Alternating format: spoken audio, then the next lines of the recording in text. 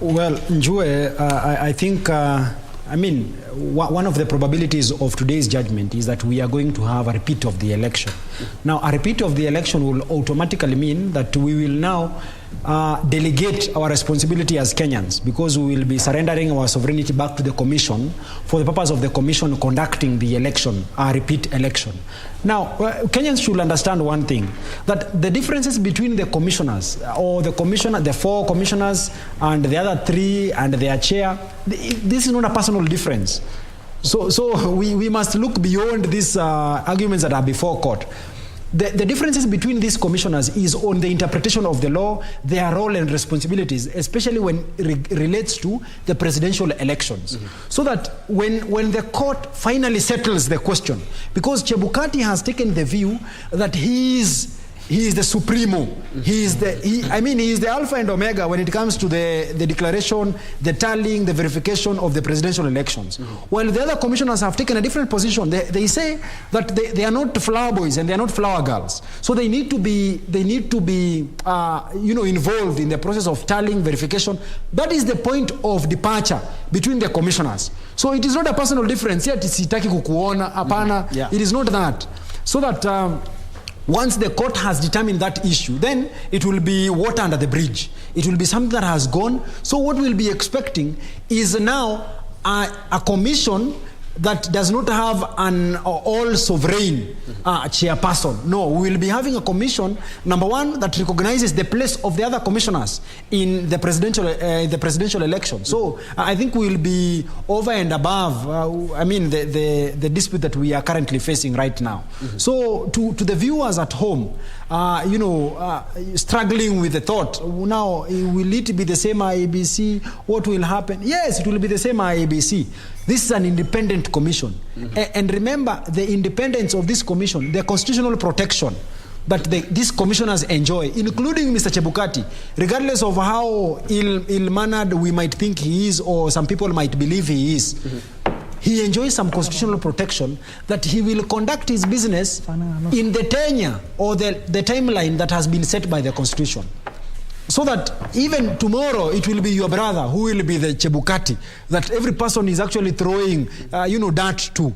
Will you want your brother to just, after the dart has been thrown to him, to be, ushered out hurriedly out of the commission? No. The reason we have this protection to the judges, even the judges, some of these, our judges today are not going to fall in very good books with other individuals, because we expect a judgment that is going to please a certain divide and displease another divide. So that the people who are dissatisfied with the judgment should not have the carte blanche, should not have the authority to just, because of the judgment, to begin the process of their removal from office. No, we protect them through a constitutional protection. We give them constitutional protection so that even you, while you will have your opportunity then you will not be at a risk, of always giving popular decisions, making popular judgments, giving judgments with favor or based on fear or vindication or ill will. No, we want people who can discharge their functions without fear or favor. Indeed. And let's now first of all set aside the Supreme Court and the nine pertinent issues that were supposed to be raised, and now the judges have to base their judgment on the same. But there's something else that is closely touching on that, and as actually we're expecting in the next 4 days we should be having the 13th Parliament, but unfortunately the President has not yet gazetted that, and IEBC has not gazetted the 12 nominated MPs and 20 senators as well. And I know, Maina, this is your comfort zone when you speak about politics. Indeed, I'm quite sure that today's judgment is going to play a key role in that, based on what we have seen in the last couple of days. We have seen the Kenya Kwanza side of the political divide wooing the independent MPs, and also sneaking in and plucking some of the Azimio MPs. I would like to pick your mind on the same. Troy, it's quite unfortunate that up to this point we had to gazette the opening of the 13th Parliament. I think the President of the Republic of Kenya, His Excellency Uhuru Kenyatta, needs to discharge his constitutional duty. This is actually not a favor. It is something that is within his prerogative. He needs to gazette the day.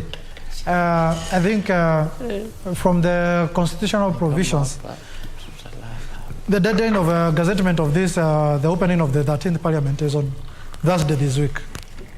But then we need to ask ourselves, if the President fails to gazette this day, or to gazette the opening of the 13th Parliament, what happens next? I think the only political reality then would be the parliamentarians who have been elected needs to head to Parliament. We cannot live under a political crisis, because that's what we risk going into if the President fails to gazette the day. Going into the future, I think once we elect people to offices, particularly at the presidential level, they need to be magnanimous. They need to stick to law, irrespective of their political desires and wishes. We have a country to serve. These parliamentarians, or when we have a dysfunctional parliament, there are so many things that are going to fall into place. What if, whatever the possibilities that are in front of the court today is that either an upholding of the election or nullification of the election. When you don't have a fully functioning parliament, we will be having a very serious political reality. Then it behoves on an objective person to ask himself, would Uhuru Kenyatta be wishing to go the ancient Roman Empire who was called Emperor Nero, where he wanted to go into the grave with the empire altogether? Because that's what we are risking going into if the President fails to gazette the day. So I think he needs to serve his constitutional mandate. It is not a favor. It is not his political desire to gazette the 13th Parliament, but rather it is a constitutional duty that he needs to serve, that he was called to when he was elected back in 2017. But I want to say this. There is a question that you asked the two gentlemen there. We can't risk, as much as we are saying that it is not a personal relationship between the commissioners of IEBC, we must live to the political reality that is happening in IEBC. How did these 4 commissioners assume office? They assumed office after 4 commissioners who were politically interested or who were politically influenced back in 2017 assumed office. And that's how even these 4 commissioners assumed office. And that's why majority of Kenyans are not surprised that the 4 commissioners are behaving the way they are behaving. So if there is to be any nullification of this election, and which I pray, and majority of Kenyans are praying not to happen, is that we are going to get into a political crisis where the petitioner, in this case Raila Odinga and his supporters, are going to say that we are not going to go into an election where we have a chairman who is not per se favoring their cause. And that is the political crisis that Kenya is going to fall into. So I pray that the Supreme Court is wise enough and look at the common good of the nation.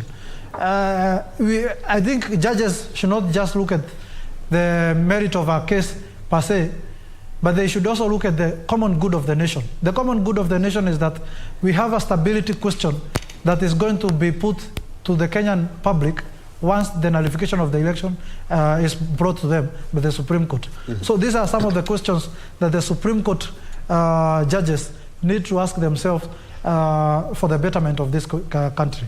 Yeah, indeed. And Wamboi, now, I would like to get your feel on the same, because Kenyans, we have a tendency of just loving the last minute. Sometimes it just forces us, just like, of course, this judgment, because of the time constraint.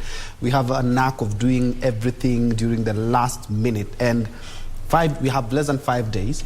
We are supposed to have gazetted the MPs so that we may prepare for the 13th Parliament. The President has not done that. IEBC has not even gazetted the 12 MPs and 20 senators that were nominated And we seem to be quite strained for that. And I'm quite sure everyone is waiting for this. Yes, it's not going to affect what is supposed to happen in law, but we are yet to do that, just a few days to that. Well, Njue, I think to be fair, there is a common balance at home there. That everything that you ask someone right now to help you in doing, he will tell you wait until the presidential elections. Even the money, even money. Ngoja kidogo, tuone hii mambo inaenda namna gani. So I think the president will be sitting also on that position. And this must explain probably on a very light note why he has not done it. But really, let me just stay on course and probably just mention, I think, Maina, my counterpart on the other side, makes some assertions that disturb me quite a little.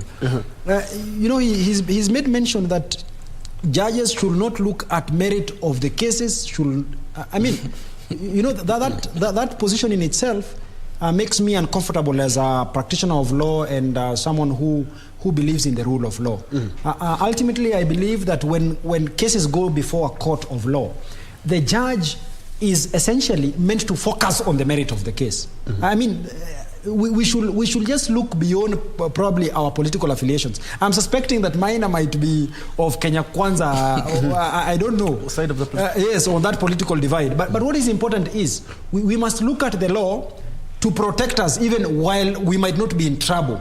So that in the event that we land in trouble, probably the next time it will be William Samoei Ruto who will probably be crying foul of a rigged election, or rather an election where commissioners have disagreed and 4 have had a parallel press conference at Serena. So that if you ever find yourself in that uncomfortable position, you must always find some recourse in law. You must find some confidence that if you take your complaint before the Supreme Court, then on the merit of your case, then the court is actually going to either nullify the declaration that has been made that countermands or goes against the express provisions of the Constitution or the law.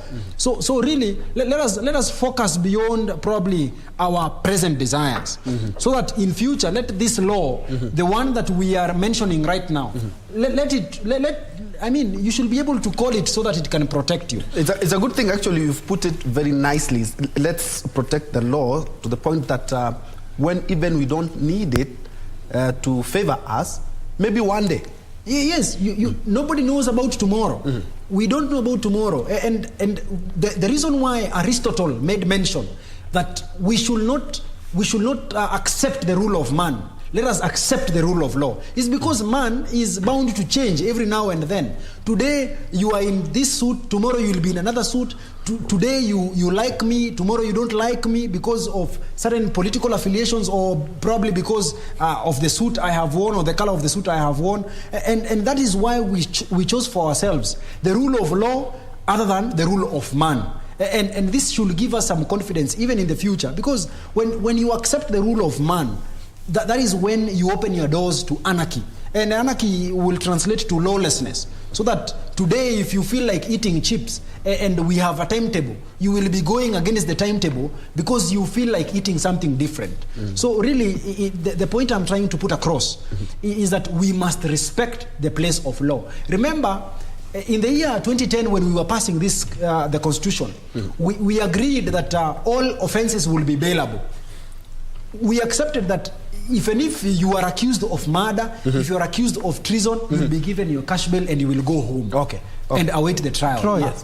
Wakili, let's first of all cross over to the other side. Let's cross over to and talk to Simon Achola, who's been on standby for the last 20 years.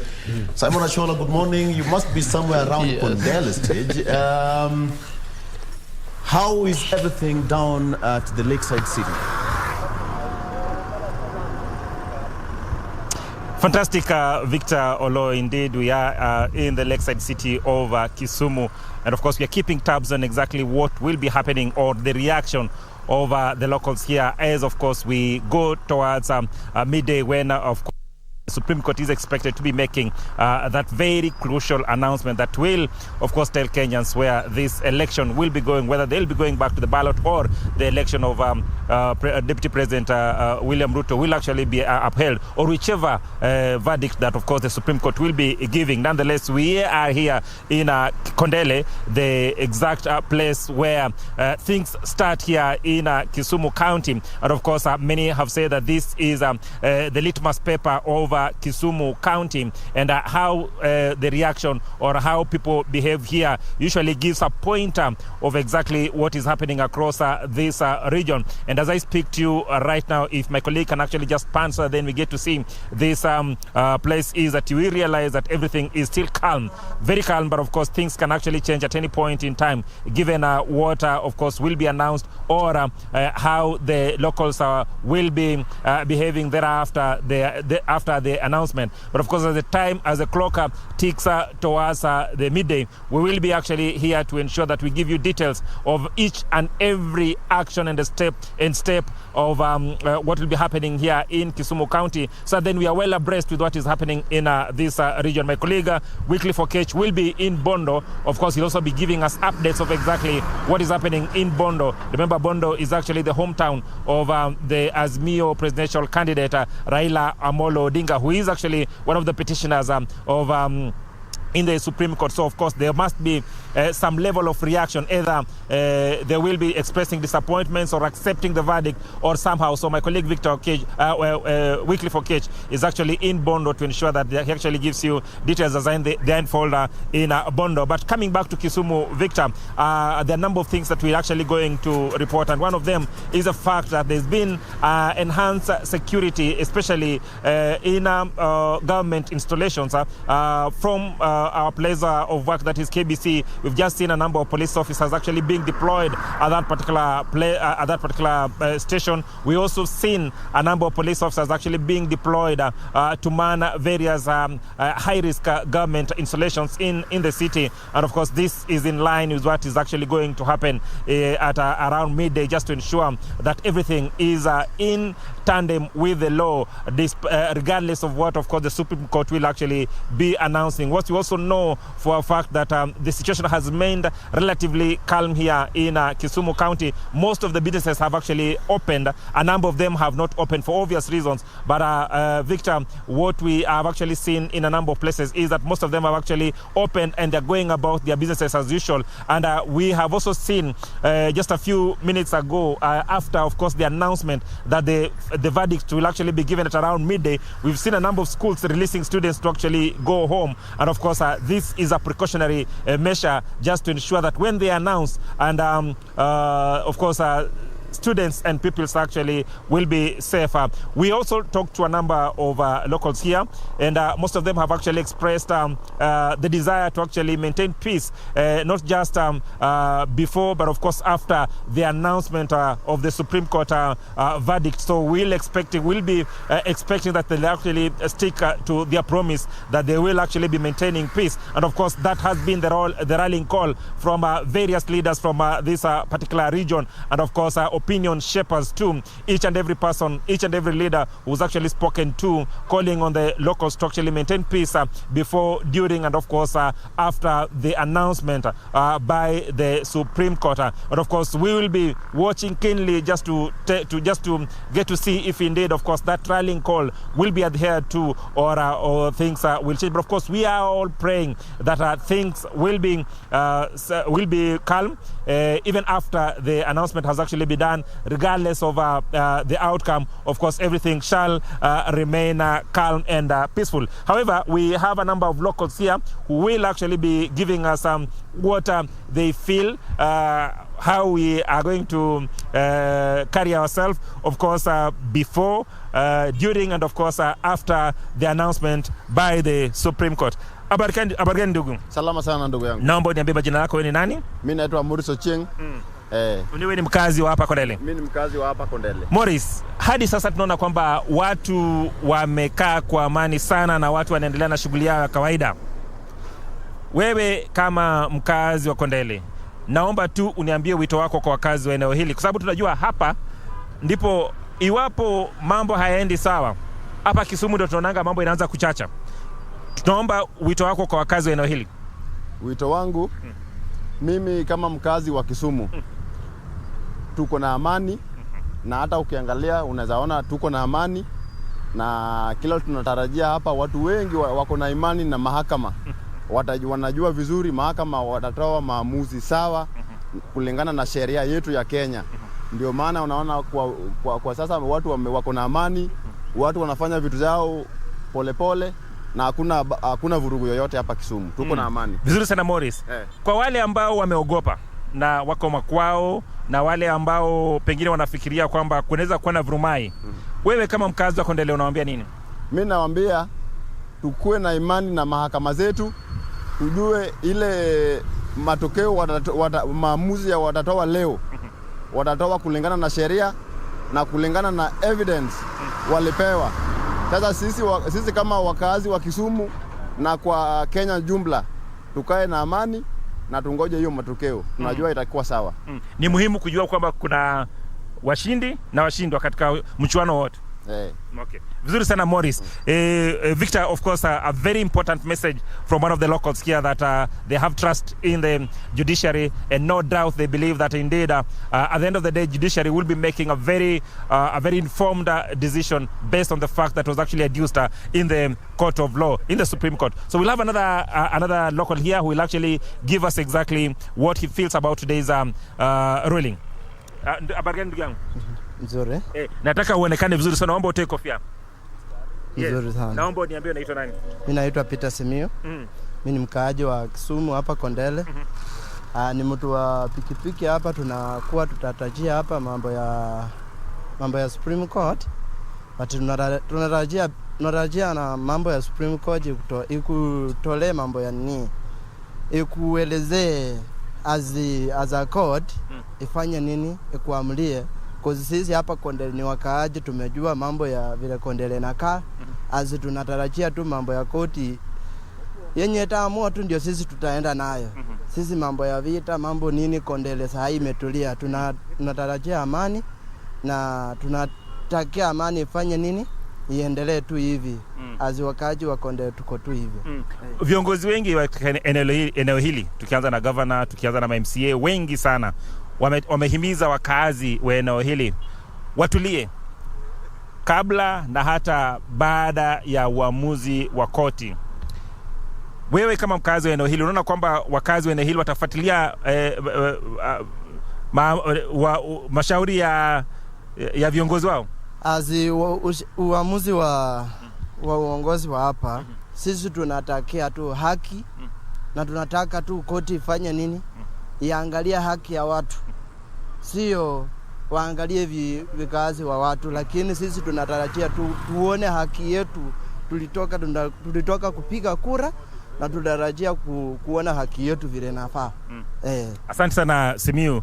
Simiu, of course, one of the boda riders here in Kondele, of course, just telling locals that even as we await for the Supreme Court ruling, that indeed we must maintain peace and order and of course abide by the law. A very critical message, of course, Victor, that has actually been passed over and over again. However, Victor, I also just want to briefly tell you that one key issue that Professor Peter Nyong'o has actually insisted over the years has been the fact that even when people are actually demonstrating, they must ensure that they keep off the CBD. He says that destruction of property, injuring of people, and of course any other untoward behavior works towards harming the very economy of this region. And of course he's not of that opinion, and he's repeatedly called on the locals to actually maintain peace. And even if they want to demonstrate for whatever reason, it must be done within the confines of the law. Just after, of course, the announcement of Deputy President William Ruto as the president-elect, there were a number of pockets of demonstrations here in Kondele that had actually tried to access the CBD, and of course the groups were quickly neutralized by security agents. And we're not saying that that is going to happen today. However, we are just painting a picture of exactly if someone is actually sitting at home and thinking that probably this is going to burst up if things are not announced in a manner that actually pleases the people of Kisumu County, that is not the case, because many of them have actually come out and insisted that we must abide by the law and must keep peace during and after we are done. Of course, I take you back to Victor. Last week, the U.S. Ambassador, Meg Whitman, was in Kisumu and held a meeting with Governor Nyang' Nyong'o and security agencies there in Kisumu. And there was a travel advisory which was issued against people traveling to Kisumu and even U.S. citizens working in Kisumu. How do you think, and how did this message sink down with the residents there and even the government? The travel advisories that were actually issued back, the governor and of course leaders from this region have actually consistently lashed out at those travel advisories. However, they have maintained that there's need for actually to ensure that peace is maintained in this region. So that is very much in order. However, they say that this remains a very peaceful region, and it must be looked in terms of being a peaceful region and not looked in the precincts of course, what the travel advisories have actually been put out there by the U.S. government and other European nations. Simon Ashola, thank you so much from Kisumu. Please just stand by just in case of anything and kindly let us know what will happen from the lakeside of Kisumu. All right. Ben Troy, before I hand it over to you, I think it's now time to exit the stage and give it to Regina, who will also sit on this seat to take this discussion to the next level. But for me, it's a good morning. Ben Troy, you can take it over. Thank you so much, Victor. And I'll begin exactly where Victor and Achola were having a conversation in terms of the travel advisory. And gentlemen, I would like you to dig into this because it's not the first time that we are having these advisories. And the good thing is that as Kenyans, we've always maintained peace during, not always actually, talking about the last two election cycles, this and the last one, we were largely peaceful. And something that always comes up when you talk about Kenya and anything big from Kenya is that if Kenya sneezes, the whole region gets that cold. And I remember, Wakili, you talked about how US had even mentioned Kenya when you talk about the electoral process. What precedent or the jurisprudence that we have in the Kenya, in our country, what can you say in relations to the decisions that we make that not only affect us, affect the region, and maybe a good example or whatever example to the rest of the world? Thank you, Ben Troy. That's a very good question because Kenya is a big brother, as a matter of speaking, in the region, and by region we mean Africa, and sometimes to the world, because what happens here is really of keen interest for the Western countries because, one, they have a lot of interests around here. The U.S. has the embassy. The U.S. embassy is it should be the largest in Africa. They have a lot of contingent around the logistical issues they deal around the region. It's coordinated from Nairobi. So if Nairobi is catching a cold, then the U.S.'s interests and the region will be affected. Same to the Western world. That is one. Secondly, the other East African community, Kenya, has almost one of the largest, as the largest economy, which almost combines the rest of the economies, except now that we have brought DRC now, that is going to change. So the region depends on Kenya a lot, especially as a gateway for goods and services. I was reading the newspaper yesterday and I saw the business, if I'm not so wrong, the business daily saying now business will resume once the decision is given. Mm-hmm. I'm like, why did it stop in the first place? Because they were not voting. They were not voting. Somebody on a container, carrying a container to DRC or to Juba, why should he stop his business? So there's a sense in which even business in the other places is really affected when we are in election, especially the 2007-2008 election. Uganda was really affected. Mm-hmm. And any small thing, I've been in Uganda at some point when Kenya has issues, and it's actually affected more than Kenya. So that means that it's something which they have to hold with bated breath, that, you know, let's hope it goes well so that we continue with our business. So that aspect is what it is that we are looking at. The US is a Kenyan friend, and it's important that whatever affects them affects us. So when they see something affect them and they don't have the courage to walk through it the way we have, courtesy of our constitution, I think that is something commendable. Remember, their constitution is very old. Ours is a bit new. It's 2010. And we had some safeguards which actually ensure that we act robustly to some of the things which affect us as a people. And it was given birth to after a serious crisis, so we do not need to go back there. As Kenyans, we have to see it through. Because in a sense, if anything happens in Kenya, it affects these other people. So we need to work as the elder brother. You know, when your elder brother whom you depend on seriously is affected, so your head is not clear. So we need, as Kenyans, first to do the right thing, then set up precedent. You see, after us annulling the election in 2017, Malawi, our good friends to the south, also had the courage to do the same thing. So, you know, that means we are setting precedent.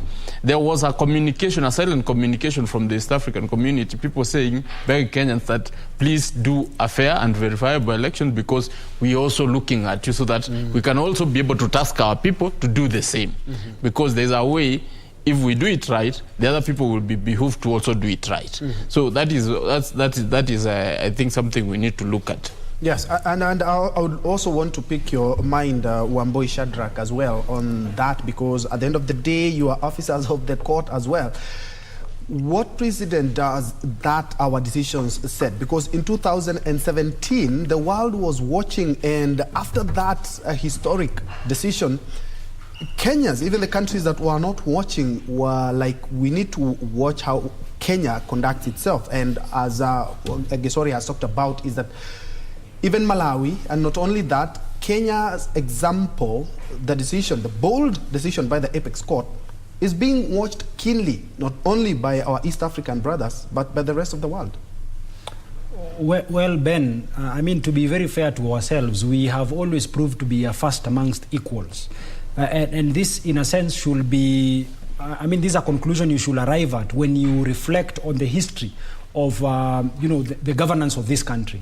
Now, remember, if you look at our neighbors, we are probably one of the countries that basks in a lot of glory as far as the respect for the rule of law is concerned. If you visit just our neighbors here, the Ugandans, they have been a subject of so many coups. And in any event, if you're to look at even the current presidency of Yoweri Kaguta Museveni, he actually assumed these reins of power after a coup was conducted, and then subsequently there has been, lip gloss service on their democracy. There has been some intimation that they actually participate in democratic elections. Well, we might, I mean, some people might have a different thought on that as a conclusion. And again, if you go back to our neighbors here in Tanzania, what the Chebukati says is, the final declaration is not up for challenge in any court.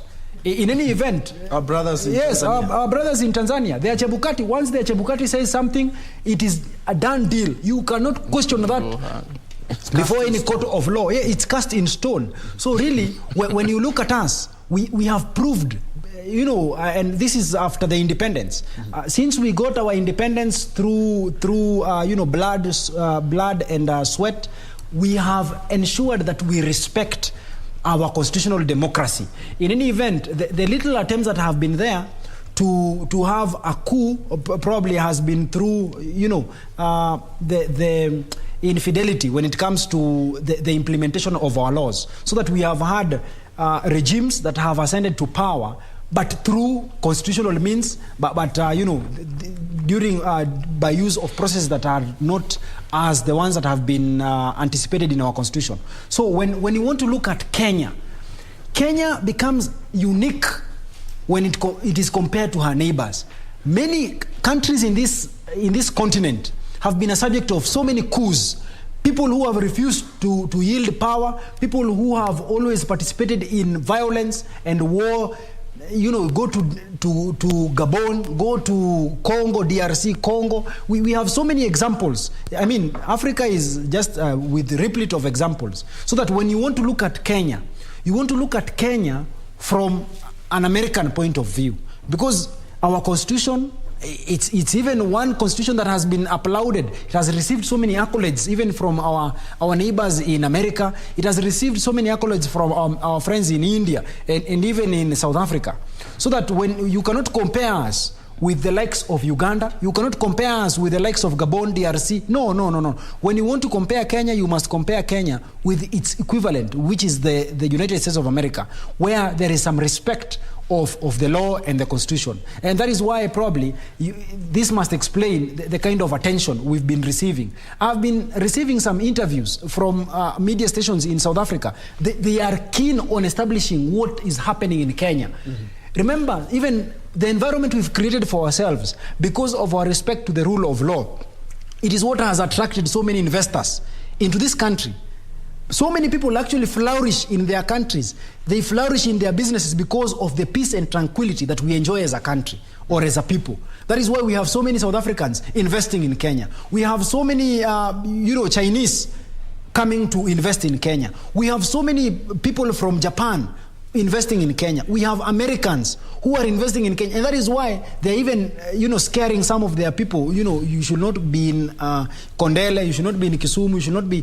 Because of, they know too well. Because of their interest as well. Yes, they know too well that they have invested so much in this country. Mm-hmm. And that is why what we do, our business is part of their businesses. Mm-hmm. And as you well put it, when we sneeze, they all get a cold. Mm-hmm. Yes. And I'll throw this on the other side. I will be coming to you, Wakili, on the Kenyan foreign policy, bearing in mind that, or judging by what has transpired in the last couple of years, just shows how strong our foreign policy is. I'm saying this because looking at the organizations that we've been able to head, IGAD, AU, East Africa Community, and also the non-permanent seat at the UN Security Council, just underscores how strong our foreign policy is, and all eyes are on this judgment, bearing in mind that we even have judges, retired judges from other countries who are just seated there and watching, and of course they're going to write a report on how they have seen how the whole exercise has been. And as Kenyans, we also have another chance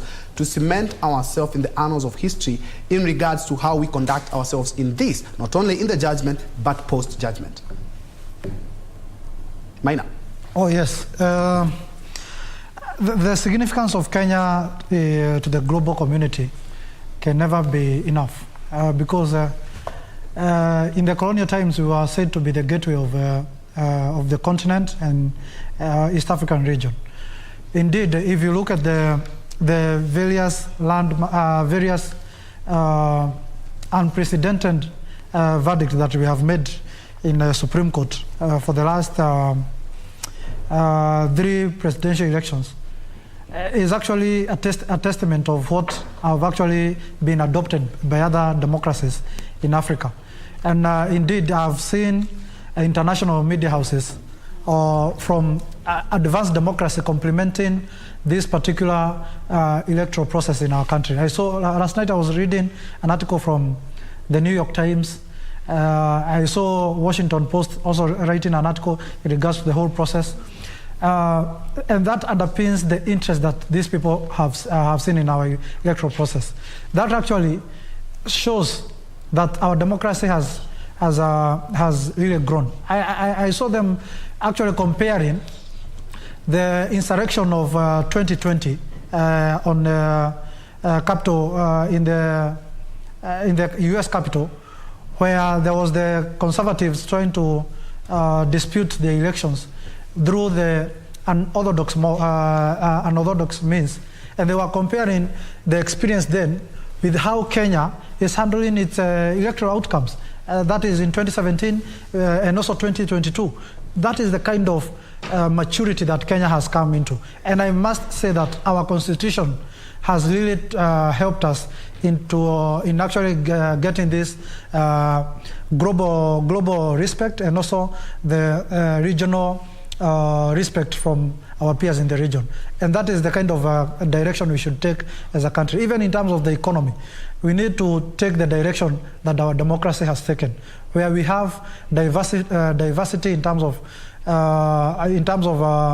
the products that come from our country, and also how we govern our commercial sector, so that vibrancy can be realized and we can be able to have the strength that comes with the vibrancy of the economy. Where we are heading to, my brother Troy, is that there might be a unification of the East African region in some years to come. In fact, the drafting of the constitution of the East African Federation is underway. I think it was supposed to be out by 2023. So if as a country we get it right, how we govern ourselves and how we conduct our commercial sector, then it means even when we unify as a region, we are going to be having an upper hand in that unification in regards to offering leadership at the governance level and also at the economic level. And that's where we should head as a country. The Kenyan foreign policy is as vibrant. Remember, we have a concrete foreign policy that is documented. I think it is one of its kind in the African continent. And I think even as the next president comes, we can only improve on that foreign policy or make it even better, so that as a country we can have a country that is respected at the global level in terms of offering direction from the sectors of security, peace, and also the economic level. Because as of now, we are seen to be a regional superpower, but continentally and globally, we are still identified as a developing nation. How do we move from that status of a developing nation to a continental superpower and a global partner with the developing nation? It's by having a vibrant economy. And a vibrant economy comes with building an inclusive economy, irrespective of the strength of the enterprises that we might be holding as individual population in this country. Indeed. Thank you so much, Maina Karobia, for your time and your insight. We have been here with you since we began this broadcast 7 minutes to 7, and of course that is quite impressive. Thank you so much for your insight. That has been Maina Karobia, who is a governance and leadership expert, and has been actually assisting us in putting things into perspective as we wait the big judgment. We are just an hour shy of that judgment, and the Apex Court did send earlier this morning, notice on that, and said that at exactly noon is when they will be giving us that judgment. And now we have new energy, new strength, and we are also trying to get that gender parity. And we are now joined by Regina Manyara. Good morning, Ray. Good morning, Troy. Indeed, you have been holding forth all the way from the crack of dawn, and we're here to support you. Remember, all eyes are focused on the Apex Court as well. Put 1 hour to go. We'll know which direction the country is going to be taking in terms of matters of leadership and, governance, so to speak. And it's definitely going to have a ripple effect in as far as Kenya moves forward, matters business as well as our international relations. And I like what our guest, the political analyst, this is Maina Karobia, said, that in the next few years we are likely to see a unification of the East African community, as it were, and Kenya needs to cement its place as the center of it all in as far as matters of politics are concerned. Just to remind you that we welcome your feedback. You can get us on Twitter on KBC Channel 1. Now, as all eyes are focused on the Supreme Court and its decision that it's yet to be made in the next 1 hour, let's take you down to Dagoretti, where our reporter Beatrice Getonye is covering, the CBC classroom, so to speak, with Cabinet Secretary there, Professor George Magoha. Good morning, Gatonye. How are you?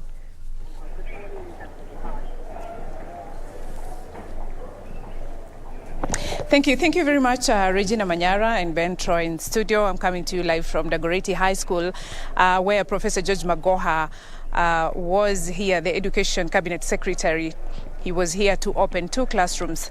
As we all know, the CBC transition is happening next year, and grade 6 learners are expected to join junior secondary. And the CS has been busy running up and down, ensuring that the classrooms that had not been built are actually being built. And he says by Friday, the 20,000 classrooms will be ready, both in public and private schools, ready for learners come next year. He says the next government that will be coming in will find all systems go in terms of the CBC transition. And he says, as we know, in a few hours, the country is awaiting the Supreme Court verdict. CS Magoha says, however the outcome goes, or whatever the decision will be, he doesn't see it affecting the school calendar. And he further says that in case the political players decide to extend their time, there will be more consultation on how the education sector will continue operating. But he says he doesn't foresee any major challenges in terms of the students and pupils going on with their studies. He says the school calendar come next year, it gets back to normal. As we all know, due to COVID-19, the school calendar was a bit affected, and in 2023 is expected to normalize. And he says he doesn't see any major challenge in terms of the verdict that will be given today affecting those plans. Otherwise, the CS, as we all know, he's been running up and down, ensuring that the learners, especially the grade 6 who will be transitioning next year, will find all the classrooms ready.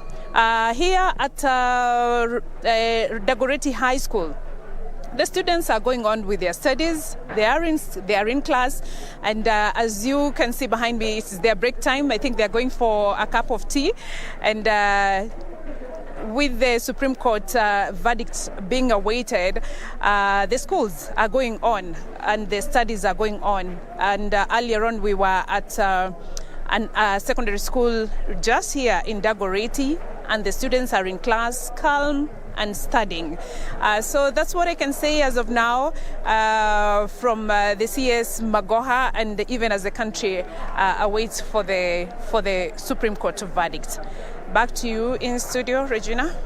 Yes, thank you very much, Gatonye, for that update in regard to where we are when we talk about transiting into the CBC, that is a competency-based curriculum, their way of learning. What we know is that the tests that are going to be rolled down under CBC will entail a balance between formative and summative assessments. So in layman term, it means that students have technically already sat for the school-based assessment in grade 4 and 5 and are now sitting the last batch of tests ahead of the December national examinations. Now, the end of primary education national assessment will be administered by the Kenyan National Examination Council at the end of grade 6 with a total weight of only 40%. So this is ongoing, and there's been a lot of talk in regard to what Cabinet Secretary of Education in charge of education there, that is Professor George Magoha, has been doing for the last few weeks, and especially a day when it seems that, operations are half and half as Kenyans expect that particular ruling to be made in an hour. So he's been crisscrossing the country, ensuring that at least the 1.25 million students that are expected to be taking the exams as of December this year get to do so in a new infrastructure. Well, we'll be speaking that as we continue just looking at what we expect ahead of the Apex Court ruling that is set for noon this afternoon. Now, O'Brien, take it away just to give us a quick summation of what key issues the 7 judges are going to be looking at this afternoon, or rather have been looking at. Well, thank you, Regina Manyara. Actually, in the morning, we looked at the 9 issues that were presented before the Apex Court that they are supposed to use to determine their judgment. And of course, we went through them, quite lengthy. Last week, we saw the presentation by various legal counsels representing Azimio Kwanza, Kenya Kwanza and Azimio la Umoja. And of course, now today, we expect now the Apex Court to give us a verdict on what they have agreed or what is the way forward. And of course, the countdown has started, and when I look at the clock, the 1 hour countdown is already underway. We are talking about 2 minutes have already elapsed and about 50 seconds. So the clock is still ticking, and the whole country is now waiting and watching what would definitely to hear from the Supreme Court in Milimani. Of course, as we were telling you, the security around the Milimani Law Court has been beefed up with restricted movements for both vehicles as well as human beings. And so that is a sign that it's all systems go there. We have our reporters there who are on the ground, of course, tracking the happenings, not only here in Nairobi, but we also have our team in Nyeri, in Uasin Gishu, in Kisumu. We have just seen our reporter there, Simon Achola, giving us an update.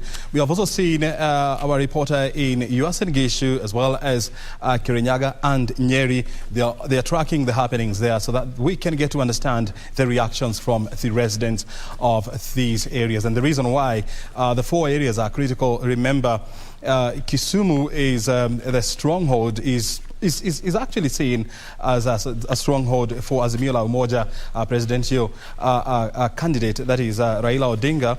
While in Gishugu constituency, that is in Kirinyaga County, that is where the home of his running mate, Martha Karua. And in Nyeri, we have the Kenya Kwanza running mate, Mr. Gachagua, that is where he hails from.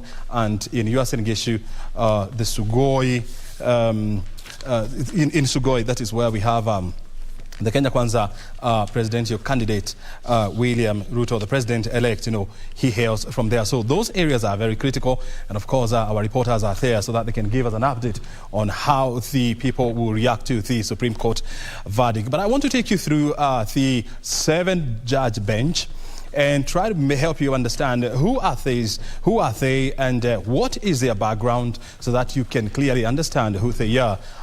Even as they make that very much awaited decision. And so we start off with the president of the Supreme Court of Kenya, that is Chief Justice Martha Koome. She was born in 1960 in Kithiu village of Meru district. Back then we used to have districts, we never used to have counties. That was in the 1960. That was 3 years before we achieved or we attained our independence or self-rule from the British. And so in 1986, that is about, he graduated with a Bachelor's of Law from the University of Nairobi, and in 1987 he was admitted to the bar to be an advocate of the High Court after going through the Kenya School of Law, which is mandatory for any lawyer practicing in Kenya. And in 2010, she graduated with a Master's of Laws in Public International Law from the University of London. And why this day is very critical, remember, this is the day that Kenya promulgated its constitution, and she was a member, or she played a critical role in ensuring that this constitution was delivered in 2010. In 1988, she began her legal career as an associate of Madenge and Mushemi advocates here in Nairobi. And in 1993, she started her own law firm, that is Martha Koome and Company Advocates, and she became a managing partner in 2003. She was going to serve that position for another 10 years, and from 1993 to 2003. So in 1996, she served as a council member of the Law Society of Kenya. She's one of the people who is credited with bringing the vibrancy of the Law Society of Kenya, with, among others, Gitobu Imanyara and other people, who are critical in shaping the legal fraternity in this country. And she partnered with many other people, including the senior counsel, Paul Moite, who we just saw the other day. And so she has quite a big profile there. And she has also served as a chairperson of the Federation of Women Lawyers, FIDA, where she was important. Before you continue giving us, the bios of the 7 judges there, just to point to some of the pictures of what is happening at the Supreme Court. We see various councils have already started, arriving at the Milimani. Those are just live pictures that are coming to you there. Well, as you can see, we are less than 1 hour away from the delivery of that judgment. We have tried to just do a preempt. What are we likely to see? And from our eminent panel that we have in our studio is that there are only 2 ways that this could go. It's either a nullification or the election is upheld. And we all know if it's... we are looking at the upholding of that particular election, then we have 13th is the date, so to speak, for a swearing in. However, in the event of a nullification, we are likely to be looking at, in legal terms, either a rerun or a runoff, so to speak, one including the the petitioner and the main respondent there, that being President-elect William Ruto and Azimio flag bearer Raila Amolo Odinga, or well, the other might include the rest of the 4 candidates. But we are waiting to see. It's under an hour and we're here. Now back to you, O'Brien.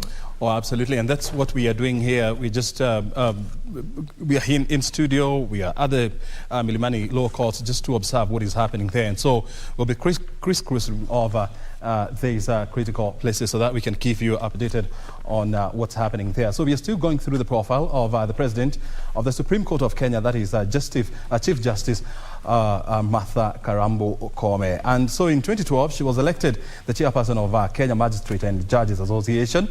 And fast forward in 2021, she was shortlisted for the Chief Justice position to replace David Maraga, whose tenure came to an end. And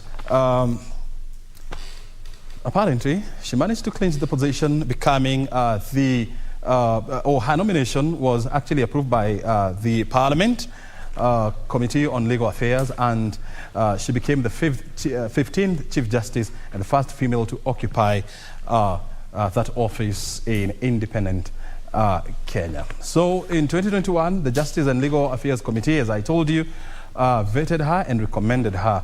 And so President Kenyatta appointed her as she took her oath of office at State House in Nairobi on May 21st, 2021.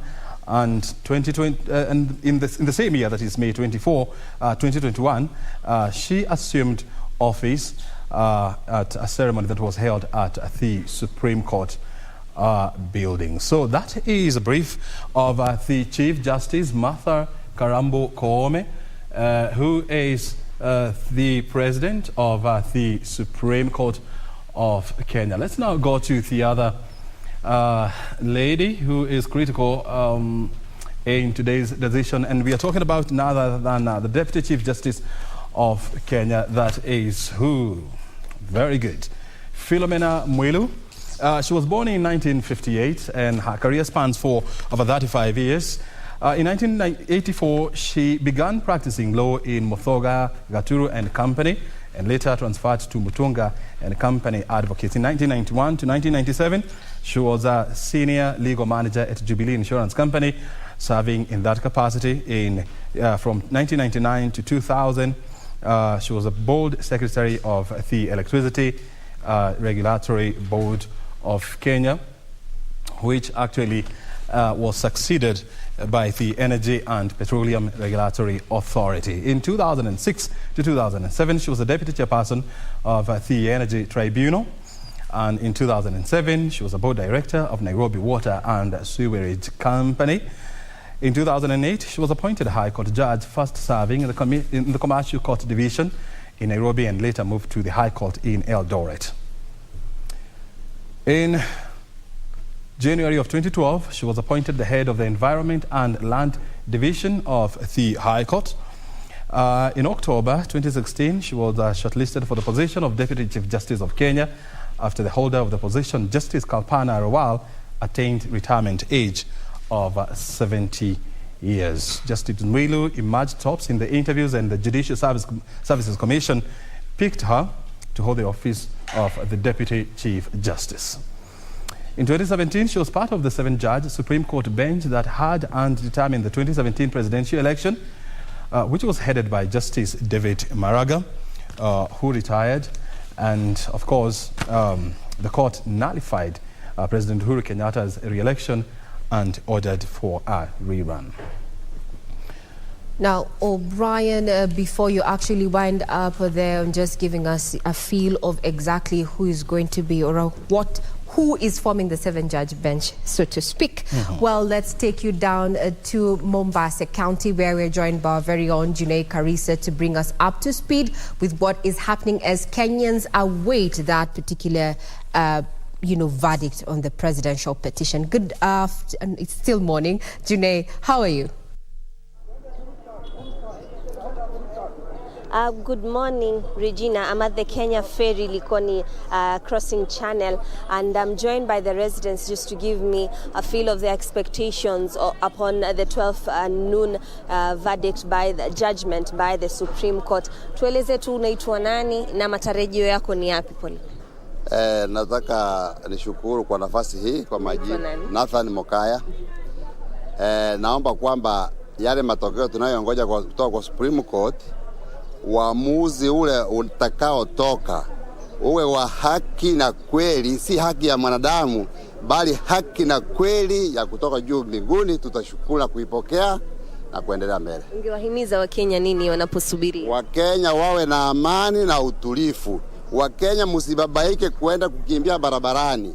Wanasiasa ni marafiki kule wako, na sisi tubaki kuwa marafiki hapa chini, tuendeleze Kenya yetu mbele.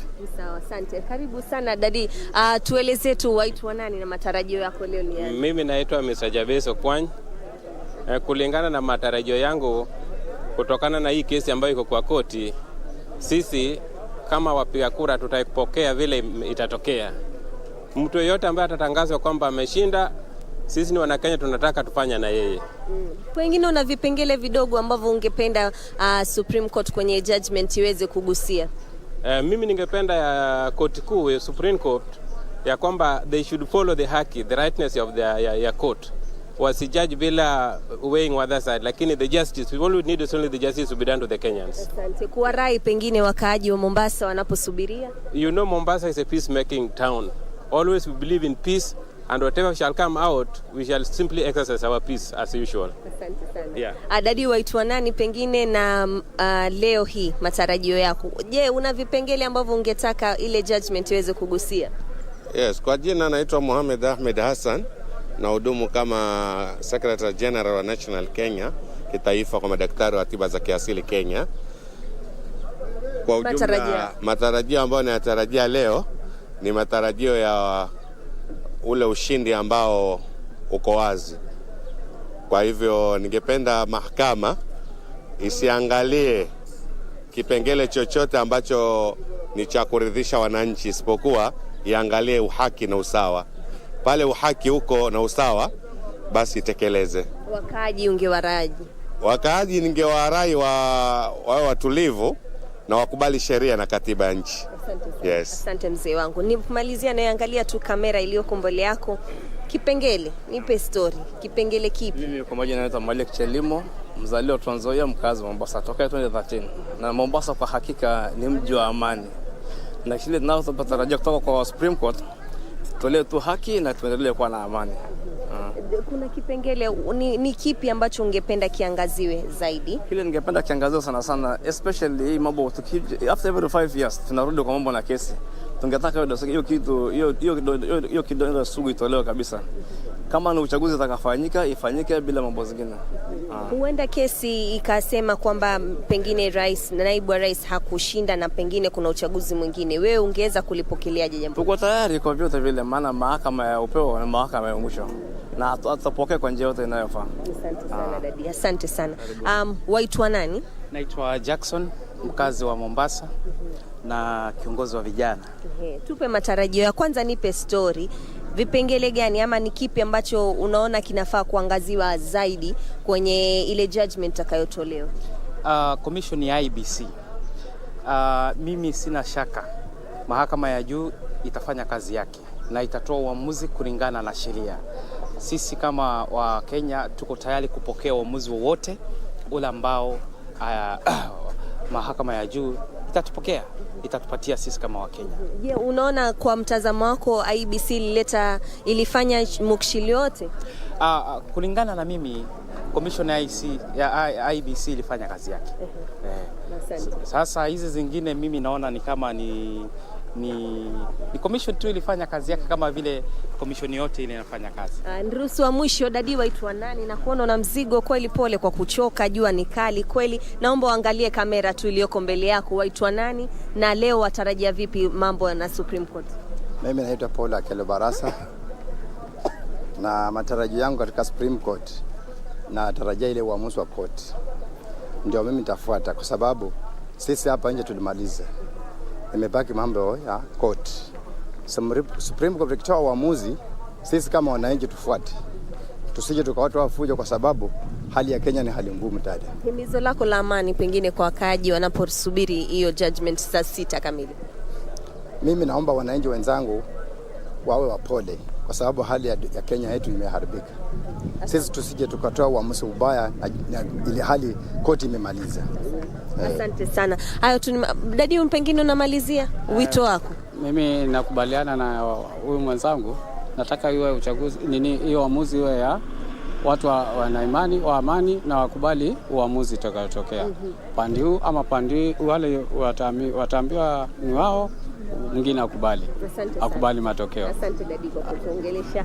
Hayo tu ni matamshi tu ya wakaaji wa hapa katika county ya Mombasa. Their clarion call still remains peace for most of the residents of Mombasa. So we have been just walking over, just getting a feel of how the business community is looking like here in Mombasa County. Most businesses have opened, give it like 80% of the businesses in Mombasa have reopened and are waiting, of course, how the day unfolds when it comes to that verdict. And life is as normal as it can be. The normalcy here is being experienced as normal as it can be, and they're just waiting, and hopefully that most of the judgment that will be delivered will be in their favor. This is a cosmopolitan town. It has been perceived as an ODM stronghold. However, we have seen that the peace has been maintained since the August 9th general election results were relayed, and we are expecting that even after today's ruling, the same peace will be upheld. So back to you in studio, Regina, as I continue to have a chit chat with the residents of Mombasa. Thank you very much, Junaid, there, just giving us a brief in regard to what is happening down in County 001. The Kenyans are even imploring on their brothers and sisters to continue maintaining peace, a peace that we have witnessed since August 15th there, when we had Wafula Chebukati, the IBC chair, actually pronounce, or rather make the declaration that made that William Samoei Ruto is president-elect. Now we cross over to County 027 in Uasin Gishu, precisely Eldoret, where you can see on our screens there, that's our reporter Timothy Kipnusu, who is ready to bring us up to speed with what is happening in Eldoret. Good morning, Timothy. How are things down in Eldoret?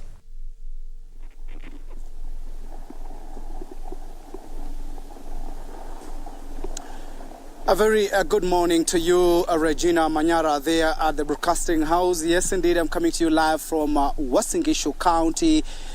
This is the home county of the Deputy President, the President-elect William Samoei Arap Ruto, and we have been traversing a number of places here in Electorate, and generally the area is calm, but a number of residents are waiting with bated breath to understand what will be the verdict from the 7-judge bench. Remember that 349,863 residents of Uasin Gishu went to the ballot to elect their leaders, and William Samoei Arap Ruto garnered 272,868 votes. votes, with his closest competitor, Raila Amolo Odinga, getting 76,009 votes among the 506,138 registered voters from Uasin Gishu County. And generally, they are just waiting to get to understand what will be the verdict. A number of them say that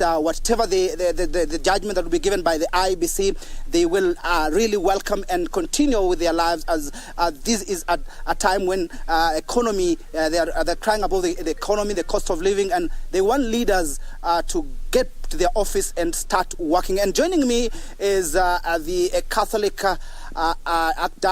Bishop Dominic Kimingich. And I understand they had a meeting with the spiritual leaders, perhaps to give a message to Kenyans about just embracing peace.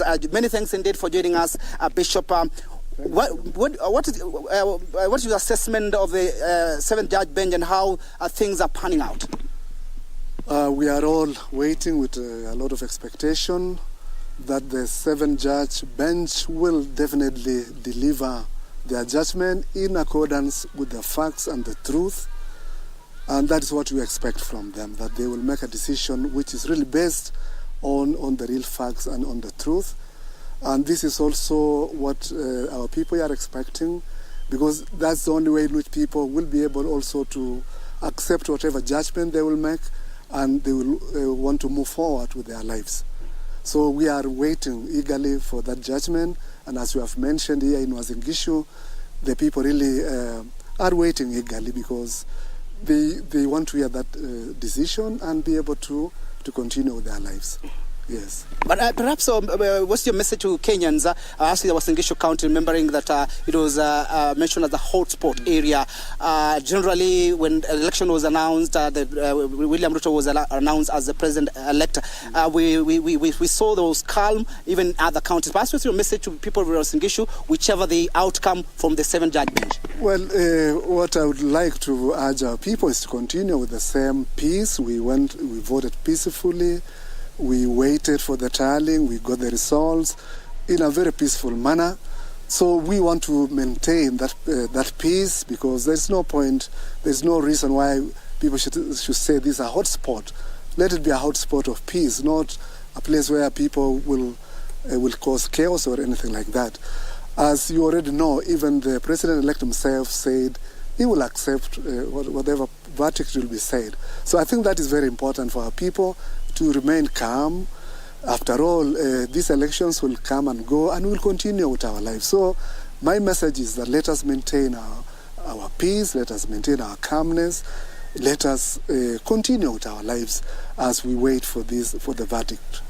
Yes. Perhaps your message to the Independent Electoral and Boundaries Commission, because anytime we go to the election, we always have a number of leaders poking holes on the electoral process. What is your message to the IBC, and of course being an independent body that conducts election in Kenya? Well, being an independent body, I believe IECB tried to do their best.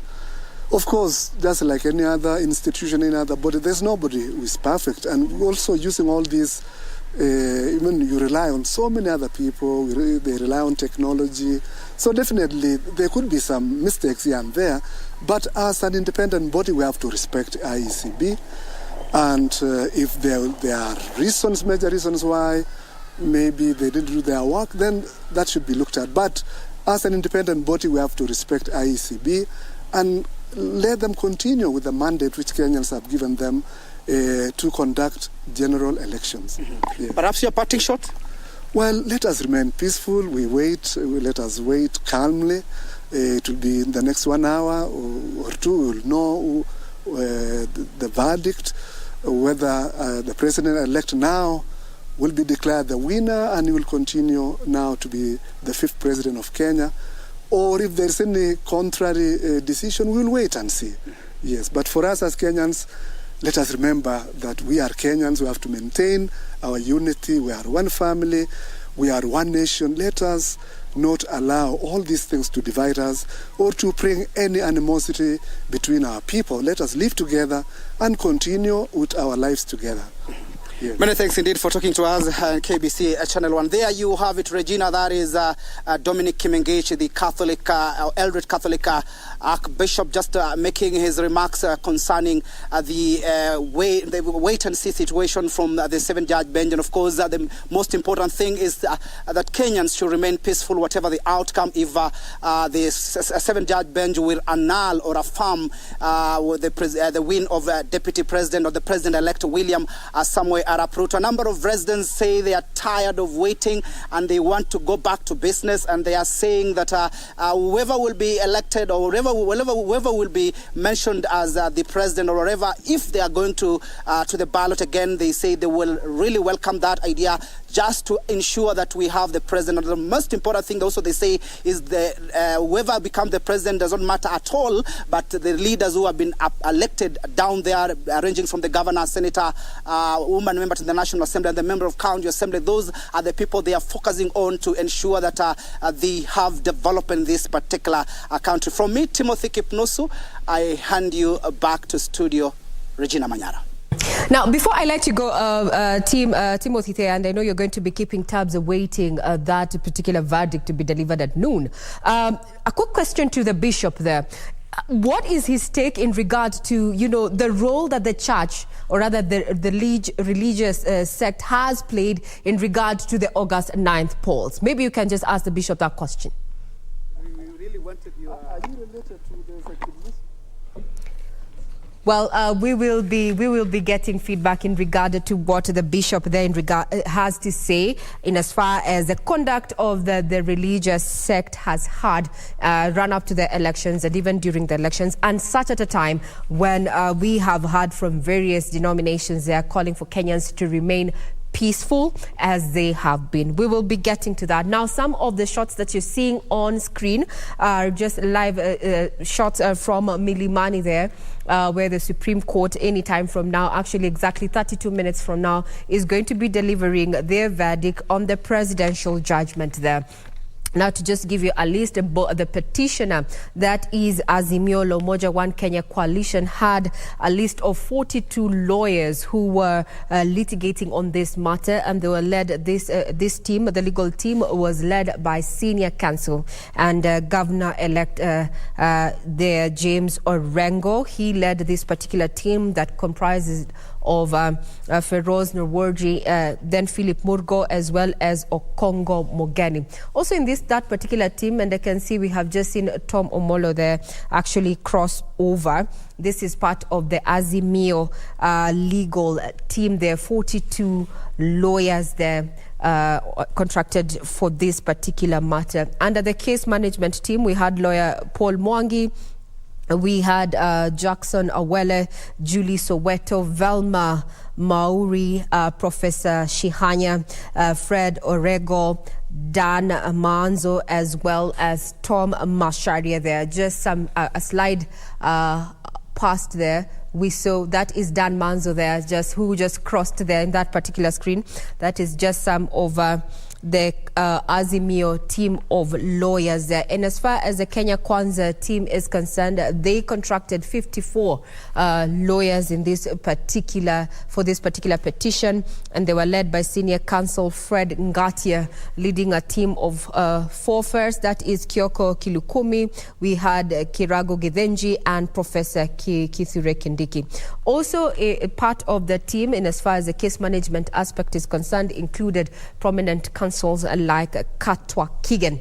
This particular team by Kenya Kwanza also featured ICT professionals there, just to look at, the 50. We had Raymond Bet, Edmond Kiprotich, Geoffrey Rono there, Geoffrey Koech, Duncan Kichamu, who is a statistician. And as we have seen in the dailies even that we have captured, that have been captured, and the headlines there is that it's been an issue around ICT-based, the process vis-a-vis the tally, and ICT has been adversely mentioned. What you're seeing is, I think, the team from the Kenya Kwanzaa team there, as well as Gideon Wegai there, former AG there, walking in with a team of councils there. And that particular had made some light moments, and we began this particular petition there. And those are some of the color that we saw as we continued the coverage of the supreme battle there, so to speak. Either way, in the next 29 minutes, we are likely to see, we are seeing Wajakoya there with his durag also joining in. You can see this, we are 29 minutes to go, and we are likely to know which way the axle is going to land in as far as the presidential petition 2022 is concerned. I would want to quote some legal counsels there, what they have had to say in regard to, how confident they are of a supreme victory. And I want to quote Mahat Somane. And he has been, very key in representing the IEBC there, and says there were no foreigners and no form displayed on the IEBC portal that was not the original, which includes security features. There's been conversation. What has been put on the IEBC portal? Is it a factual? Is it not? Is it a fake? And as by the end of Friday, we had several, hashtags trending on Twitter there, at least so to speak, about Jose Camago there, who apparently was a name that was adversely mentioned during that particular petition. I'd also want to quote George Morogo, who said that IEBC chairman has made considerations of his staff who are facing arrests and intimidation and decided not to wait another day. This was a question in which IEBC chair Wafula Chebukati found himself the crook, so to speak, in regard to the challenge in the manner in which he made the declaration after the August 9th polls. Now, Zerhabu Johan Mohammed said the Constitution talks about the commission, not the commissioners or the chairperson. He cannot be equal than others. That's a question in regard to matters of the IEBC and way forward. And we have our guests here who have been chipping in and giving their views in regard which way forward as far as IEBC is concerned. And I'm talking about constitutional lawyer Shadrach Wamboi, as well as Gibson Gesore there. The question of IEBC, is this where we draw the line? Are we going to change in as far as the electoral law is concerned? After we saw what happened, we have 4 dissenting commissioners. We have a chairperson who, though criminal charges have not been leveled against them, there's been talk around, especially with the petitioner, saying that he should be found culpable of malpractice and that. But by end of today, that is exactly 26 minutes from now, we will know the direction in which we'll take in as far as the August 9th petition is concerned. From the screen, security is quite beefed up at Milimani, as you can see there. And also, there was a communication made earlier in regard to the roads that are going to be blocked, just to ensure that this particular process runs simultaneously and seamlessly there. And it was made public, and including KBC Channel 1 actually carried that story to just enable you as a Kenyan citizen go by your duties, being asked to remain peaceful and calm as we let the 7-judge bench there, led by none other than Chief Justice Martha Koome, tell us which direction the presidential petition is going to take. And just to bring back this conversation back to studio, and I'd want to engage our 2 guests here just as we wait to see if there's any activity that we are likely to see from the screens that you're seeing. First one, we showed you that this was a security, the Supreme Court, where is going to be has been sitting for the last 14 days or so. Pre-trial, deciding what key issues are going to be decided. They settled on the 8th, and now there are only 2 options. It's either a nullification or a validation, upholding the elections as well. And each have ramifications in as far as leadership and governance of this country is concerned. What you're seeing is that it's down to 24 minutes before we have the Supreme Court session on, where we're waiting to have that verdict given there. From the screens, you can see councils continue getting into the chambers there. This was quite a petition, so to speak, each side not taking any chances with first petition and second petitioner there, hiring at least 42 lawyers led by Senior Counsel James Orengo there, while on the other side, one of the respondents, that is Kenya Kwanza there, engaged 54 lawyers led by Senior Counsel Fred Ngatia there. And we have been treated to quite legal matters, so to speak, having to learn a little bit of legalese during this time. Now, I want to bring back the conversation, but we'll continue keeping tabs on what is happening there at the Supreme Court and also looking at the security between the CBD. What our reporters on ground have shown right now is that it's business as usual, though a majority of Kenyans are not within the central business district. A majority of them, I am guessing, they're either home just waiting to see what is going to happen after noon or at noon. Now, Gibson Gesore as well as Shadrach Wamboi. I'd want to pick your brains in regard to what is in your opinion, let's start off with you, Gibson Gesore. What is your opinion of how the media has carried itself during the coverage of the August polls up to now, as we speak? Do you think we have done a fine job in comparison, especially to 2007, 2008, and 2017? Gesore, let's start off with you. Thank you so much, Regina. That's a very interesting question. The media has really done a good job. Done a good job in a sense that they have been part of the partnership in this electoral process, trying to bring the nitty-gritties or the information as it comes from the IBC or wherever it's happening. And that is something we need to actually shine light upon and say that people have spent tireless, quite a big amount of time trying to cover the election. I remember you were at Bomas, you never slept, you were telling me how tedious it was. It means that's a sacrifice you gave so that we could get the news of what was happening from the tallying center. And there were several journalists across the country, both local and international, who really burned their midnight oil to actually bring to Kenyans what is happening and where it's happening from. And looking at that sense of patriotism, that sense of being alive to duty is something which we need to commend you for.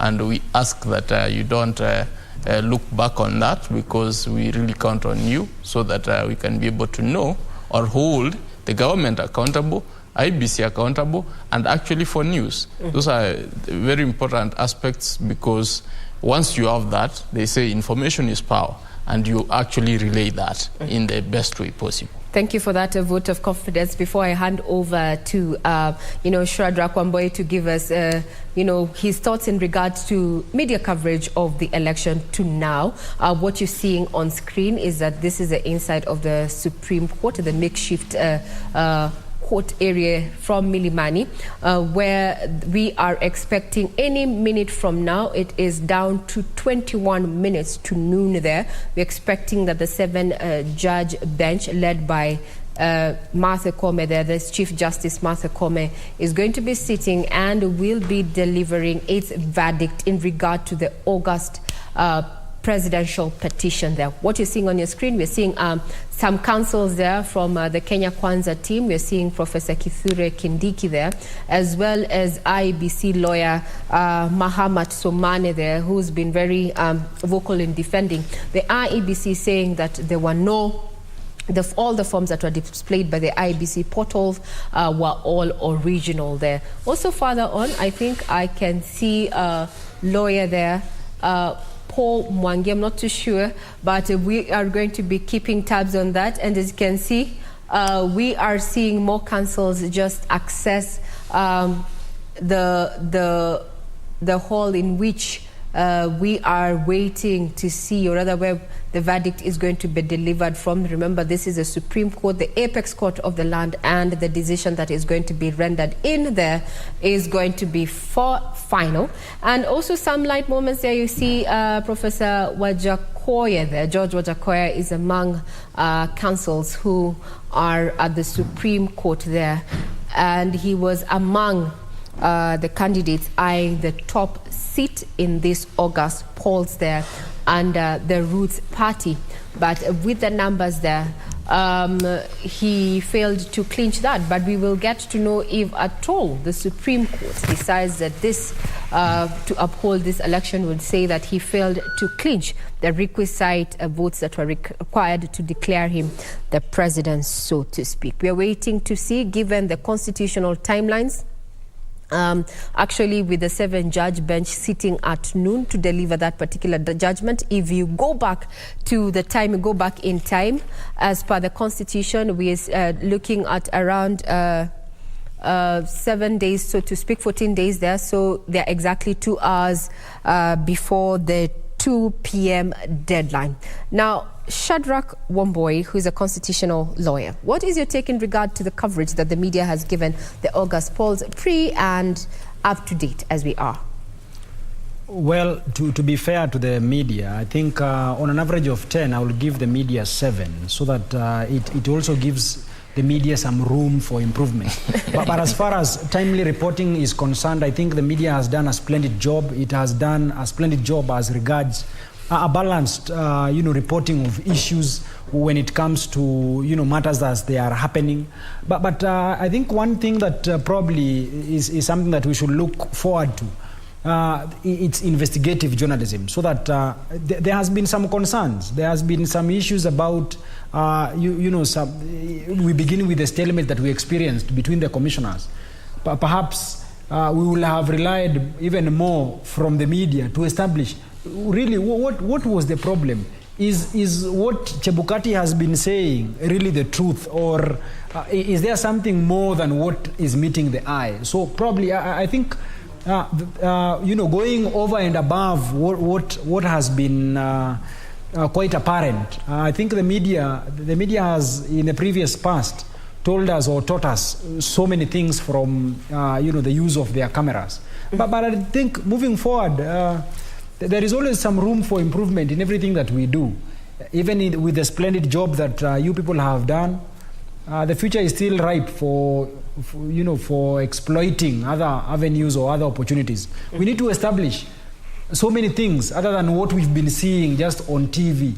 We've been seeing, some plays, people playing. We need to also get a cover of what is this that has been happening behind the scenes, so that we are treated to more. And I think this is something that we live with you. All is not lost. There is still an opportunity where you can tell us probably, or give us a panoramic view of what has been transpiring behind the scenes that we have not seen so far. Now, that is in regard, those are your views in regard to, how the local media has covered the August polls up to this point. Maybe as I want to rope in my colleague Ben Troy in regard to, what we're expecting in the next 16 minutes or so. How does it compare when it comes to coverage of elections between the local media vis-a-vis the international media? Because there's a conversation that is currently ongoing online that there's a lot of anticipation, and it's all not good. It's actually negative, portrayal of Kenya and this particular situation we find ourselves by a section of international media outlets. Indeed. And Ray, let me pick it from where you started out when you talked about how the media has carried itself through all the electoral process and through the petition itself. Yeah. And you bear me witness that a lot of Kenyans talked about media letting Kenyans down the day that we started tallying the results.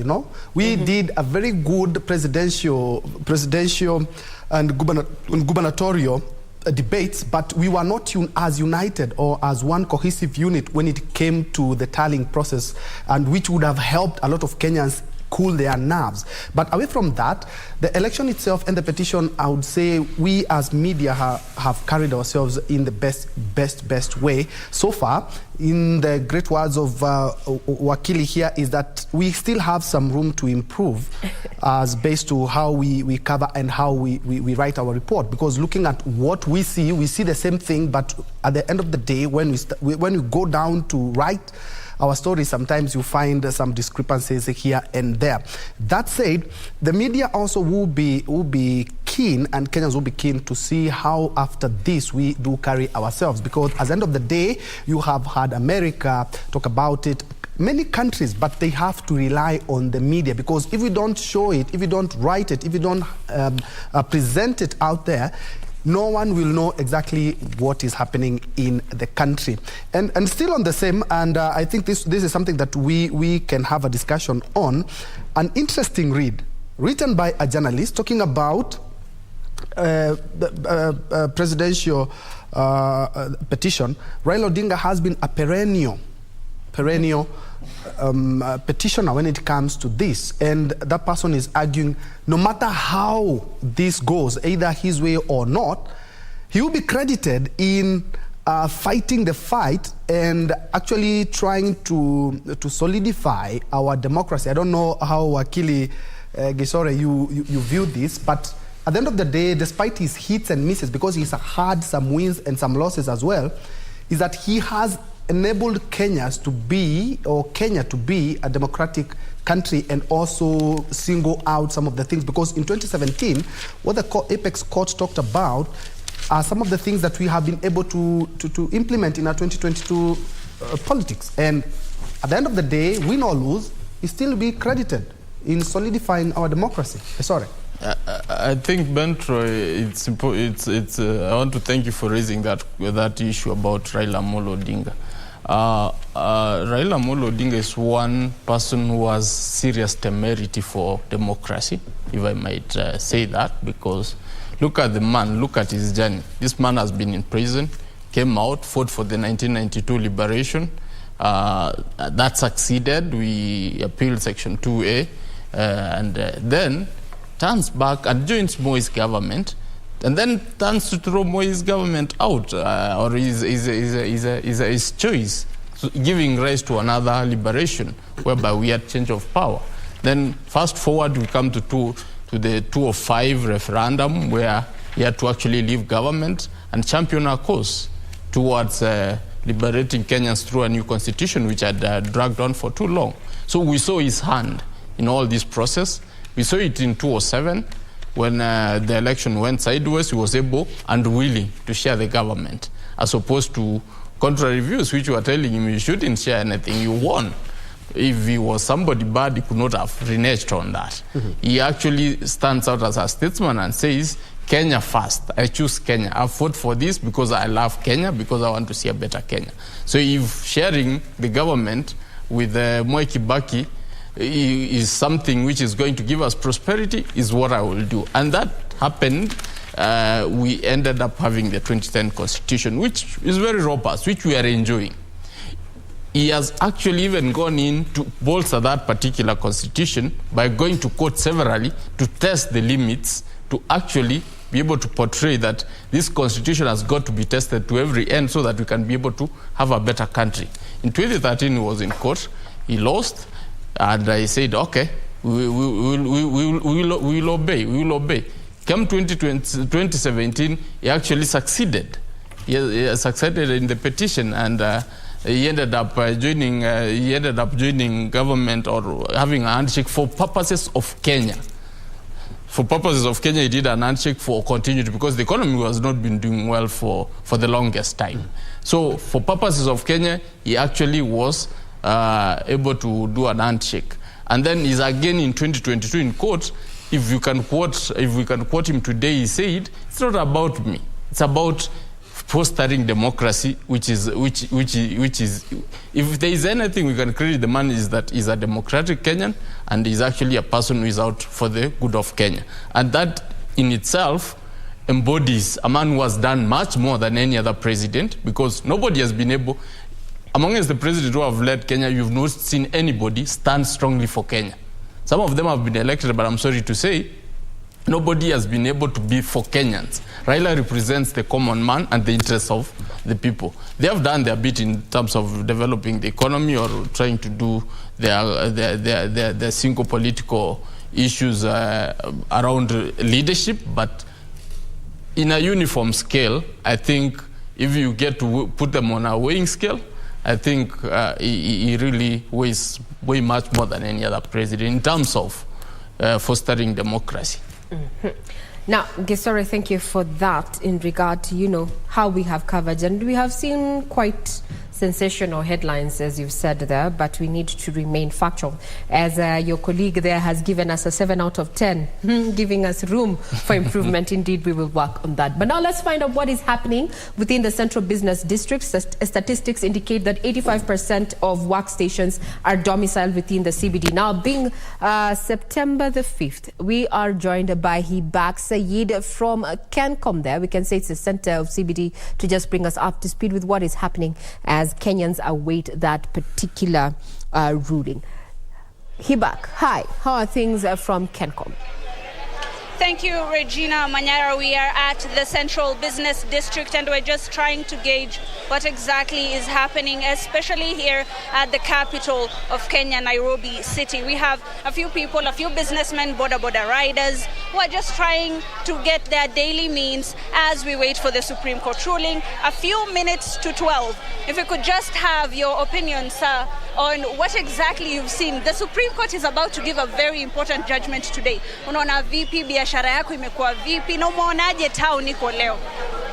Let me start by saying that my name is Dudhiman. I'm the CEO Dudhiman Show, and I'm so much glad and happy to have this opportunity with you guys. God bless you so much for doing an amazing job. Now, let me start by saying that we are okay in town. We are operating, we are doing something so amazing. And to make the matters worse, our border riders here in Besni CBD are doing quite excellent job. I have a good friend of mine who is the national coordinator for border riders here in Nairobi, and we are happy. For it, we are happy. So we are waiting to see. We doesn't know what is going to happen. We doesn't know what Kome is going to say, but we are happy because my brother is your brother. Your sister is my brother. We doesn't want to know the ethnicity. We doesn't want to know where you come from, your sister, your brother. But we live like brothers and sisters. Despite having anything or doesn't have anything, we share the little that we have. So as a border rider who is a journalist by profession, because I've worked with your media or whatever, I'm happy, we are happy. So let me just give a take to my brother and say something. Just to cut you off, Regina, we've been checking around and we've seen that the shops are mostly open. The businesses are functioning quite well. People are conducting their business as they always have. As you can see, we're at Kencom, and most of the matatus are carrying people just as they always do. People are waiting, yes, for the ruling by the Supreme Court, but people are going about their business here in Nairobi City. If maybe we could have the opinion of a Kenyan, unaonaje kuhusu hii Supreme Court ruling? Unaonaje, nini unatarajia? Okay, kwa majina ni Victor Chiteri from Kibra. Yenye ningependa tu kusema ni those results of the CJ has announced the results. Let us take as normal so that we can continue with our normal work, so that people can continue with their normal business. Thank you. Well, I'm going to have to give it back to you, Regina. We're still going to be traversing Nairobi City, and maybe we'll go to another street within the Central Business District and to just see what exactly happens as the day progresses and as the judgment comes. Back to you in studio, Regina.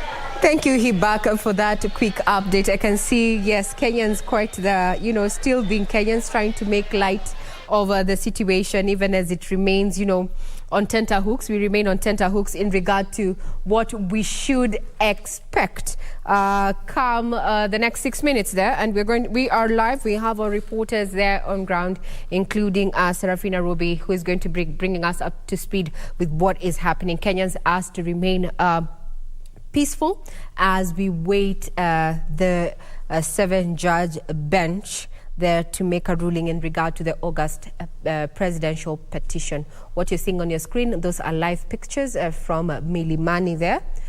We have seen various councils have arrived. We have Kithure Kindiki there, who is part of the Kenya Kwanza legal team. There is Katwa Kigen just crossing your screen there. Further ahead there, we are also having other councils who are either have been representing the respondents or the petitioners there, all looking calm. At the end of the day, we have there has to be peace and justice going forward. We are all brothers and sisters there.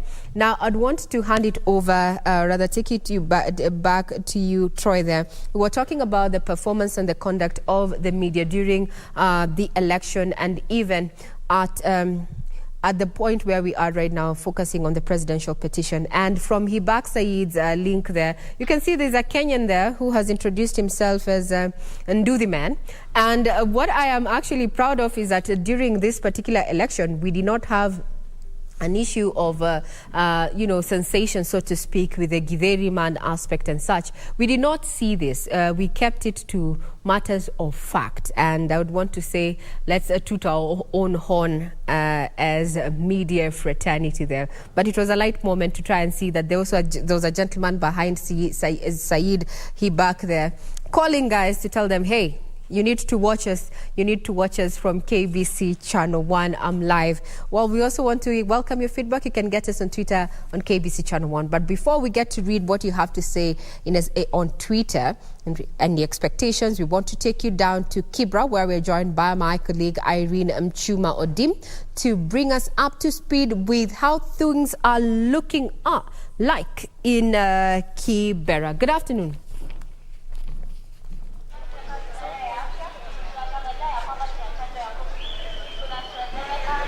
Representing the country.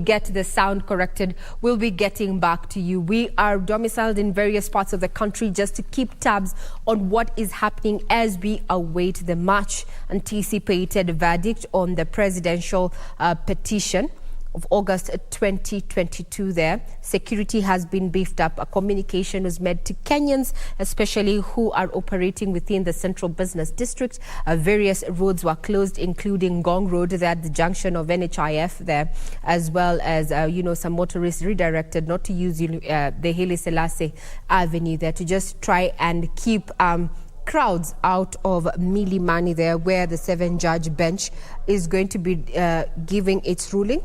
Led by Chief Justice Martha Koome. What you're seeing is security outside Milimani Law Courts there. That is a contingent of National Police as well as a General Service Unit. And inside there, we're seeing a council made up of, various, there you go, we have Soweto there. Council Soweto there. You can see how she's already there. I would want to know what's going on through the minds of the lawyers there, both for the petitioner and the various respondents there, who over the last 2 days have exuded confidence that they're going to be carrying their day, or rather their prayers are going to be carrying the day. In the next 1 minute, we are expecting the 7-judge bench there. We are seeing Feroz there, Luigi, as engaging Professor Githu Muigai and the legal counsel there, Governor-elect, that is James Orengo. Quite camaraderie there, transpiring between the senior counsels there. So, as we say, it's all in a day. It's all in a day when it comes to matters of litigation, and that there are no permanent enemies. But we asked that Kenyans remain peaceful, and justice, we hope, is going to be served in this particular matter. Yes, that. Size enough. Look at the pictures on your screen. James Orengo there, and other lawyers who are representing different factions. And they're all seated together, they make fun together, they argue it out, they sweat it out together, and maintain the peace. That is exactly what should be happening, not only in that court, but in the Republic as well. Mm-hmm.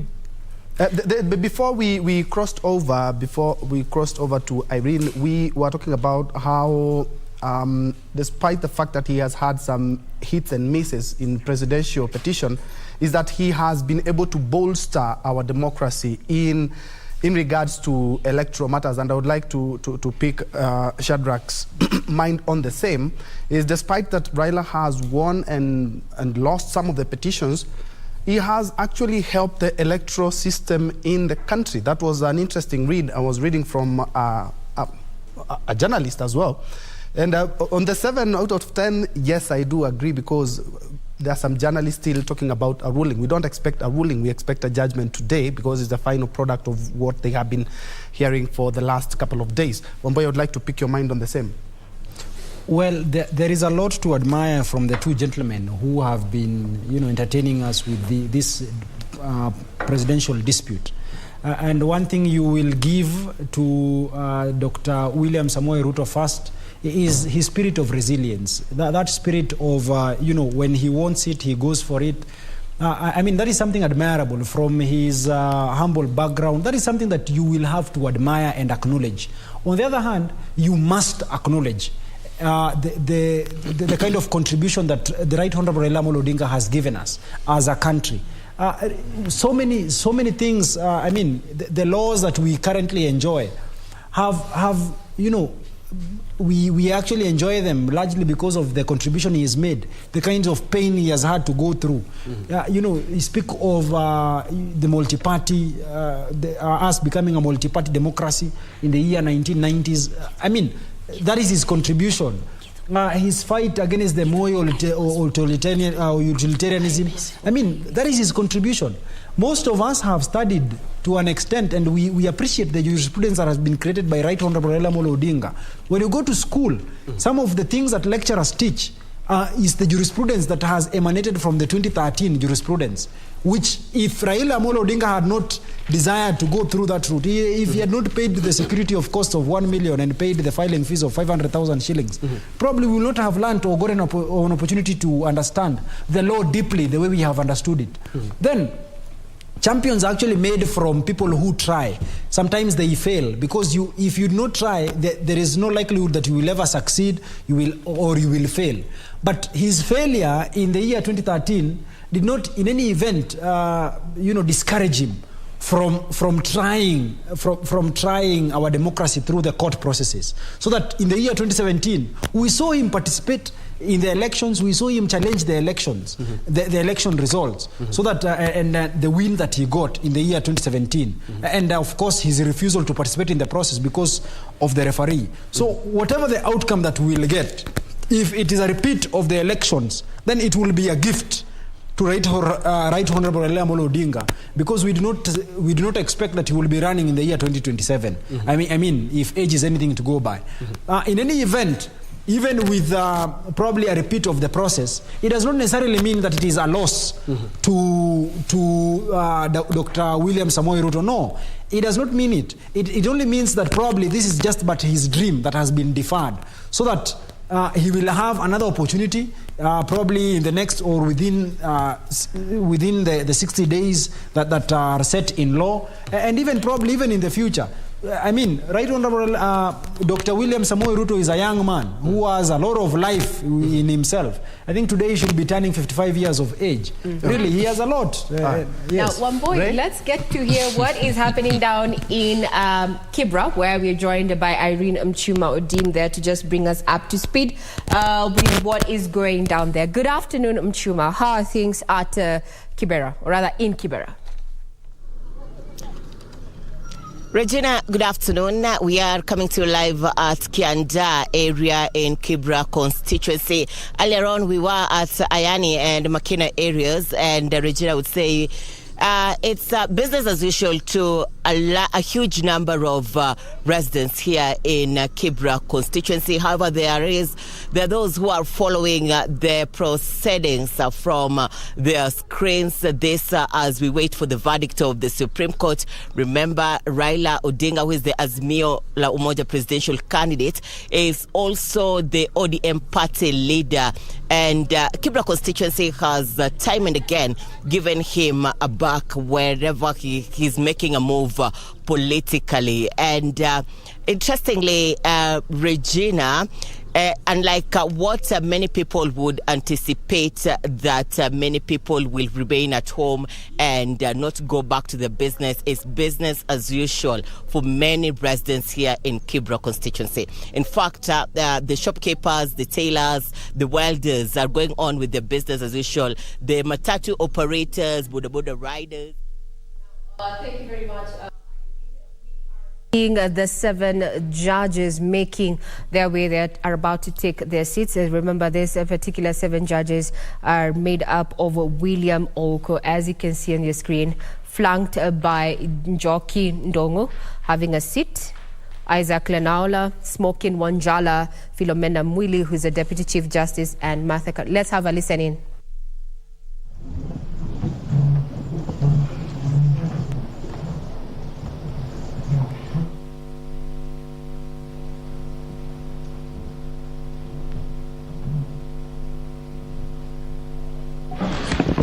Good afternoon and welcome to the Supreme Court of Kenya for the delivery of judgment in Presidential Election Petition number E005 of 2022 as consolidated with E001, E002, E003, E004, E007 and E008 of 2022, Raila Amolo Odinga and 6 others versus William Ruto and 13 others.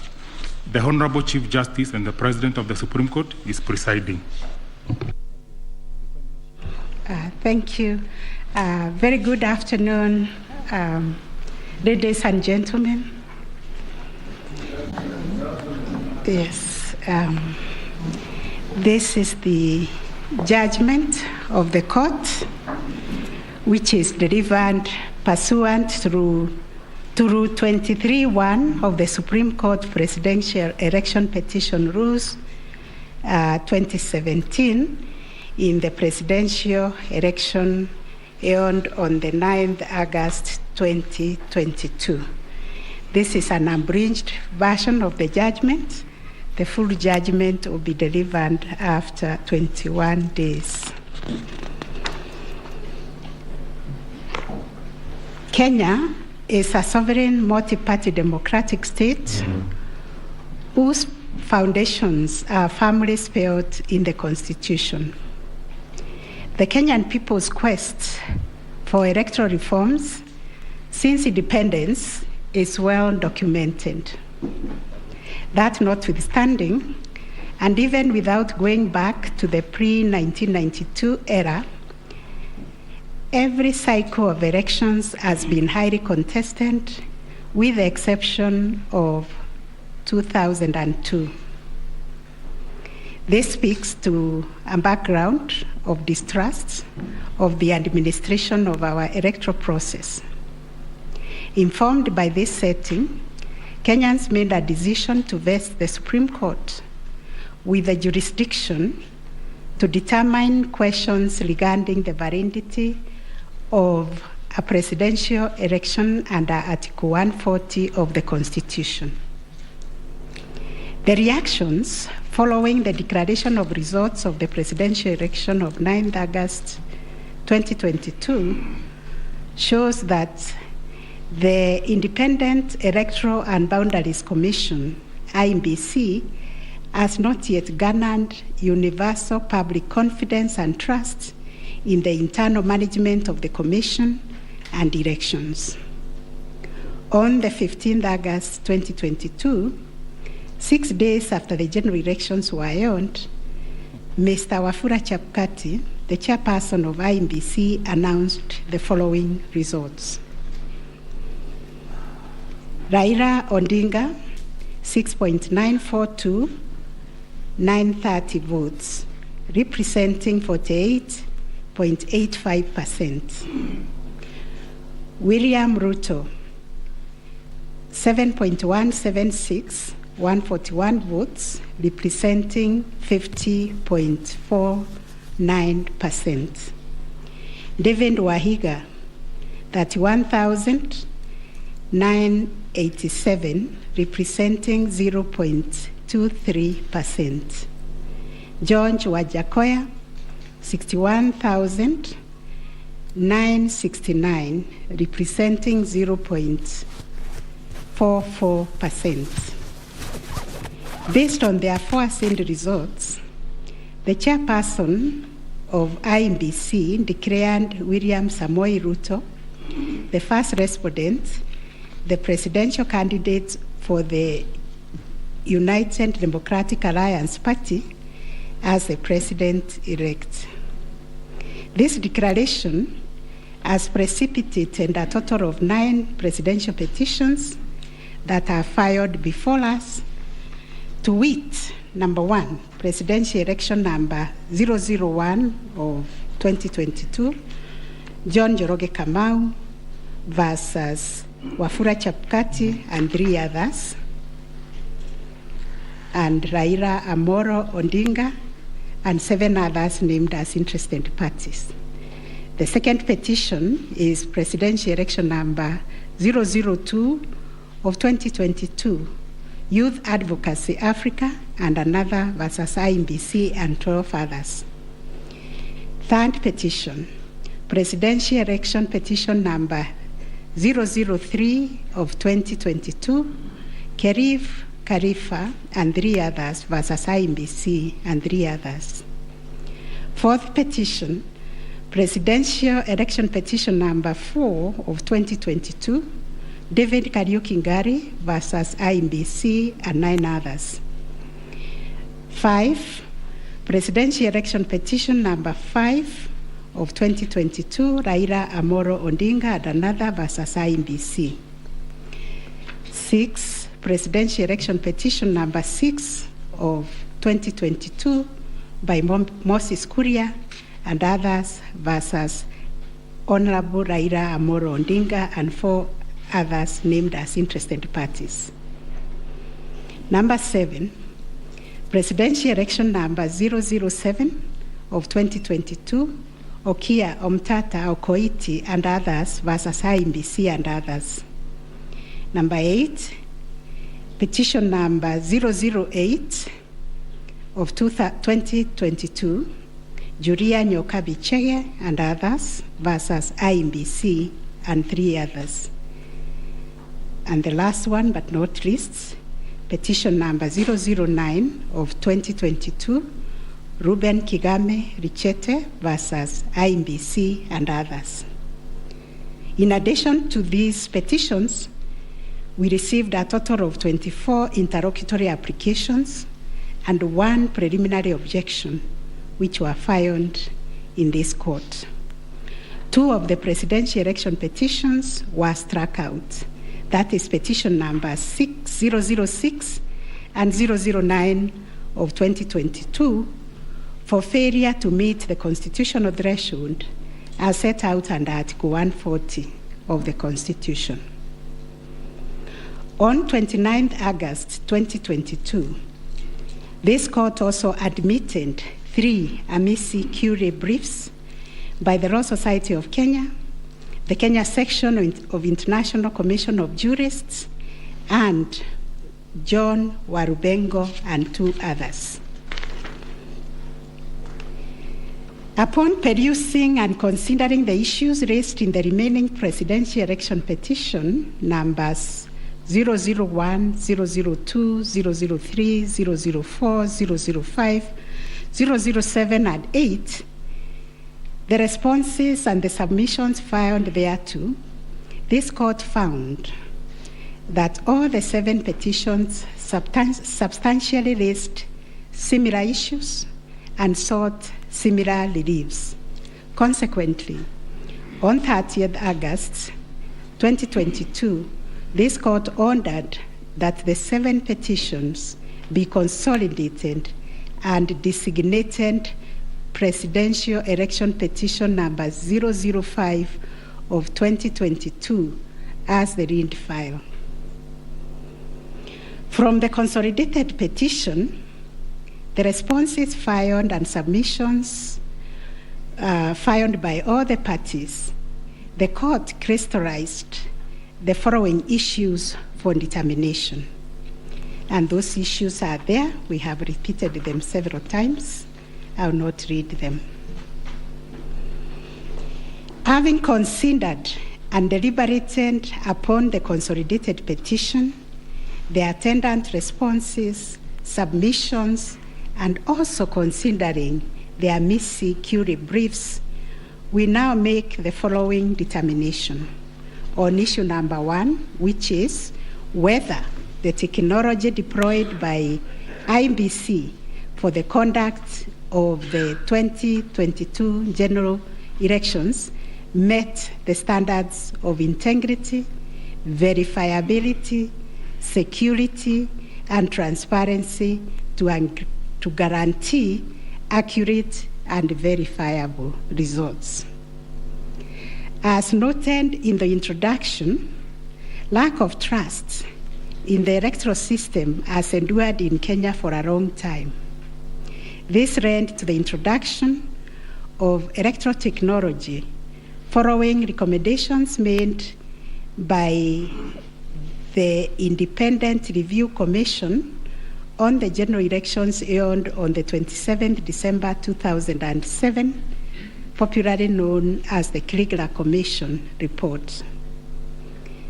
That report recommended integration of technology into Kenya's electoral process for registration, identification of voters, and transmission of results. These were enacted in Section 44 of the Elections Act 2011. By this statute, IEBC is enjoined to adopt technology in the electoral process.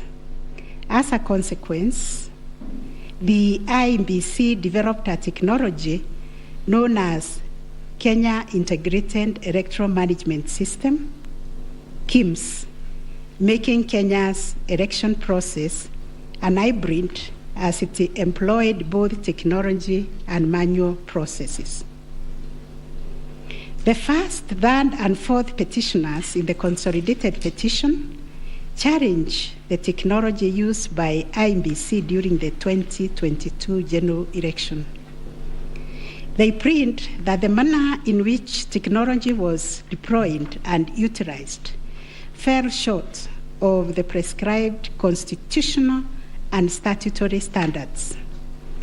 As regards the audit of the register of voters, they urge that IEBC, pursuant to its elections operations plan, committed itself to conducting an audit of the register of voters by 31st March 2022. To the contrary, they arrange it only publicly availed the audit report on its website on 2nd August 2022, which was only 7 days to the elections. In this report, it was noted that the auditors established serious gaps and risk to the electoral process, including numerous cases of change of voter stations without knowledge or approval of the affected voters. Grant of voter update privileges in IEBC, IDMs, to 14 user accounts and related to voter registration. Reducing the accountability of user activities in the register of voters. Presence of 11 active generic accounts on the MBIS application and the 2 MBIS users with the same logging identification. Risking unauthorized system users, possible interference, change of particulars on the activation of voters in the system. IEBC's failure to set up access, decertification, and user activity review process. And IEBC was also arranged to have failed to respond to requests by auditors for crucial information.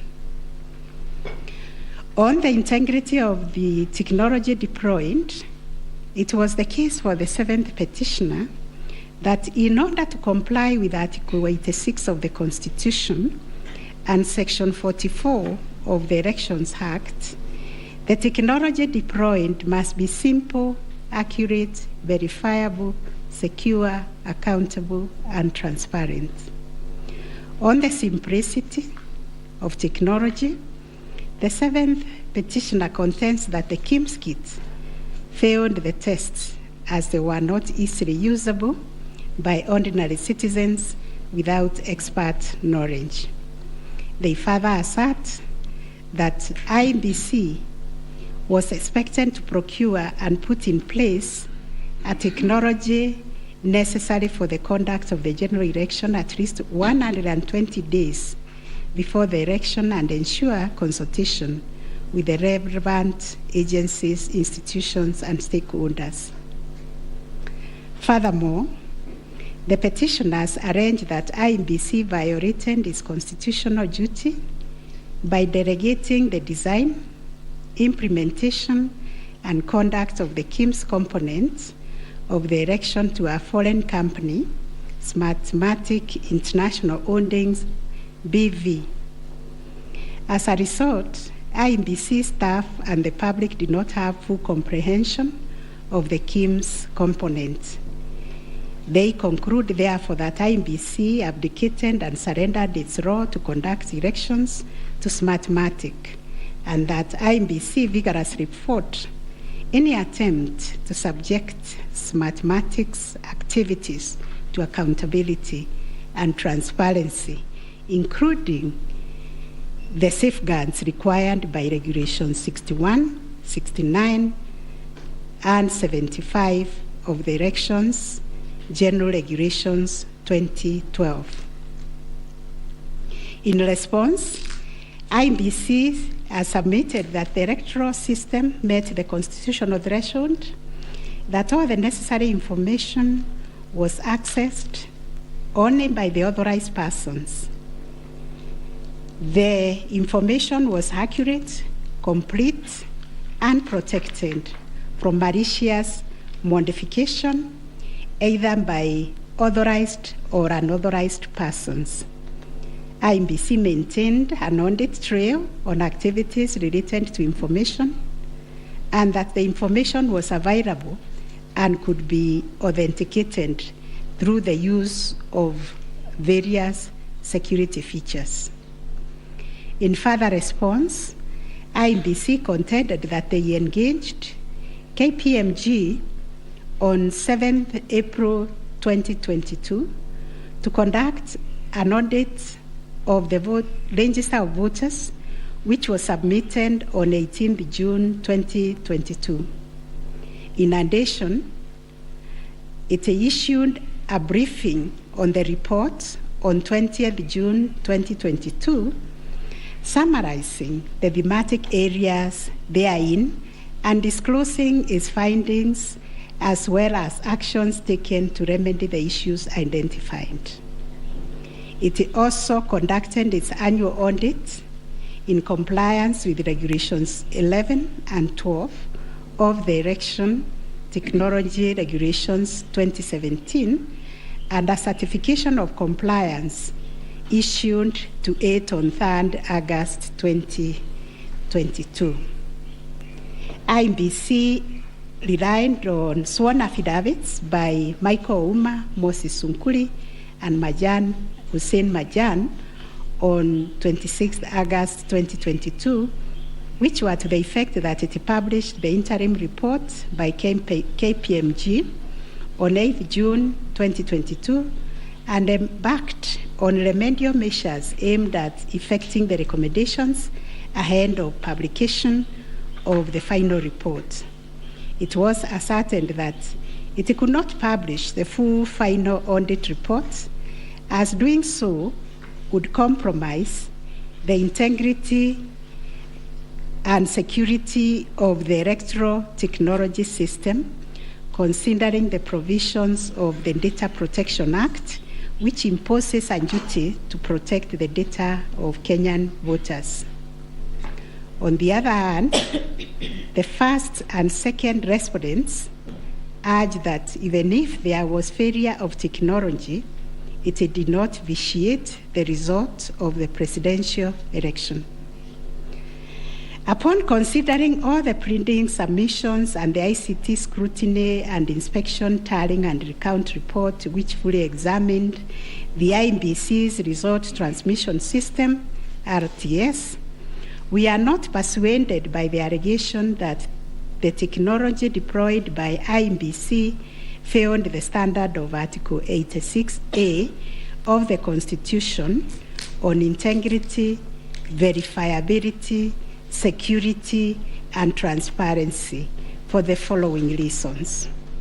1, whereas it is true that the KIMS kit failed in 235 polling stations, 86,889 voters were granted the right to vote manually, and the requisite forms 32A were duly filed. This happened successfully in Kibwezi West constituency and parts of Kakamega County. 2, while the audit report was released to the public 7 days before the 9th August election, the register of voters was used at the election without any apparent anomalies. 3, Smartmatic was procured to provide the necessary technological infrastructure, as IEBC did not have the capacity to do so. No credible evidence meeting the requisite standard of proof of access to the system by unauthorized persons was adduced by the petitioners. The scrutiny report prepared by the registrar of this court did not reveal any security breaches of the IEBC's RTS. IEBC successfully deployed a biometric voter register system which captures unique features of a voter's facial image, fingerprints, and civil data to register and update voter details across the country and also in the diaspora. The BVR captures a voter's facial image, fingerprints, and civil data, which features are unique to each of the voter. In compliance with Section 6A of the Elections Act 2011, IEBC opened the register of voters for verification of biometric data by members of the public for a period of 30 days. Thereafter, the register was revised to address issues arising from the verification exercise. KPMG then audited the register, and we are satisfied that the inconsistencies and inaccuracies identified during the audit were somewhat successfully addressed. The second issue was whether there was interference with the up-loading and transmission of Forms 34A from the polling station to the IEBC public portal. The first petitioner arranged staging that a person who had access to the RTS intercepted, detained, or stored Forms 34A temporarily to convert or manipulate it before uploading it on IEBC's public portal. It is arranged also on 11th August 2022, IEBC dumped over 11,000 Forms 34A on the public portal between 11 to 11:09 hours. To rebut this allegation, IEBC and its chairperson, in their response dated 26th August 2022, denied staging and unauthorized intrusion of the RTS. In that regard, they urged that every image of Form 34A was uploaded immediately after the transmittal of results. The form was received as evidence by the timestamp. Similarly, the first respondent denied these allegations. Our finding: 1, no credible evidence was presented to prove that anyone accessed the RTS to intercept, detain, or store Forms 34A temporarily before they were uploaded to the public portal. The allegation that 11,000 Forms 34A were affected by staging was similarly not proved. 2, the allegation that IEBC, its officials and strangers used a tool to tamper with the Forms 34A before converting them to the portable document format, that is PDF, that eventually appeared on the public portal was sufficiently explained when IEBC demonstrated how KIMS captured and transmitted the image of Form 34A. Accordingly, we dismiss that allegation. 3, during the ICT scrutiny, it turned out that the transmission logs produced in the affidavit of Justice Nyangaya were of no probative value. The registrar's report shows that the original Forms 34A from the contestant polling stations, which were allegedly intercepted, were exactly the same as those on the public portal, and the certified copies that were presented to this court pursuant to the provisions of Section 12 of this Supreme Court Act 2011. 4, regarding the allegation that the integrity of the public portal was compromised, this was disproved by evidence of consistent attributes such as unique timestamps, uniform PDF conversions at the polling stations, correct polling station mapping, and consistent KIMS reporting from verification to transmission of results. 6, the RTS was configured on a virtual platform network, VPN, and the SIM cards locked to a specific polling station. The server was also configured to accept results only from authorized and properly mapped KIMS kits. In our view, the petitioners failed to produce credible evidence to the contrary. 7, a review of some of the logs presented as evidence of staging showed that they were either from logs arising from the 2017 presidential election or were outright forgeries.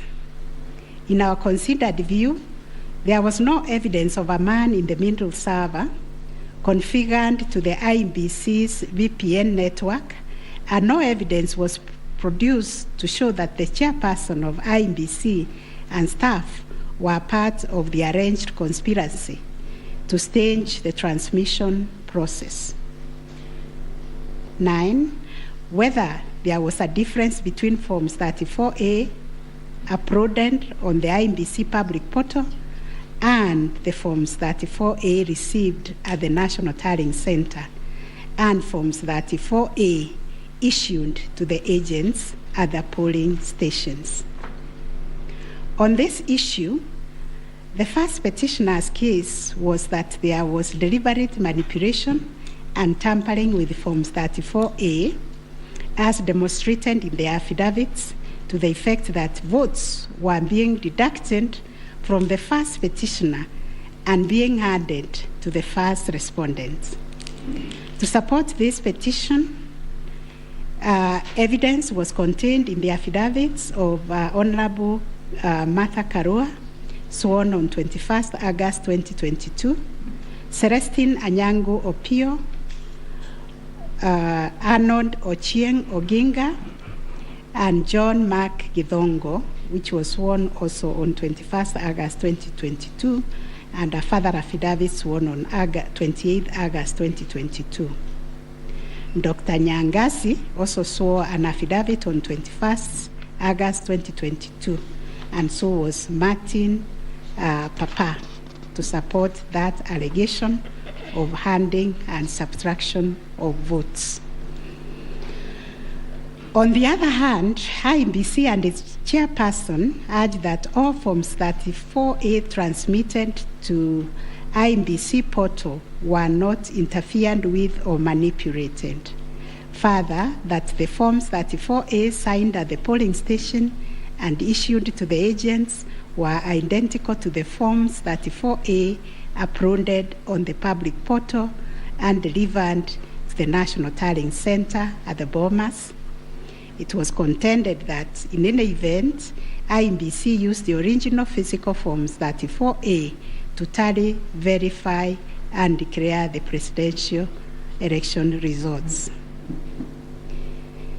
This court ordered scrutiny of the forms from the 41 polling stations outlined in the affidavit of Celestine Opio to ascertain the allegation of interference.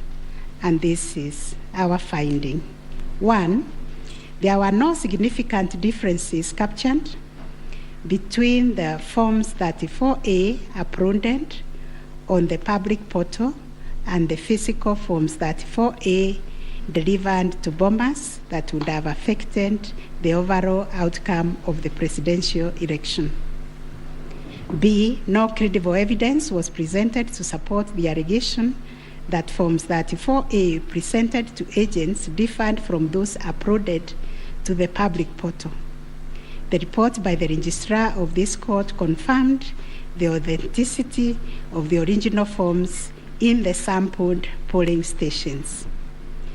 The affidavits of Celestine Opio and Arnold Ochieng Oginga, while containing sensational information, were not credible, as the registrar's report confirmed that all the Forms 34A attached to those affidavits and purportedly given to them by the agents at select polling stations were significantly different from the originals, certified copies, and those on the public portal.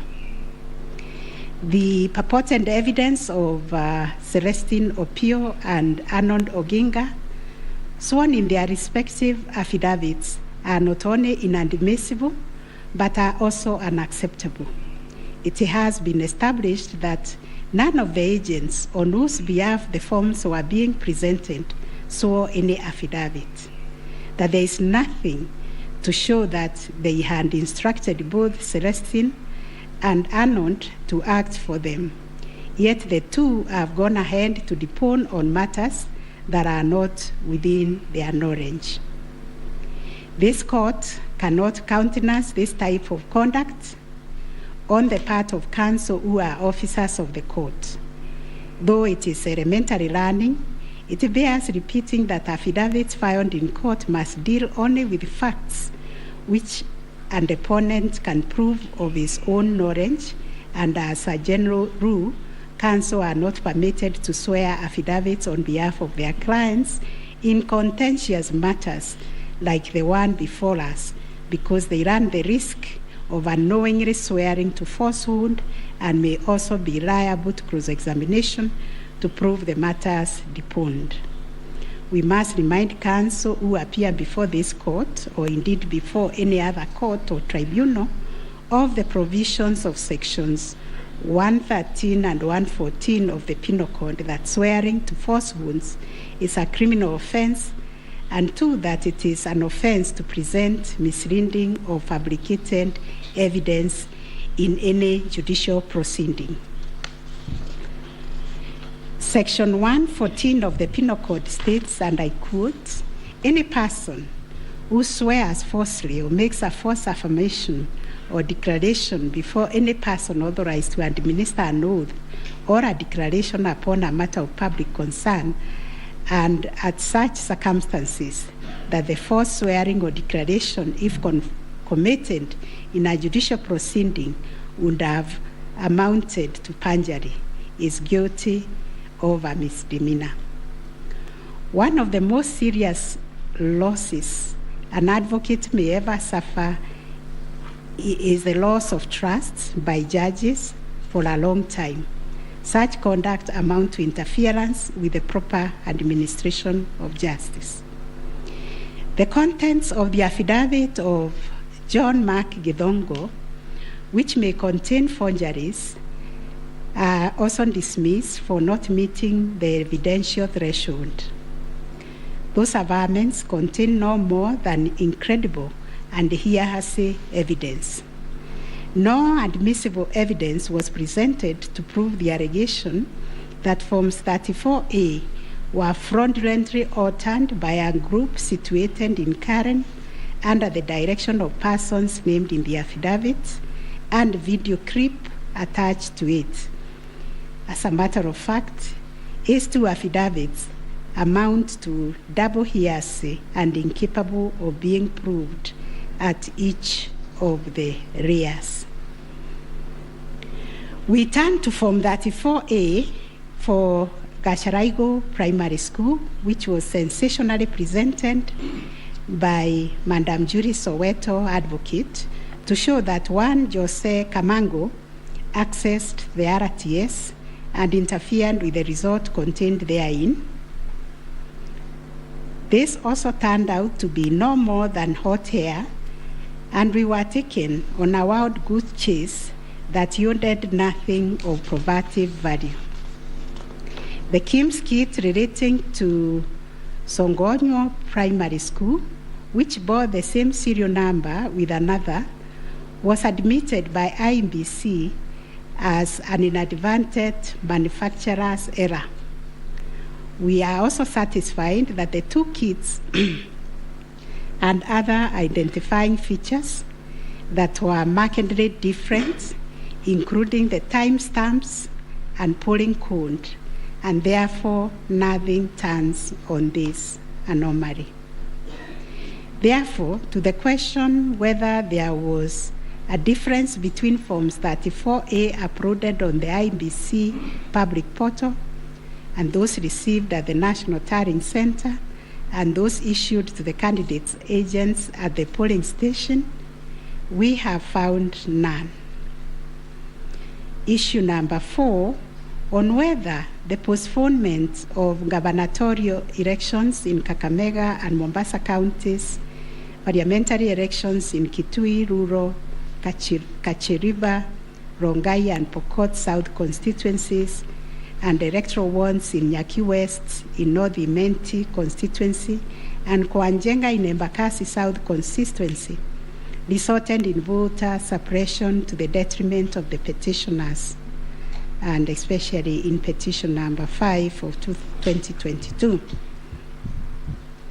It is common knowledge that IMBC postponed elections for various seats during the general elections of 9th August 2022 due to mix-up of ballot papers in the above-named electoral units. It is the combined case of the first and second petitioners that, in terms of Articles 136, 2A, 177(1), and 181, as read with Article 1 of the Constitution, the chairperson of IMBC had no jurisdiction to postpone elections in those areas.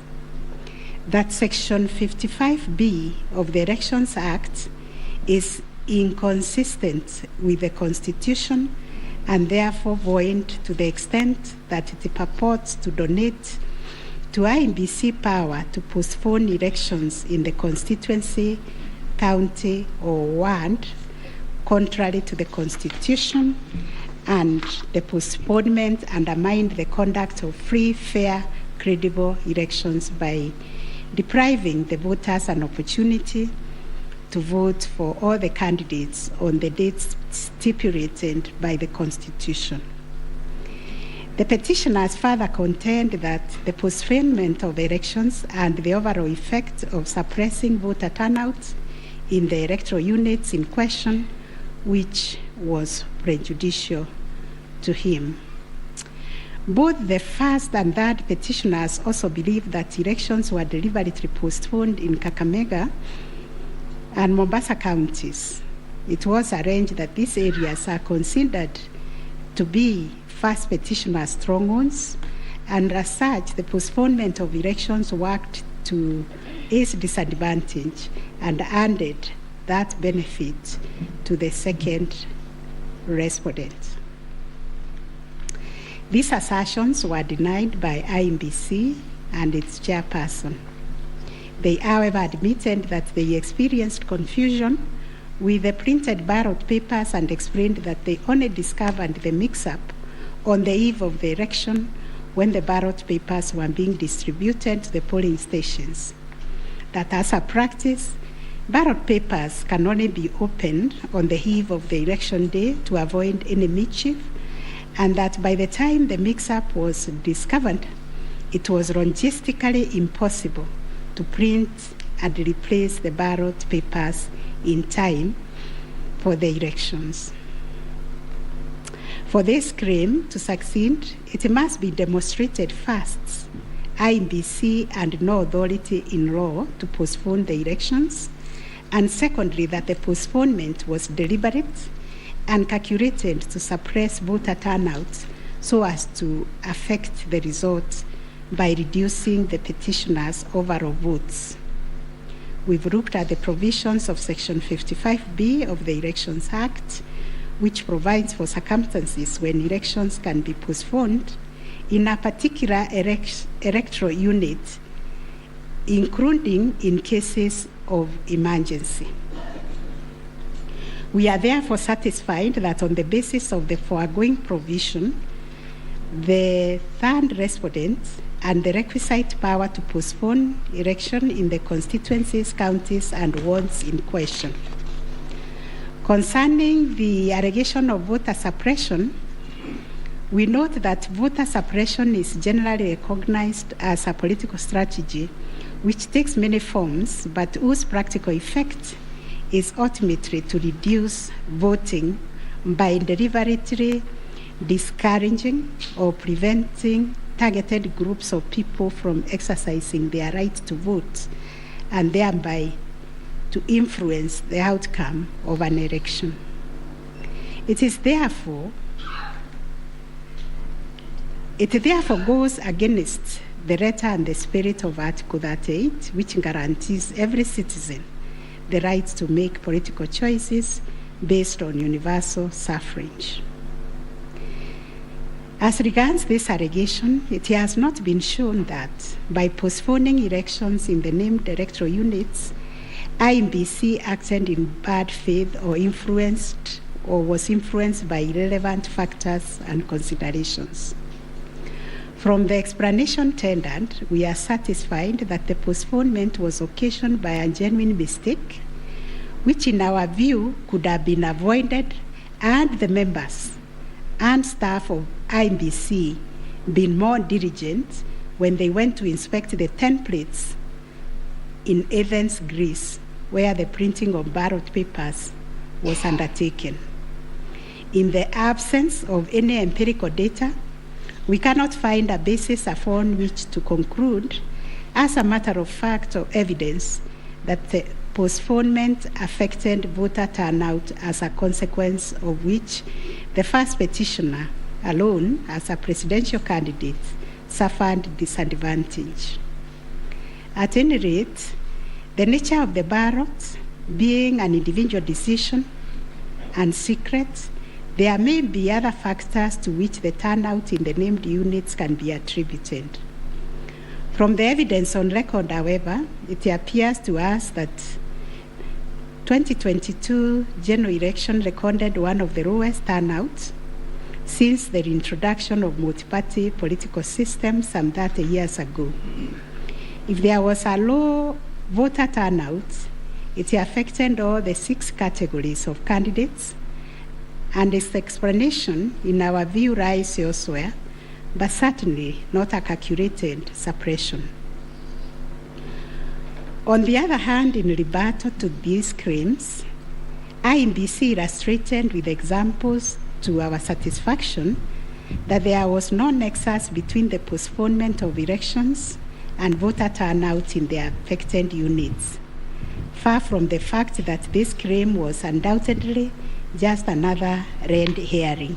It has nothing to do with the question under review, and accordingly we reject it and hold that there is no proof that the postponement resulted in voter suppression to the detriment of the first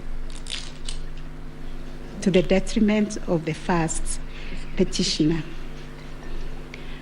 Whether there were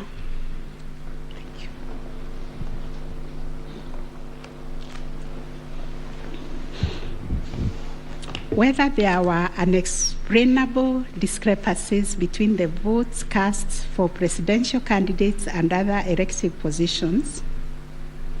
Issue number 5. The first petitioner was categorical that there was systemic ballot stuffing in certain counties, mainly in the Rift Valley and central parts of Kenya, where, according to him, a total of 33,208 votes were cast for president only, without corresponding votes for the other elective positions. On the part of IEBC and the chairperson, while acknowledging that indeed in some instances there was vote differential between those cast for president and for other positions, but maintained that they were insignificant, and those instances related to votes by prisoners and citizens in the diaspora who only vote for the president but did not take part in other elective positions. The differential also includes rejected ballot papers and stray votes which do not count as valid votes. The well-established principle that the person who asserts a fact must prove it casts the burden upon the first petitioner to demonstrate that there were instances of ballot stuffing of such a magnitude as to justify the nullification of the presidential election. Ballot stuffing, which is an illegal addition of extra ballots, is a type of electoral fraud aimed at swinging the results of an election towards a particular direction. Not a single document has been presented by the first petitioner to prove systemic ballot stuffing. A figure of 33,208 votes relied on in this claim is based on unproven hypothesis that since the number of votes cast for the president is higher than those for other positions, then, without more, it must follow that there was fraud. We find that fraud is a serious criminal offense, and it must be proved beyond reasonable doubt under Section 5N of the Election Offences Act. It is indeed an offense for a person to vote more than once in any election.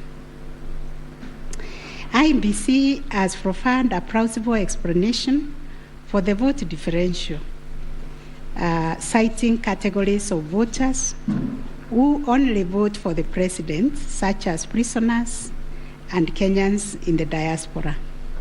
There were an insignificant number of stray votes whose combined effect cannot justify nullification of the election. Finally, on this point, a general election in Kenya comprises of 6 different separate elections held concurrently on the same day.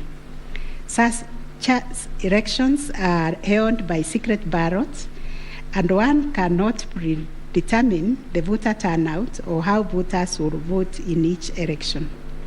None of the parties has flagged anything so significant that it would have affected the outcome of the presidential election vis-a-vis the other 5 elections held on the same day. We find, therefore, there were no unexplainable discrepancies between the votes cast for the presidential candidates and other elective positions. On issue number 6, whether IEBC carried out the verification, tallying, and declaration of results in accordance with Article 138, 3C, and 138.10 of the Constitution. This issue arises from the printings in all the petitions as consolidated. Based on the said printings, the affidavits sworn in support thereof, and the written and oral submissions by parties, two viewpoints regarding the meaning, scope, and application of Article 138, 3C, and 10 of the Constitution have been advanced. On the one hand, the petitioners submit that pursuant to the foregoing provisions, the role of verifying and tallying of votes as received from polling stations countrywide is vested in the Commission as a corporate entity and not the chairperson of the Commission. It is their argument that the chairperson cannot undertake this task to the exclusion of other commissioners. They submit that the language of Article 138(3)(c) does not envisage a situation where the chairperson can arrogate to himself unfettered authority to verify and tally the results at the National Tallying Center without involving the other commissioners. Such action, they contend, would not only be unconstitutional, but would be sufficient ground without more to nullify an election of a president-elect. In support of their argument, the petitioners cite the Court of Appeal decision in IMBC versus Mainakiai and 5 others as affirmed by this court in the case of Raila 2017. The petitioners further submit that Regulation 87(3) of the Election General Regulations is unconstitutional to the extent that it purports to vest the power of verification and tallying in the chairperson of IMBC. On the other hand, the first, second, and third respondents submit that power to verify, tally, and declare results of a presidential election at the National Tallying Center is the exclusive preserve of the chairperson of IMBC. According to them, there is nothing unconstitutional about Regulation 87(3) of the Elections General Regulations. The said regulation, the respondents submit, makes no mention of commissioners other than the chairperson. At any rate, the respondents argue Article 138(3)(c) of the Constitution does not envisage a situation where it is the commissioners who personally undertake the task of verifying and tallying the results as entered into the thousands of Forms 34A. Such an undertaking would be humanly impossible, they submit. For good measure, the respondents submit that Section 11A of the IMBC Act provides that the chairperson and members of the Commission are responsible for the formulation of policy and strategy of the Commission and oversight. In their view, the Act does not contemplate a situation where commissioners would be directly involved in the verification and tabulation of presidential election results. The task of verification and tallying, as stated by the respondent, is executed by the staff of the Commission under the direction and supervision of the Commission Secretary, who in turn reports to the chairperson. As to whether the chairperson acted unilaterally in verifying and tallying the presidential election results at the National Tallying Center, the petitioners claim that he did. This is what happened.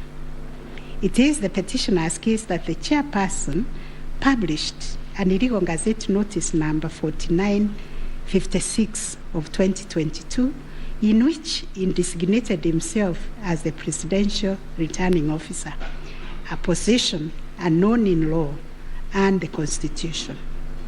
Having done so, the petitioner states that the chairperson proceeded to conduct the verification and tallying process to the exclusion of other commissioners, each of whom he had assigned territorial roles and related to the verification and tallying exercise. On his part, the chairperson of IBC submitted that although he has the exclusive authority to verify and tally the presidential election results as received at the National Tallying Center. He did involve the other commissioners in the exercise before eventually declaring the final results. He submitted that he did this in the spirit of teamwork. The chairperson of IEBC states that indeed the 4 commissioners were involved in the preparation of the 9th August general elections from the time of their swearing into office all the way to the verification and tallying of results at the National Tallying Center until they withdrew from the exercise just when he was set to declare the final results. Having considered all the parties' submissions, we find that pursuant to Article 138(3)(c) of the Constitution, the power to verify and tally presidential election results as received at the National Tallying Center vests not in the chairperson of IEBC, but in the Commission itself. The latter carries out this exercise through its secretariat staff, technical personnel, and any other persons hired for that purpose under the oversight and supervision of the chairperson and the other members of the Commission. In line with this court's decision in Raila Amolo Odinga versus another versus IEBC and 2 others, as reported in 2017 Kenya Law Report, popularly known as Raila 2017, and the Court of Appeal decision in IEBC versus Maina Kiai, we also find that the chairperson cannot arrogate to himself the power to verify and tally the results of a presidential election to the exclusion of other members of the Commission. Indeed, Article 138(10) of the Constitution, although the power to declare the result of a presidential election after verification and tallying is vested in the chairperson, he does so only as a delegate of the Commission. Consequently, to the extent that Regulation 87(3) of the Elections General Regulation purport to vest the power of verifying and tallying presidential election results as received at the National Tallying Center solely on the chairperson to the exclusion of other members of the Commission, the same is contrary to and inconsistent with the provisions of the Constitution. That said, we, however, take cognizance of the fact that the 4th, 5th, 6th, and 7th respondents, referred to as the 4 commissioners, actively participated in the verification and tallying exercise from the beginning up to and until just before the declaration of the result by the chairperson. They took turns announcing the results as verified and tallied and were present and active during the actual verification and tallying at Bomas. An example is when one of them, Justice Nyangaya, stood on the podium to announce to the public results and also announced an adjustment that had been occasioned by errors of tabulation. The events of 15th August 2022, therefore, came as a surprise. As the public waited for the chairperson of IEBC to declare the final result, sporadic violence broke out at Bomas. The violence swiftly was contained by the security forces, but there was unexpected drama as 2 different factions of the Commission began to emerge. Kenyans found themselves watching an appalling split-screen scenario on their television sets. On one part of the screen was the chairperson readying himself to declare the results in accordance with Article 138(10) of the Constitution. On the other part of the screen were the 4 commissioners on the runs of the Serena Hotel, Nairobi, from where they announced that they would not own the results that were soon to be declared by their chairperson. The 4 commissioners informed the public of their rejection of the yet-to-be-announced results, terming them opaque due to the manner in which the chairperson had been conducting the verification and tallying exercise. In his affidavit dated 25th August 2022, Justice Nyangaya affirmed that the chairperson's actions during the tallying and verification exercise at Bomas made it difficult to ascertain the total number of votes cast and the actual number of votes attained by each candidate, so as to enable him authoritatively state the commission and declared accurate results. All the petitioners have anchored their arguments for the nullification of the 9th August presidential election in Taharia on the walkout from the Bomas by the 4 commissioners. They contend that by rejecting IEBC's results on grounds of opaqueness of the verification and tallying process, they called into question the credibility of the entire election. They further submitted that being in the majority out of the 7-member commission, their view should prevail and the election should be nullified. It is the petitioner's argument, therefore, that a dysfunctional commission cannot deliver a credible election. We note that apart from their 11th hour denunciation of the verification and tallying process and their averments regarding the conduct of the chairperson, the 4 commissioners have not placed before this court any information or documents showing that the elections were either compromised or that the result would have substantially differed from that declared by the chairperson. Critically, they have not explained why they participated in a verification process when they knew that it was opaque up until the last minute.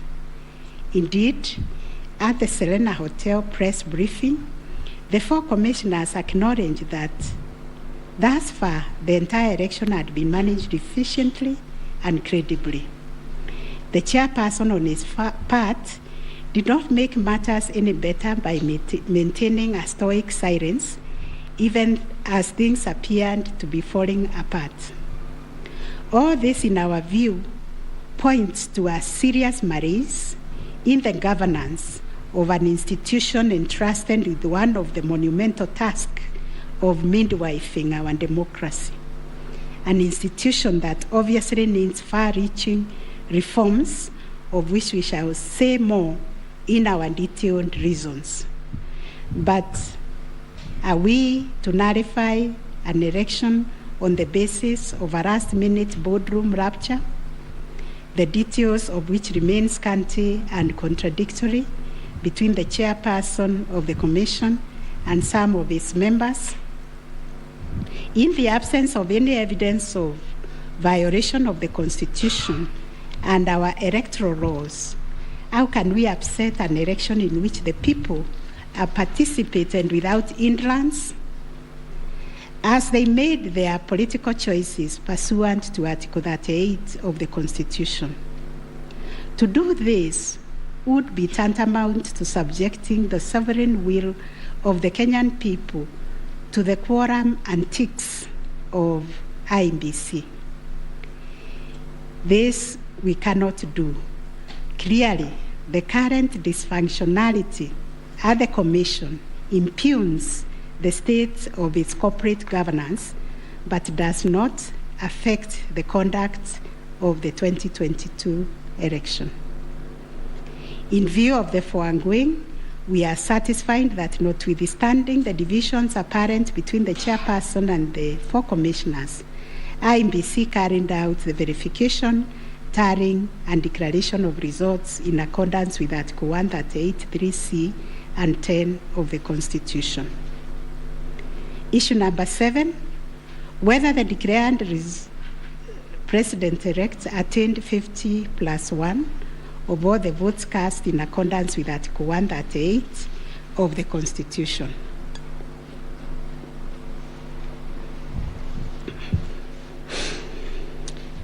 The first, second, and third petitioners affirmed that the first respondent did not garner 50% plus one of the total votes cast, and therefore did not meet the threshold provided by Article 138(4)(a) of the Constitution.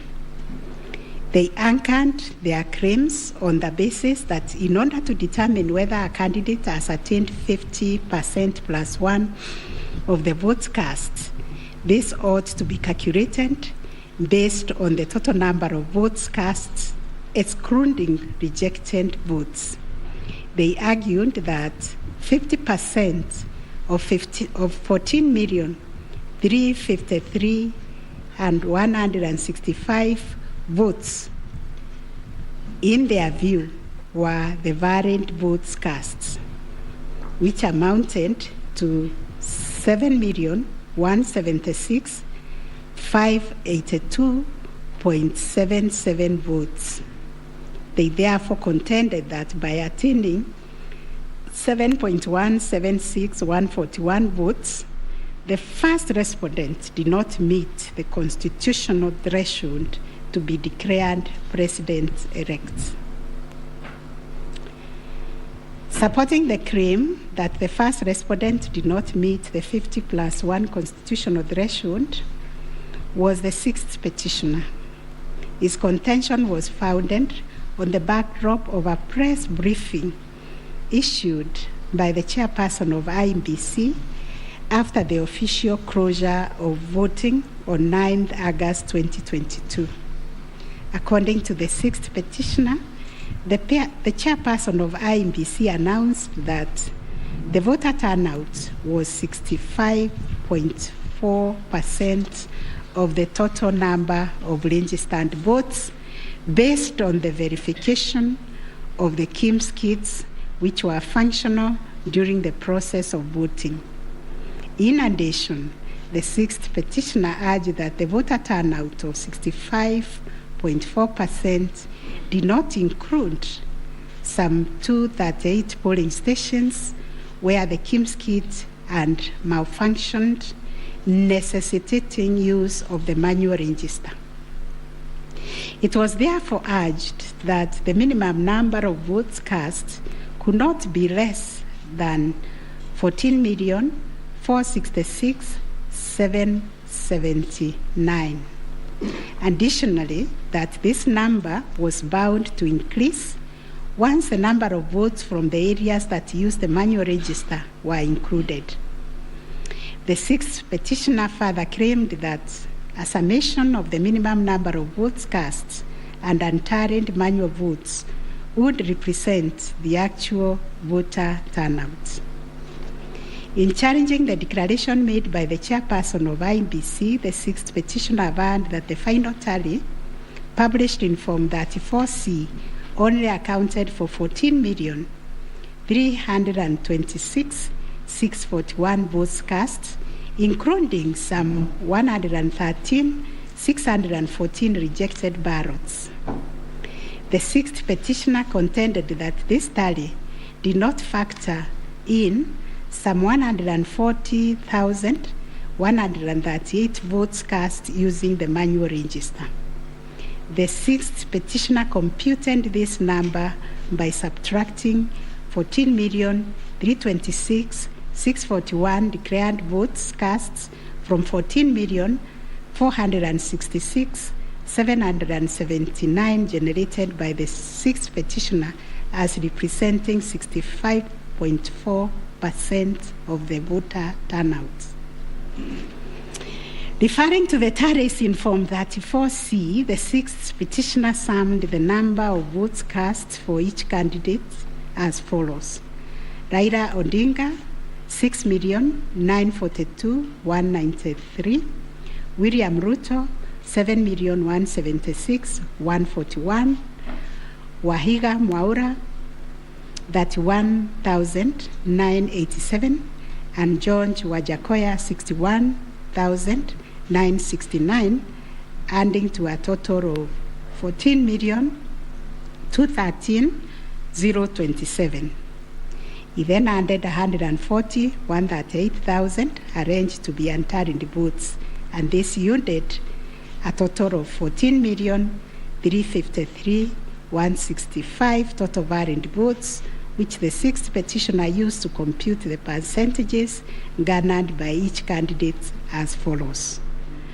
William Ruto, according to him, garnered 49.9%, Raila Odinga 48.3%, Wahiga 0.22%, and Wanjakoya 0.3%. It is on this basis that the sixth petitioner grounded the claim that none of the candidates met the constitutional threshold as set out in Article 138(4)(a). IEBC and its chairperson disputed the sixth petitioner's claim. They submitted that the declaration of results is based on the number of people identified as having voted on the KIMS kit and not the total persons on the voters' register as arranged. They contended that the final voter turnout, comprising of the voters who were identified through the KIMS kit and those who voted manually, was 64.76% and not 65.4% as arranged by the petitioners. They urged that the announcement error by the chairperson of IEBC on 10th August 2022 was immediately clarified during the same press briefing. And evidence of this correction was provided to this court in an affidavit of the first and second respondents in Presidential Election Petition number 7 of 2022. According to IEBC and the chairperson, 14,239,862 voters were identified using the KIMS kit, while 86,889 voters were identified using the printed voter register. Therefore, the total valid votes cast were 14,213,137, while the total number of rejected ballots were 113,614, constituting 14,326,751 total votes cast.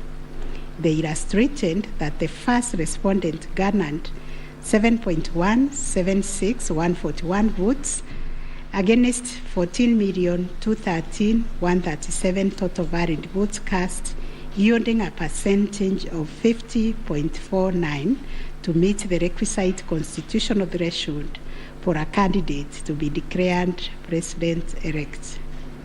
In the upshot, the percentage attained by each candidate was as follows: Raila Odinga 48.84%, William Ruto 50.48%, Waiga Mwaure 0.22%, and George Wanjakoya 0.43%.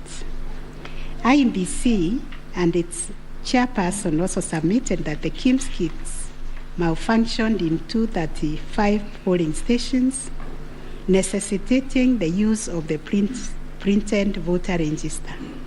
In these polling stations, backup KIMS kits were later deployed for purposes of results transmission.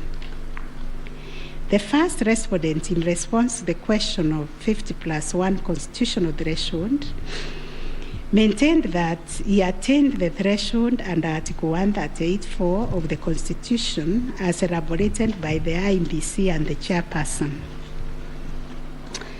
This court has considered the differing formulas and threshold arguments presented by various parties to this petition. While the first, second, and third petitioners raised pertinent questions connected to this issue, we shall address them together with those of the sixth petitioner, who has addressed and focused on the issue as specifically framed in detail. It must be restated that the case made by the sixth petitioners concerns a data-specific threshold as enunciated under Article 138(4) of the Constitution, that without attainment of which there can be no declaration. This data-specific threshold is what this court declared in John Arun Mwau and 2 others versus IBC and others. Petitions numbers 2 and 4 of 2017, consolidated, referred to as the ultimate yardstick for determining the winner in a presidential context.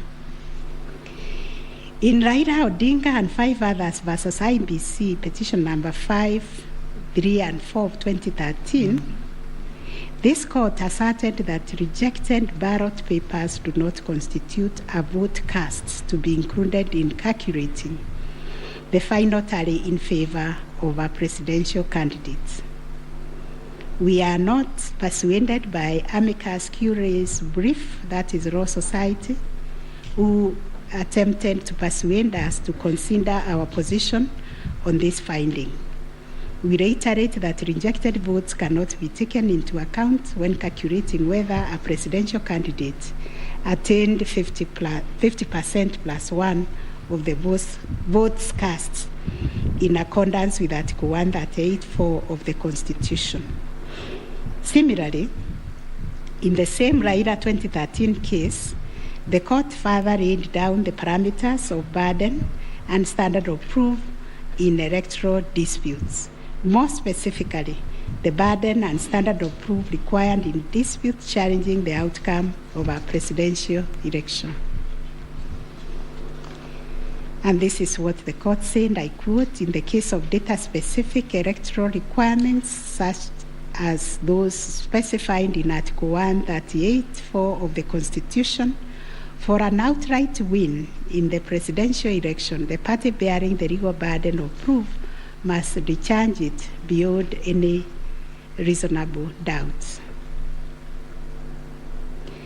The question that follows was whether the petitioners challenging the attainment of 50% plus 1 constitutional threshold and the computation by the 6th petitioner in general met the standard of proof settled by this court in Raila 2013 case. The premise of the 6th petitioner's percentage computation was a press briefing made by the chairperson of IBC on 10th August 2022, when the evidential burden shifted to IBC and its chairperson, as it does in election cases. They produced video evidence correcting the percentage voter turnout to read 64.6 at the time of the briefing. This percentage, however, did not include reports from all the Kim's kits and 86,889 voters who were identified manually using the printed register of voters. In our view, the assertion by the 6th petitioner that the percentage voter turnout was firstly predicated on the uncorrected percentage given by the chairperson of IBC was negated by evidence adduced to prove the correction.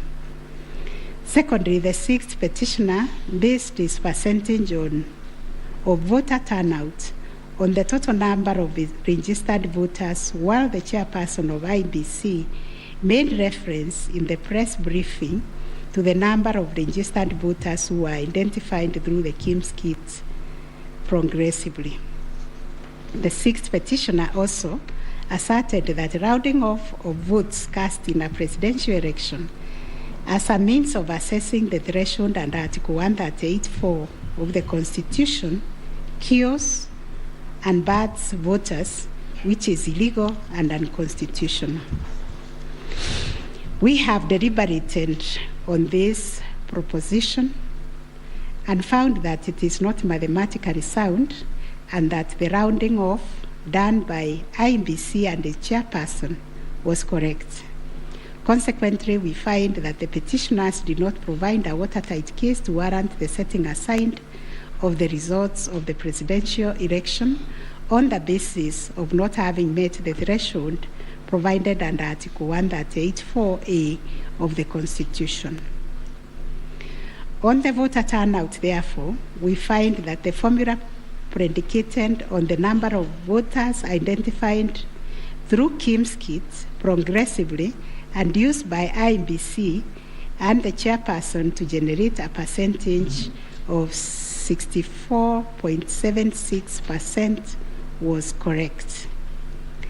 Having settled the issue of voter turnout, we must ask ourselves whether in the making of the declaration, the chairperson of IEBC applied the formula in Article 138(4) of the Constitution, which is total votes cast less rejected votes divide by 2 must always give 50% plus 1 vote.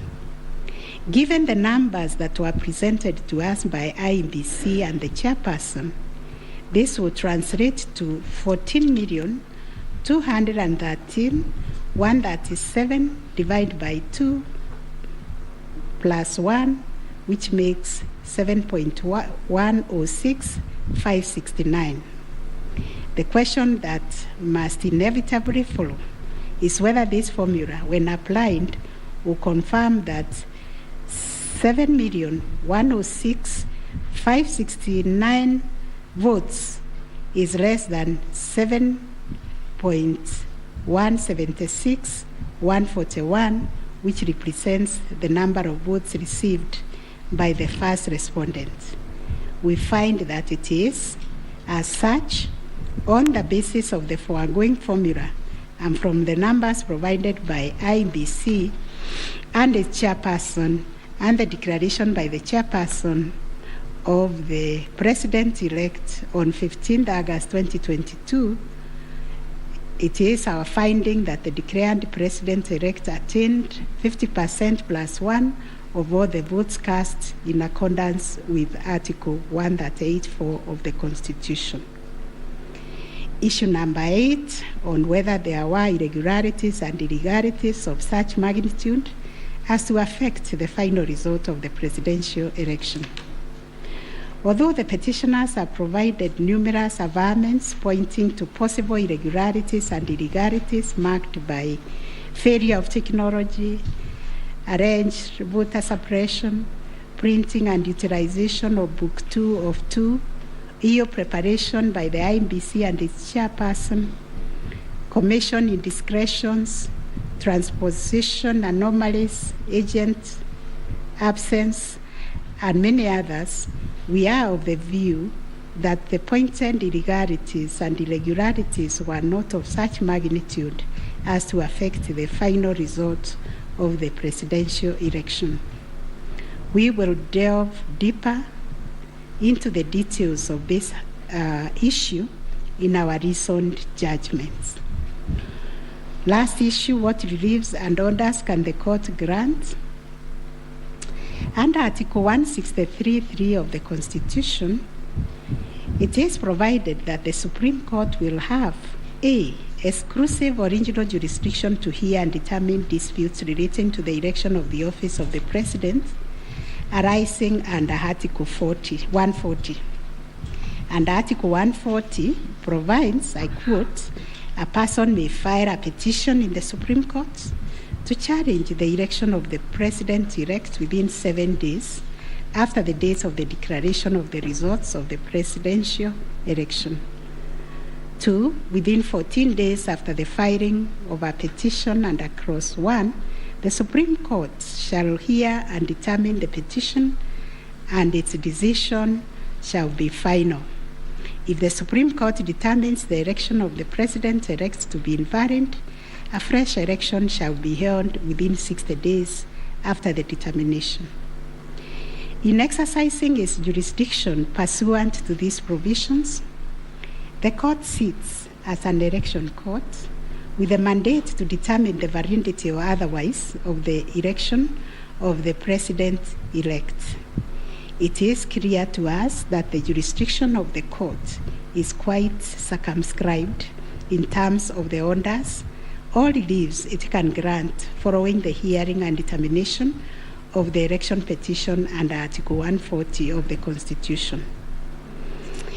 In the event the court determines that the election of the president-elect is invalid, it must make an order nullifying the election. Consequently, it has also to make an order directing IEBC to hold a fresh election within 60 days after the determination. Should the court determine that the election of the president-elect is valid, it shall issue a declaration to that effect. The court has then, as a matter of course, to make an order dismissing the petition with or without cost, as the case may be. In the strict sense, therefore, these are the only orders that the court may make under the Constitution. The court cannot assume jurisdiction that goes beyond the purview of Articles 163(3) and 140 of the Constitution. However, nothing stops the court from issuing orders or reliefs by way of recommendations. Indeed, since 2013, this court has issued many recommendations arising from the determination of 3 petitions challenging the election of the president-elect. The recommendations are meant to improve our electoral landscape and hence aid in the development of our democracy. In this regard, this court has been greatly aided by the contributions also of the amici curiae, and the court places a heavy premium on those briefs that were filed and those which were admitted. The final orders made by the courts. This is a unanimous decision of the court, and we make the following orders. 1, the presidential election petition number E005 of 2022 as consolidated with the presidential election petition numbers E001, 2, 3, 4, 7, and 8 of 2022 are hereby dismissed. As a consequence, we declare the election of the first respondent as president-elect to be valid under Article 143 of the Constitution. This being a matter cutting across the public interest, we order that each party do bear their own costs. It is so ordered.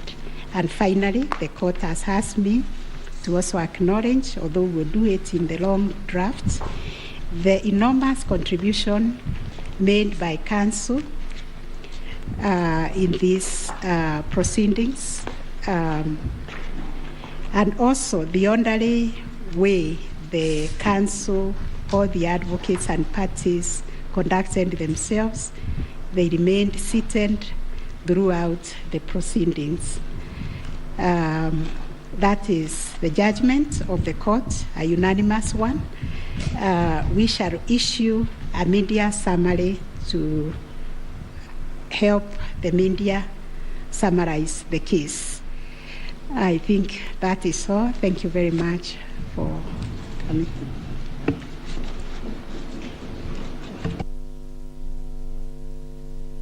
My Lady, Madam Chief Justice, and the learned judges of this court, again, I am requested by my colleagues to thank you most profusely for your labors into delivering this judgment, listening to all of us, and giving our nation this judgment so that we may move forward. Thank you, and God bless you.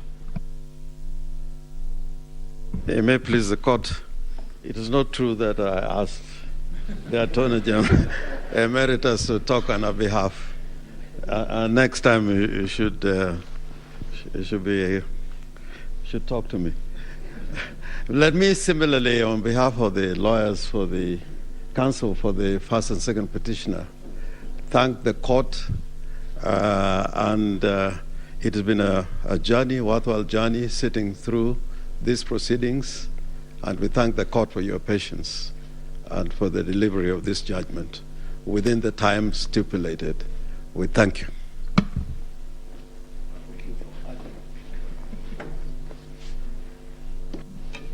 Madam President, members of the court, I wish to request just a couple of minutes for the chairperson of the Law Society of Kenya to make a few remarks in appreciation of the work that the court and Kenyans have done on this exercise, if you allow. Thank you. I call upon Mr. Eric Theuri to come and make his remarks. It is also his birthday. I would have sung happy birthday for him.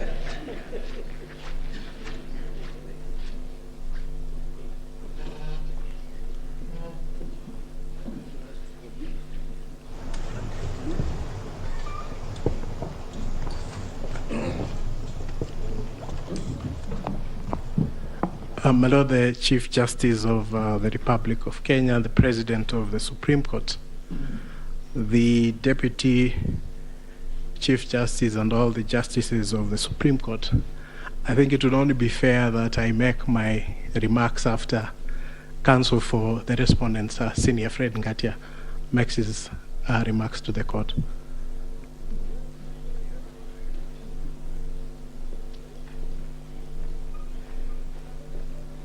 Madam Chief Justice, thank you very much. It's so kind for the President to acknowledge that age goes before youth. Mine is to thank the court, to thank my learned friends for the effort we all expended. We thank this court for clarifying certain issues, and we look forward to a less corrosive 2027. Thank you very much.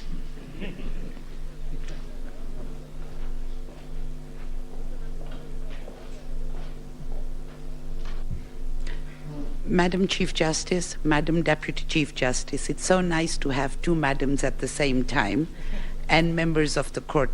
Since there are only men talking, I decided that I should become a woman and talk. It's becoming too much of a male affair in here.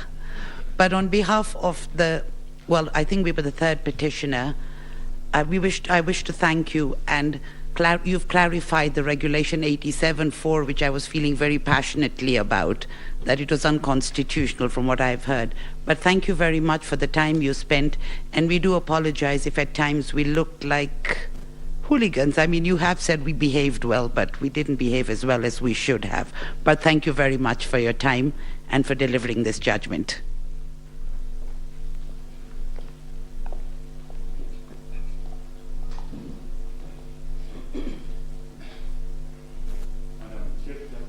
Madam Chief Justice, Madam Deputy Chief Justice, members of the court, I, on behalf of Attorney General, take this opportunity to thank you most sincerely for a great job done and for the courage to clearly define the limits of the law, which will help us empower IBC on the way forward, and hope that this might be the last of the petitions after elections once we carry out a proper elections based on your guidelines. Thank you.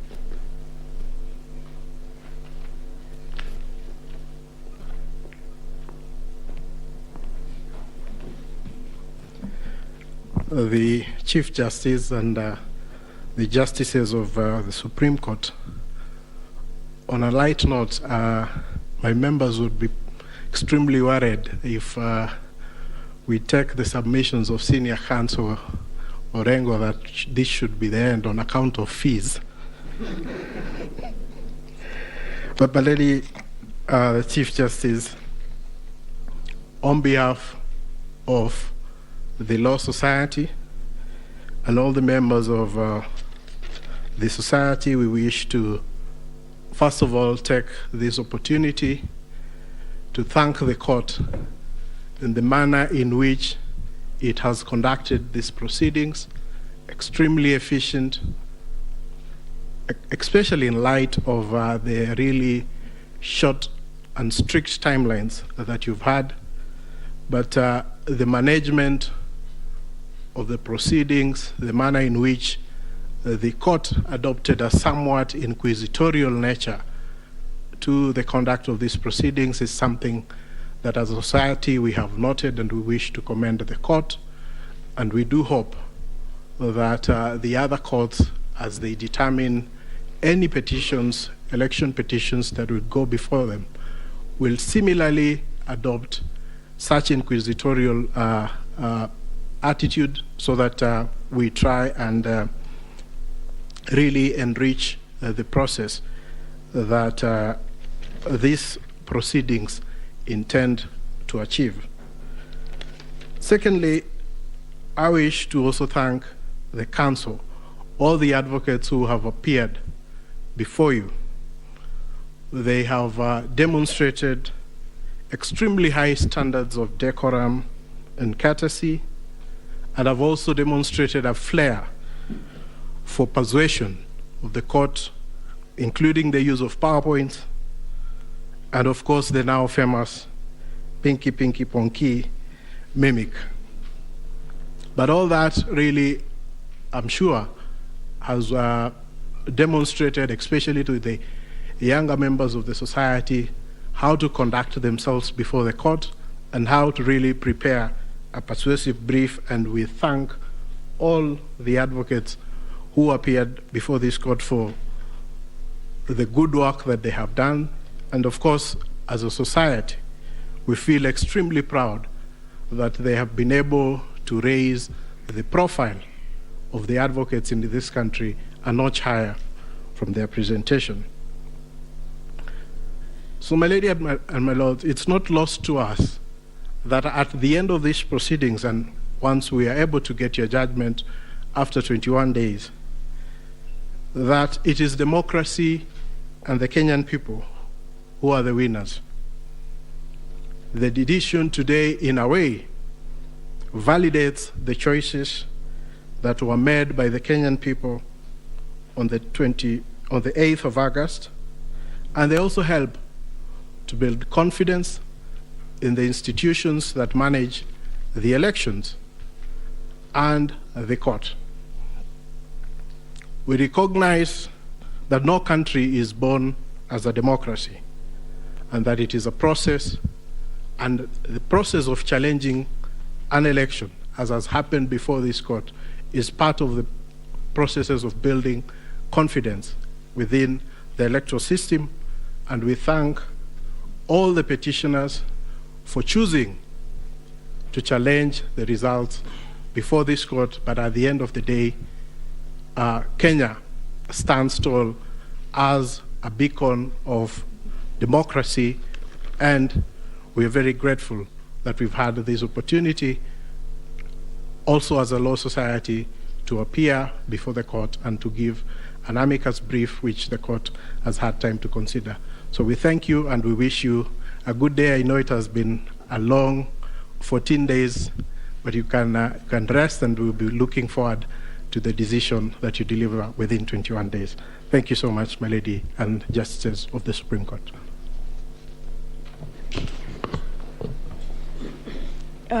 Thank you, Mr. President. I have been asked by the President of our court to react to your submissions, and in so doing, I am obliged to say that we are truly humbled by the statements that you have just made. More humbled because those statements come from both sides of the divide. And thank you for appreciating what we have to do within a very short while. Thank you for appreciating that it wasn't our wish that we were doing what we were doing. We were doing the wish of the Constitution of Kenya 2010, the laws of the Republic, the facts of the cases that you placed before us, and the evidence in rebuttal. We know that, and we have repeatedly said this, the President and I, whenever we have had time to talk to you in other fora, that we are incomplete without this side of the bar. We are incomplete without the advocates. We thank you. We will get opportunity to do that in the main judgment, in the reasoned judgment. But we really appreciate your industry. We were impressed by the submissions you took. And we were impressed, and we said this the last 3 days, I'll tell you something about that in a minute, by how deeply you believed in your clients' cases. That we think is a mark of an extremely grown legal profession, and we ask that you do not bring the bar down. You keep taking it up. In any contest of whatever nature, and even if we say there are no winners and losers, and even if we say that the winners are the Constitution and the people of Kenya, the truth is that some 6 million Kenyans will not be happy today. But that's the nature of the work we do. What we hope, and we hope you can advise your clients and our brothers and sisters that are the Kenyan people, that is what was expected. One side had to win. One side had to be in total or a great extent of compliance with the Constitution and electoral law than the other side. That's how we saw it. We thank you very much. We, the 7 of us, have not slept since we parted company on Friday. I think it is showing on our faces. And we thank you that you appreciate that we work under difficult circumstances, especially because of time. As ground rules, we agreed when we left you here on Friday that we would not pick any of your calls. A lot of you called us, but we just couldn't pick your calls. And I hope you understand that we couldn't. We saw that you were trying to call us, but we just could not pick the calls. I hope you understand. And now if you allow us, again, on behalf of these 7 men and women, thank you very much for appreciating what we have to do. Thank you for giving us the honor to serve this country in these capacities. And let's hope that we can continue to grow our democracy this way. And thank you very much for everything you also do for the country. And now you allow us to go home and sleep. Thank you. The court is adjourned.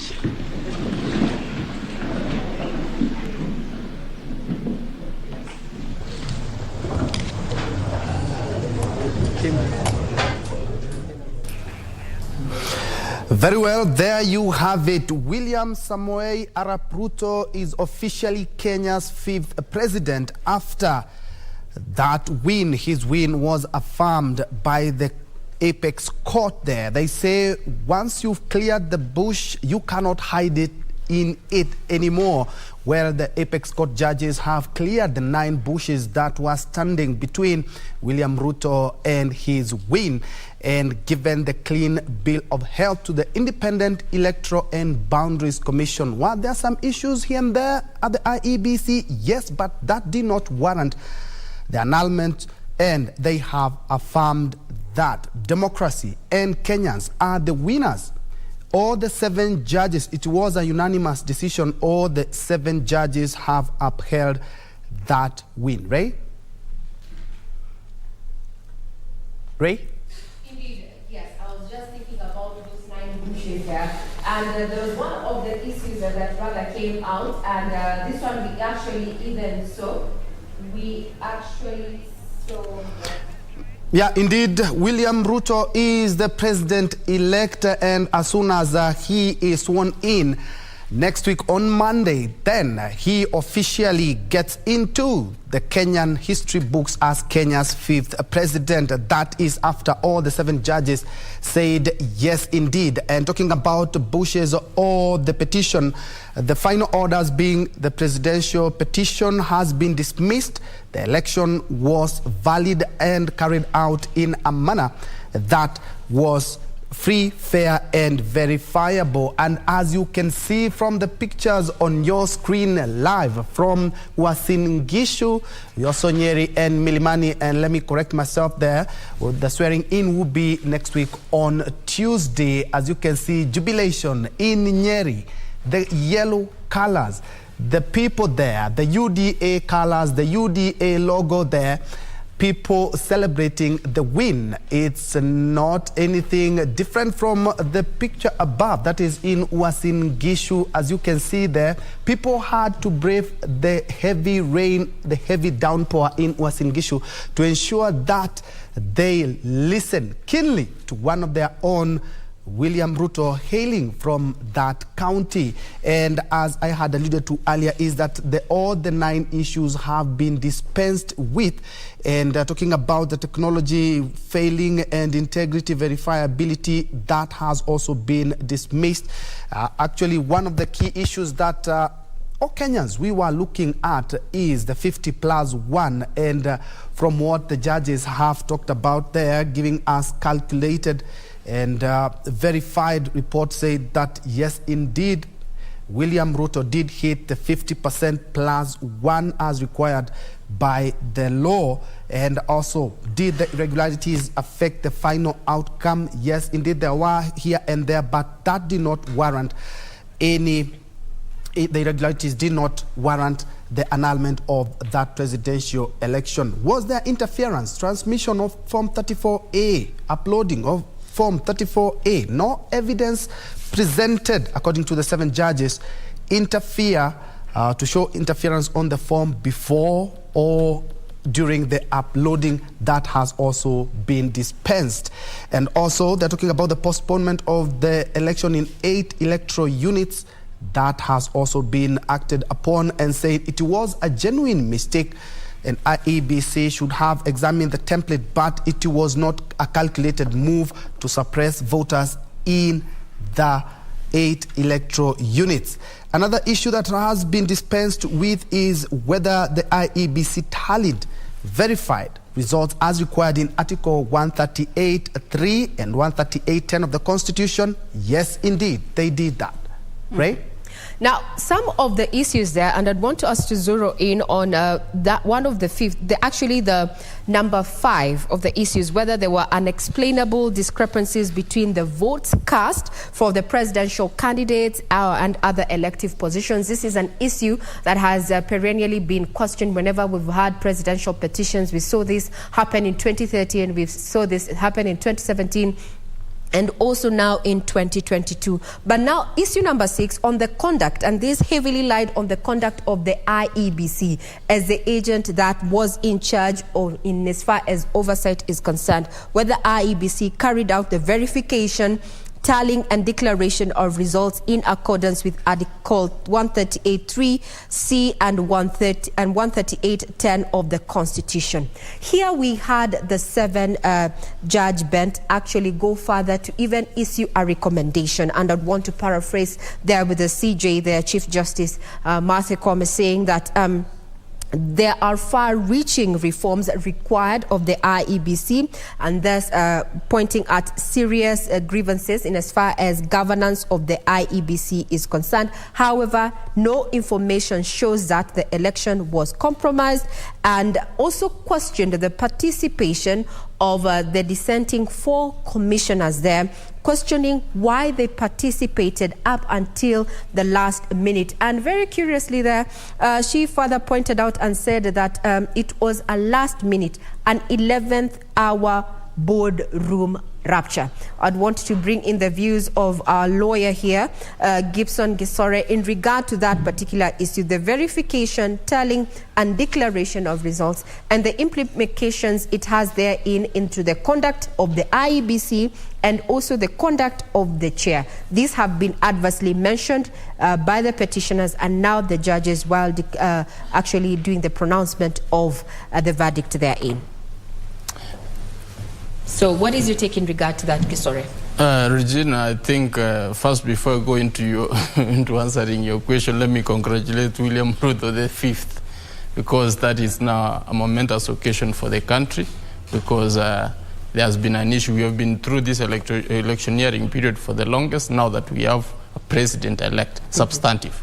Now, talking about a president-elect, our viewers, what you're seeing on your screens is live pictures from the current residence there. We are also having live pictures from the, that is Nyeri jubilation, as you can see. Kenyan celebrating now the Supreme Court there, unanimously upholding the election of William Ruto as the 5th president. He's currently William Ruto president-elect. We expect that the swearing in is going to take place within 7 days after this particular judgment has been made. That makes it effectively September 13th. That is Tuesday.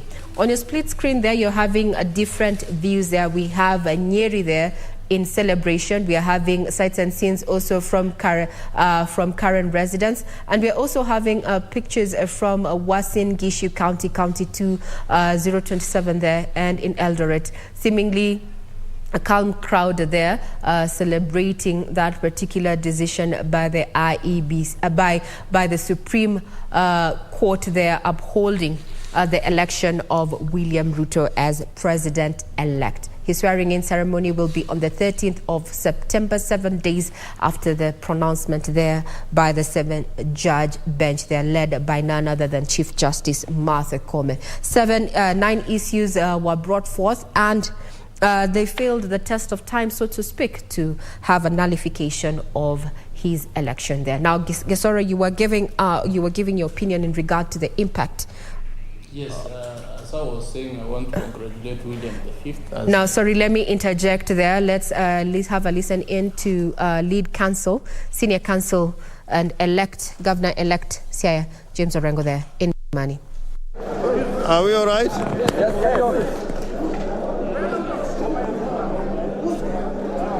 First and foremost, I want to thank our team of lawyers.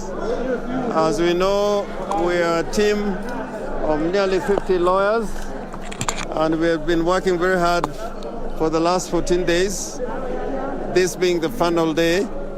Secondly, we want to thank our clients, the petitioner number 1, Raila Amolo Odinga, petitioner number 2, Martha Karua, and other eminent persons in this team, including senior counsel Stephen Kalonzo Musyoka, for having their trust and confidence in this team of lawyers to prosecute their case in petition number 5, which has been consolidated with other petitions, and put their case before the Supreme Court. I want to say without a fear of contradiction that we do not agree with the decision of the Supreme Court. Like Al Gore, I will say we accept the decision, but we do not agree with it. And I'm saying this as a seasoned practitioner that courts sometimes make mistakes which have to be corrected over time. Courts make political decisions. As you know, in the United States of America, there has been a long-standing case that has been held as universal truth of jurisprudence involving women's rights, Roe versus Wade. It took them 50 years to overturn that case because of a Republican Congress and a Republican president and a Supreme Court that was basically appointed by Republicans. And therefore, I want to say, yes, in accordance with the law, we got to accept this decision. as the law of the land, but I think it is a very ideological decision.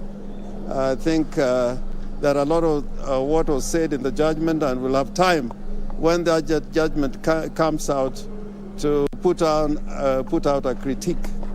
But all it means is that in our jurisprudence, the petitioners will always have a big burden to carry when you have an electoral commission which is not open and transparent.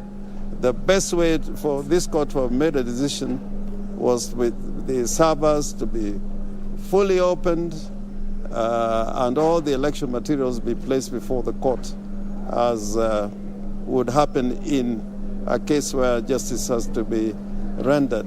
As you know, and I am saying this again without fear of contradiction, we wanted a comprehensive audit of not only the technology that was applied by the Electoral Commission, but we wanted a proper audit.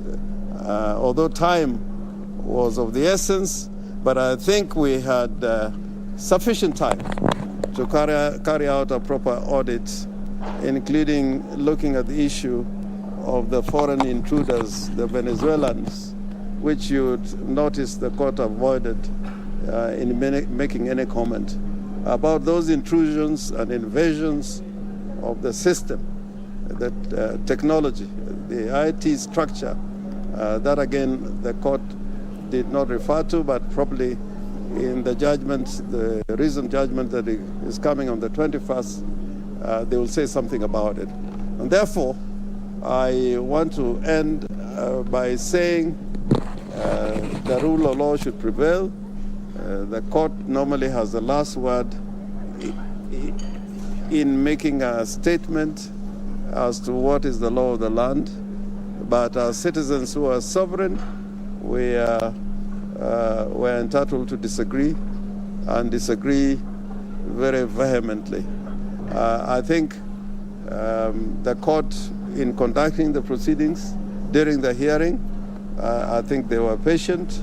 They listened to us. It is only the outcome that we do not agree with.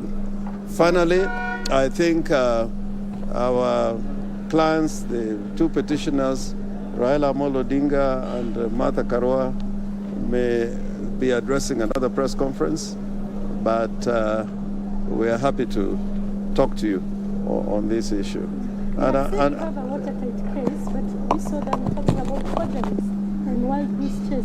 Did that surprise you? No, I mean forgeries. When the DCI, the Director of Criminal Investigations, what do we put before the court? A lot of it was from an agency of government. I didn't see them talking about similar incidents in matters concerning the Independent Electoral and Boundaries Commission. That's why I was saying it was a little ideological. They were looking for things on which to destroy our case, but similarly not taking sufficient time to look at what happened on the other side. And that will be another story for another day. Would you admit you might not have been well prepared for this case? We were very well prepared. What are the I think compared to 2017, we were a lot more well prepared. What would be the 2 or 3 points of mistake that you say the court might have made mistake on that? Fundamental. In 50% plus 1, I think they were ideological.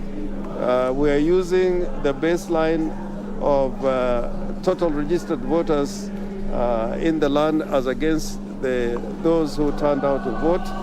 If you read any legal material on what should be a turnout, including the Black's Law Dictionary, turnout is normally based on the registered members in a country as against those who turn out to vote. So there are so many other examples we can take up. What is your take, given you lost on all grounds? Yeah? On all the key 8 issues you lost?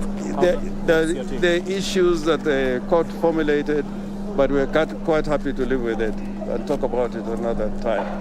Philip, you want to say something? Just on the idea that we lost on all 8-9 points, we find it incredible that that could be the holding of the court. In more than several of those cases, we had overwhelming evidence. As my senior counsel, Mr. Orengo says, the servers were not opened. The involvement of the Venezuelans for a full month before, half a month before the elections and up to the 16th of August was not explained. No, it wasn't even offered. We perhaps are a little distressed on the over-reliance of a registrar's report that has no input from us. That report was completely silent on the failure to open the servers. The servers, repeat, the servers have all the answers. The exact role, we provided evidence that the Venezuelans were downloading documents, creating documents, and generating documents. None of that was touched. But as my colleague says, we hope they'll address all this in the final judgment. As somebody has said, it's incredible that we could lose on all points and they could win on all points. But as Senior has explained, it's probably the ideological aspect of this judgment. Are you still confident on the first it will be a different one? No. They have tied their hands. They can't get out of it. They have given their final decision.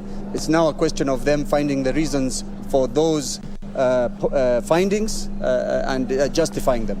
It's not always easy, but I think they have some time to do it. The other thing that I found a little bit disturbing is the presentation of the Form 34A by somebody I really respect as an advocate, Julie Soweto. It was described as hot air, but you could see when that evidence was being adduced before the court, how engaged even the justices were.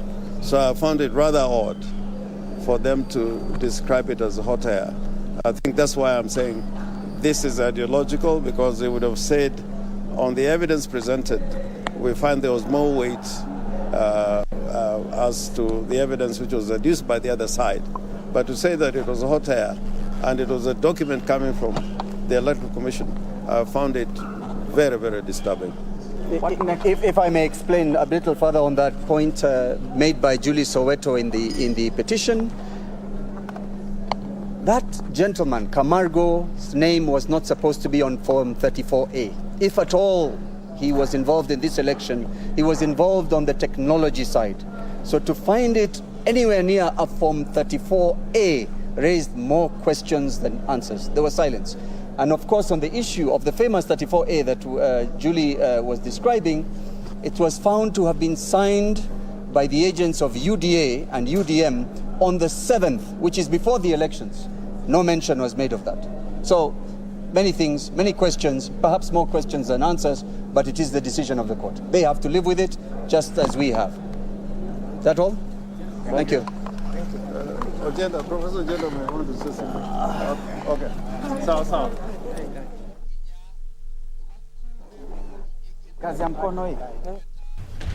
Well, that is the first press conference held by the petitioner's lawyer, Raila Odinga's lawyers. They are led by Senior Counsel James Orengo and Philip Murgor. And as I said, is that they are opposed to that judgment. Let's hear what the Nyeri governor has to say in regards to the same, but we will be crossing over there to know exactly their sentiments or sampling some of the sentiments of leaders. As you have seen, Uasin Gishu is packed, as you can see on your screen.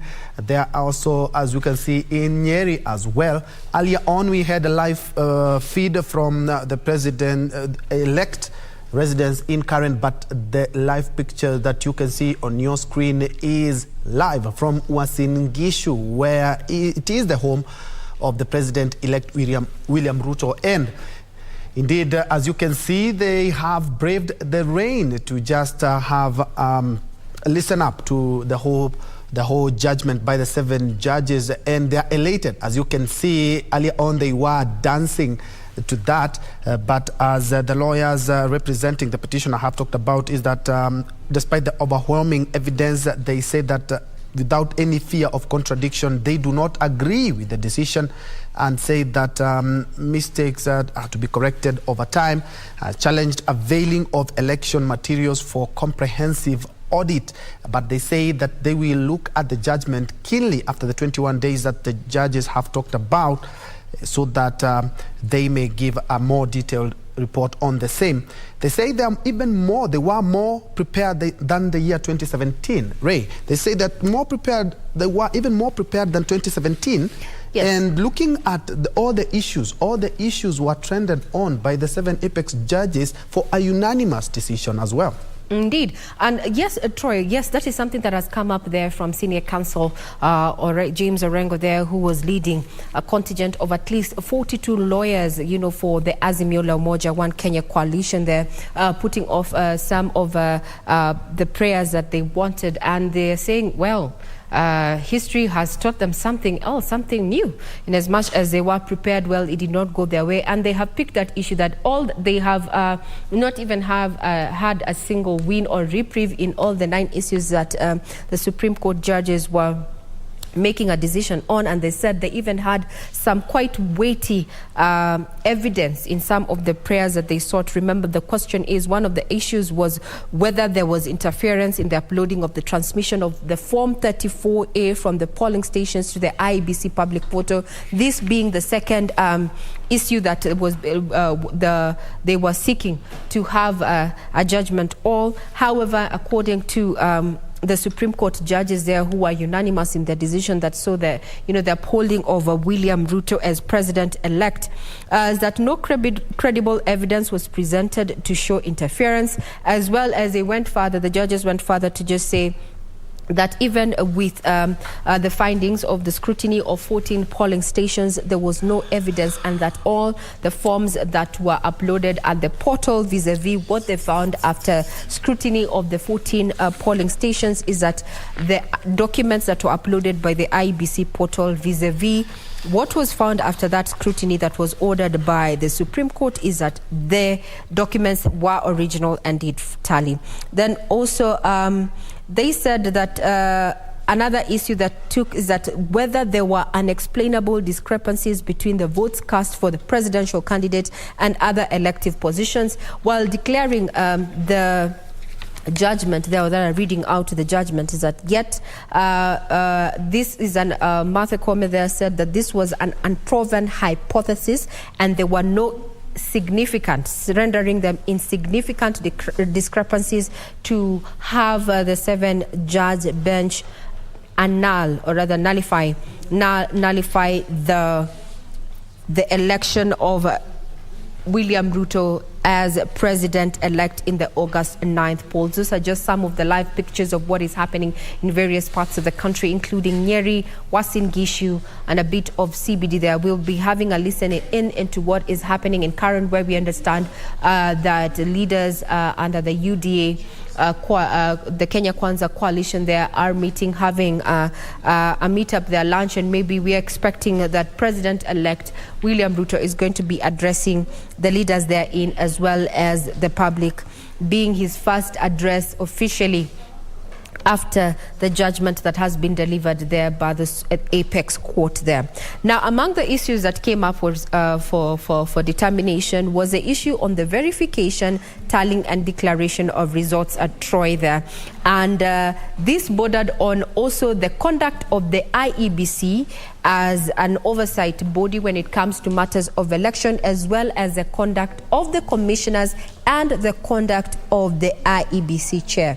Therein, we saw the Apex Court give recommendations, quoting and saying that their far-reaching reforms are required within the IEBC, and maybe this is something that we are likely to see prioritized once the president-elect has been sworn in on September 13th. This happens to be Tuesday there, given that after delivering that particular verdict is that no information shows that the election was compromised, and also questioning the participation of the dissenting 4 commissioners there, and quoting that, other than seeing a last-minute boardroom rapture, and I'm using the words carefully there as used by the Chief Justice there when delivering this particular judgment. So Troy would want to have this conversation then. Are we seeing what key areas should the President-elect, once sworn in, based on focus on based on the issues that have been raised in this particular petition?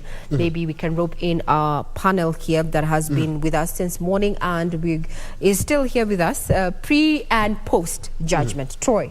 Indeed. For me, if you ask me as a journalist, one thing I would actually urge the president is to unite Kenyans. Of course, every election leaves some groups that divide, some divisions here and there, and I believe that would be a good platform to start from, reaching out to the other side so that Kenyans, looking at the election cycle in Kenya is quite extended, and it would be good if we put all matters, politics and election aside, and then have a working government. That's me. And of course, we can bring in our experts. We are joined by two lawyers. We have been having Gibson Gisore, who is a constitutional lawyer since morning, and also we also have Henry Kurauka, who is also a constitutional lawyer. And perhaps we have not even touched on how you guys have perceived that being officers of the court. Henry. Yes. Thank you very much. I do agree with the Supreme Court. Courts do not determine matters through speculations or hearsay or assumptions. The court are guided by facts, law, and merits of each case. And you can see the judges have been able to answer all the issues that were raised by the same court. And I do agree that their findings are illegal because they are the only two alternatives, either to validate or invalidate the elections. That is the power of the court. The other thing I would like to state is that for the entire judgment, that's where we may find the recommendations. That is within 21 days. We will be able to read the entire judgment and try to see the recommendations brought by the Supreme Court. These recommendations may be done by the government, KBC, which is an independent organ, or our parliament, because some may require legal amendments. The other thing I would like to say is that courts do not conduct elections. It is the IEBC, and therefore it would be unreasonable to expect the Supreme Court to declare any person as elected.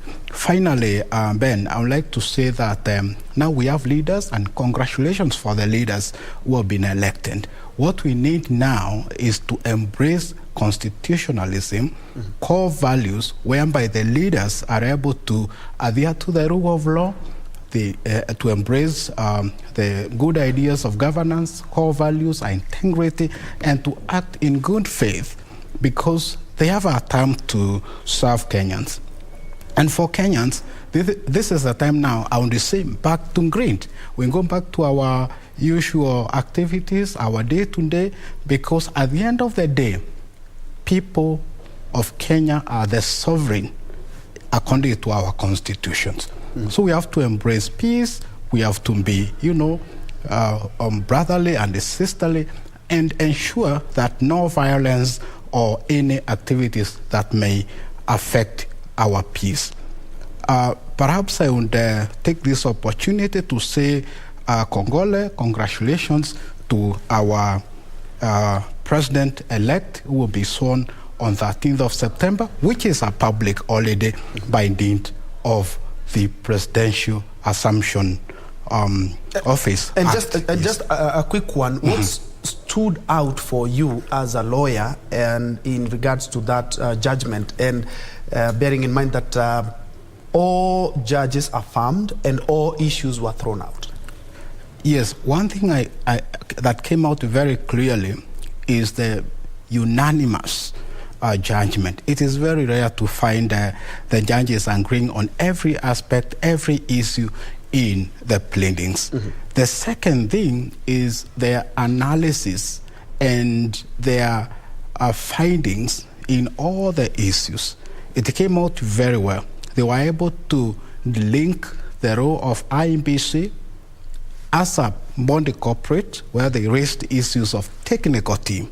Remember, returning officers, presiding officers, the technical team, and many persons play a part. So it is one body corporate.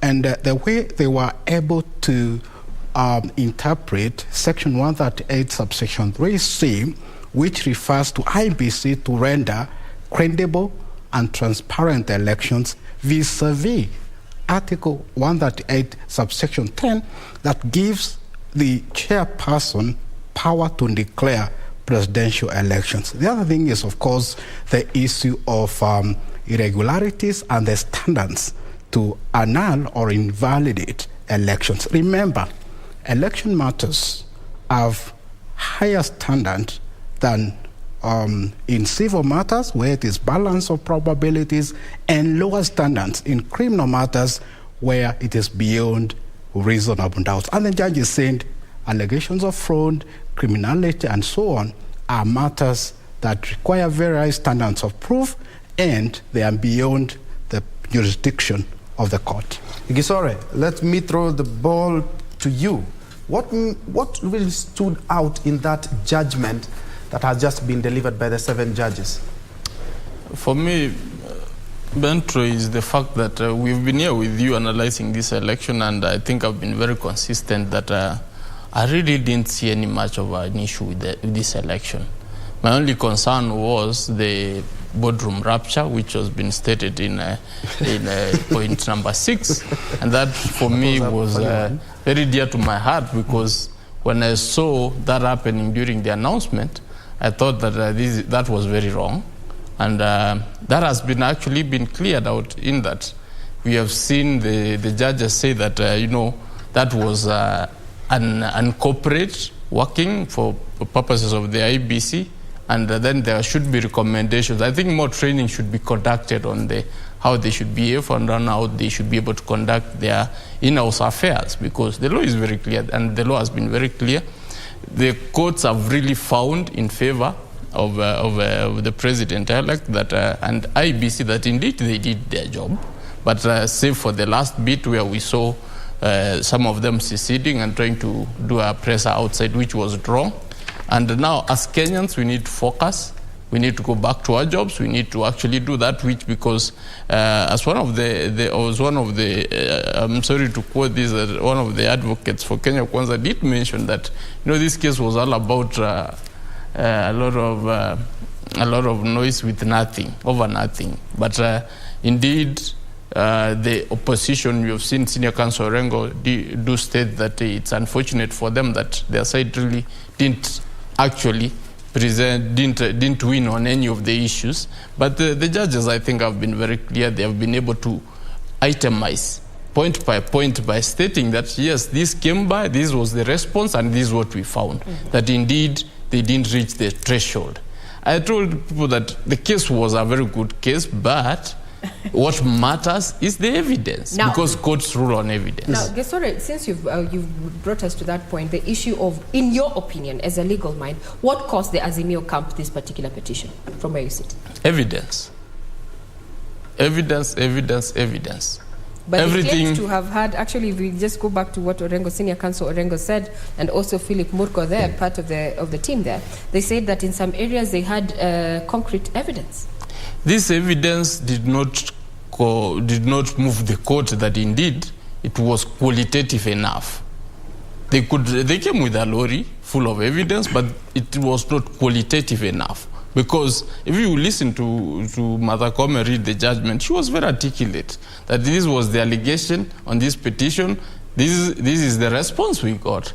And we didn't find it. And then she goes on to qualify their statement that we looked at it from both ways. Some of them were actually realized to be, and then the key issues which they were relying on were actually sensationalized, which is really unfortunate, because it's good for the media, but as a legal mind, from where I stood, I only told people, I only hoped that, because you are trying to annul the will of the people, you need to come with alternative numbers. There were no alternative numbers. That's where, for me, key for me was point number 5, And point number 7, once those ones did not meet the threshold, I knew this thing was already gone. Yes. What is the likely fate of IEBC going forward, looking at the recommendations that has been made by the Apex Court in regard to that there needs to be, a review, so to speak, reforms are required within the IEBC? What impact will this recommendation, is it likely to have? I will only wait for the judgment in 21 days, I think, if I'm not wrong, Matakome said, to see what kind of recommendations they are giving. Because for me, IBC is at the center, is the man at the center of this election. And we need them to act in concert. So we need to actually demarcate the role of the chairman and the commission vis-a-vis the commissioners, because that's where the big issue came. We didn't have any issue with the commission, which was tallying and verifying. And then the aspect that who is given what, because Nyangaya was trying to state that, I'm the one in charge of IT, but I was not involved. So those are some of the issues we want set out. Is it that once you've been given a role, what is your district? Now we have to do in-house our housekeeping for the IBC, and that's really unfortunate for us because we expect them to do that for themselves. Now let's have a listen into what is happening on ground. These are just various sights and scenes. We are currently in Electorate, which happens to be in Uasin Gishu County, County 2027 there, and as you can see, Kenyans have come out in significant numbers, so to speak, and they're celebrating. We understand there were some showers, but this did not keep them out from, celebrating here. That the Apex Court there, 7 judges have unanimously upheld the election of William Ruto as president-elect, and we expect in the next 7 days he's going to be sworn in. 7 days from now is going to be the 13th of September. These are just sights and scenes happening in Uasin Gishu County. Let's just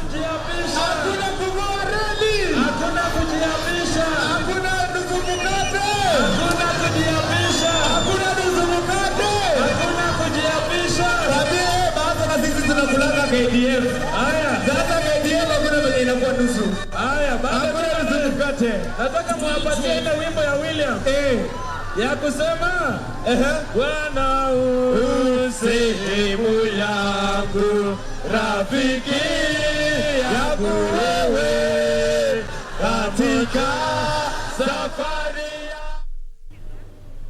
Now let's head to Kenyan. Yeah, indeed, those are live pictures from Uasin Gishu, but let's cross over now to Kirinyaga County. We noticed there were some celebrations as well.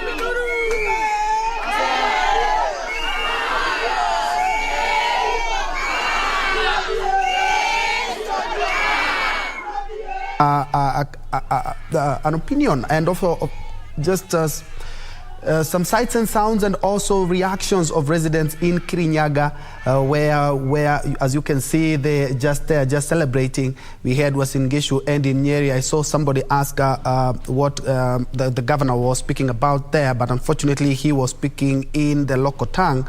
And so as soon as we have those speeches in Swahili and English, we'll be crossing over to just get a feel of the reaction of leaders. Earlier on in Karen, as you had seen in some pictures earlier on, we heard is that a lot of leaders elected on a UDN Kenya Kwanza ticket were there and they were watching it as a group. We do, of course, expect a link from there. We expect the president-elect to be making one. And let's have some reactions from Nyeri County now.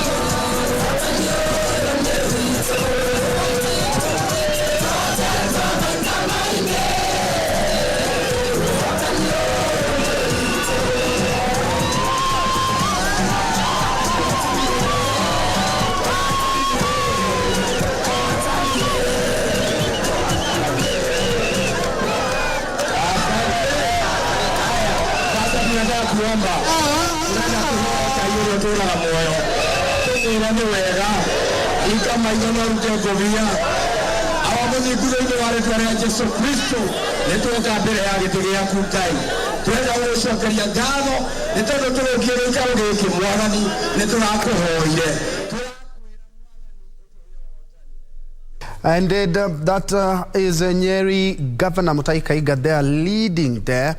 Some prayers there at the Nyeri CBD, where, as you can see, it's jam-packed with jubilant supporters of Kenya Kwanza, UDA colors dotting the streets and singing. Rigathi Gachagua, who is the deputy president-elect, hails from this county, so you have to be keeping a keen eye on that. And we, of course, we expect a lot of reactions from leaders there. And as you can see, we are back. There we have some videos from Kirinyaga on the bottom left, and we have Uasin Gishu on the on the right of your screen. And if my director can guide me on the bottom right of their screen, this should be images from Kisumu, right, my director? Anyway, we're just keeping a keen eye and traversing county after county, just getting some of the reactions after the Apex Court made its determination on the presidential election, which all the 7 judges have affirmed President-elect William Ruto, setting stage for the swearing in on Tuesday next week. Ray? And the question is, now that this particular verdict is out there, what lies ahead for IEBC Chair Wafula Chebukati? Maybe we can hear from our counsels there. We listened to Henry Kurauka there. What does this mean? Because he has been adversely mentioned in this course of this particular petition. However, we have not had any criminal charges inferred on him, and this particular judgment, does it exonerate the chair? Counsel Henry Kurauka, what's your take? In my view, the judges rather declined to discuss issues of criminal culpability because that is not their jurisdiction. Their jurisdiction is to establish and make a decision on presidential elections, whether it is valid or invalid. If there are other issues of criminality, I believe in their full judgment, they will make recommendations as to how the process should be handled. And that commences from the lower court, from the magistrates' courts, because that's where criminal cases start. Then High Court for appeal or Court of Appeal. The other thing that we need to mention is that the jurisdiction of the Supreme Court is limited. Parties brought in so many matters, so many issues that were not relevant as provided in our Constitution. And therefore, a lot of things were sideshows, and I do agree with the judges. Finally, he who alleges must prove. That is the basic fact. And any court will only be persuaded by evidence presented, by facts, pleadings, and the law. Not innuendos, not social media, not assumptions, and so on. Thank you. And still on the same, I remember Senior Counsel there, James Orengo, talking about, and even Philip Mugol talking about, we are waiting for the comprehensive report on the same, and you've talked about the court lacking the jurisdiction for the culpabilities. What happens to reports by, of course, there's the IBC report, there's a report by the Supreme Court registrar in regards to the boxes that were tallied, and the DCI report that was presented in court in regards to the Venezuelans. What remedies can they have? Right, the remedies could be of criminal nature if proved. However, in my view, today's judgment settles issues as far as presidential elections are concerned in 2022. No person can reopen these issues.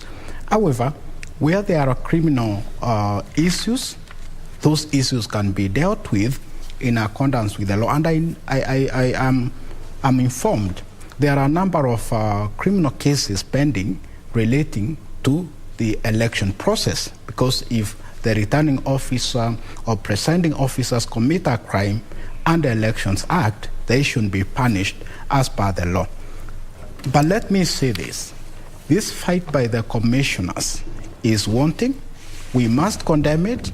And in future, we want a united corporate entity. Let all commissioners sit down and resolve issues in-house, because coming to the public is not only threatening our peace, but it is also sending a very unfortunate image to the world, considering that IBC is an independent body. It cannot be influenced by any other party under our constitution. Indeed. And perhaps to come to you, Gisore, I know this is not the right time to bring this up, but it's something that, of course, it has to be heard. That is, of course, there was a petition that had been filed in court even before the petition by Raila Odinga. There was a petition filed in court in regards to the swearing in of President-elect. What happens? It's still pending in court. Ben Troy, I guess, yes, there was that petition, I think, was it by Senior Counsel Kibe? Kibe, yes. Kibe. It was the advocate representing. Mm-hmm. I really haven't heard much about it. Mm-hmm. I am not sure whether it was even given a date, or if it was given a date, was it before this period or after? Because if it's given after, mm-hmm. then it means the swearing in will just go on if there were no conservatory orders. Mm-hmm. We could only be discussing about it if there were conservatory orders issued, that indeed that cannot be able to go on till that matter is heard and determined. Mm-hmm. But in the event that there was no indication or any intimation from the court that that is the issue, that they are issuing conservatory orders for the swearing in of the president-elect and the deputy, then it means the process will go on as usual, and then the matter will later be heard and determined with whatever orders which will be issued. Then, of course, it means it didn't move the court to see that it was necessary to issue orders to stop that particular swearing in. Mm-hmm. And Kurauka, looking at all the presidential petitions that we've had, the Apex Court had the opportunity to have a look at, we are seeing quite a paradigm shift from all other judgments. Indeed, you did say that the court is not bound by its own precedent, but this is the first time that we are having all the issues struck out and all the judges affirming. Yes, and I commend the Supreme Court for that. Indeed, the IMBC chair appears to have followed the last Supreme Court judgment to the letter. Mm-hmm. That was his greatest defense. He came with it, he said, I complied with each and every recommendation. I disagree with my colleague. As far as presidential election is concerned, mm-hmm. today it is the end of the game. There is nothing that can stop the swearing and assumption of powers mm-hmm. of our new president. Mm-hmm. On the 13th of this month, expect Dr. William Samoei Ruto to be our president. That cannot be changed.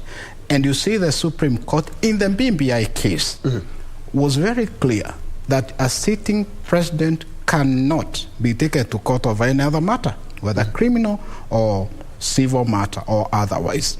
And that now creates one irresistible conclusion that all the other petitions in the lower court will have to collapse, either be withdrawn or struck out by the various courts. Thank you. And are we likely to see something emanate from all the lawyers have talked about? They are waiting for that comprehensive report after 21 days. Can it affect anything later on? Other than that, I'm talking about the laws and how IEBC perhaps conducts itself, the DCI. But hold the thought. Let's first of all cross over to Mombasa to have a feel of how the residents there have been following up on this petition. Junei? Right, we're coming to you live from the streets of Mombasa, and it's a whole lot of mixed reactions from the residents of Mombasa. Some of them are celebrating, some of them it's a somber mood. Let me just get a feel of what they have to say concerning the ruling. Tuananza na nani? Karibu sana. Pito huu pande wangu huu. Tuambie unaitwa nani na songa tu nyuma hapo. Unaitwa nani na uamuzi huu mpokeleaje? Mimi kwa majina naitwa Abubakari Maganga, ndio jina langu.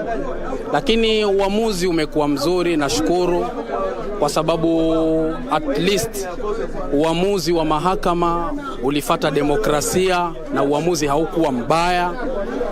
Lakini muhimu kabisa ambacho mimi naweza nikasema kama Mkenya ni kwamba mimi naweza nikasema ya kwamba pande zote mbili tumepata ushindi. Upande wa baba na upande wa Ruto sote tumepata ushindi kwa sababu sisi ni wa Kenya. Inatakikana kwa sasa tuweke tofauti zetu kando ili kama inawezekana tuweze kujenga nchi yetu, kwa sababu tunaona ya kwamba shida ni nyingi, pesa hakuna, kazi hakuna. Kwa hivyo najua challenge iko kwa William Samoei Ruto kwa sababu alitupatia ahadi nyingi ambazo tunajua ya kwamba atazikamilisha Mungu akimwezesha.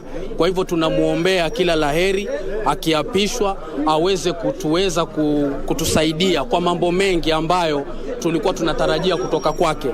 Na sana sana kitu ambacho pia vile vile tunaona anaweza kutusaidia ni hii kitu inaitwa bottom up, kwa sababu bottom up tunataka kuiona sasa ikifanya kazi in really, kwa sababu alikuwa akitueleza kisiasa, lakini kwa sababu sasa ashaingia kwa serikali ataweza kutuonyesha bottom up itamsaidia nini mwananchi wa kawaida. Na kitu ambacho pia vile vile sisi kama wakaaji wa Mombasa tunamuomba sana Ruto aweze kutusaidia kama itawezekana, aturudishie poti kutoka kule ije huku, at least zile kazi na zile offices ziwe zinaweza kuja huku, at least Mombasa yetu iweze kufanya nini, iweze kuamka.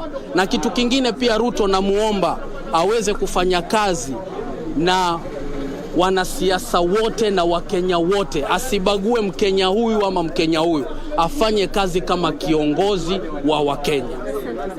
Maombi shupavu sana hapa. Wacha nipate, songea tu hapa karibu. Uko upande gani, huzuni ama furaha? Asante sana. Kwa majina naitwa Douglas, ni member wa Borana, bunge la wananchi hapa Borana Mombasa.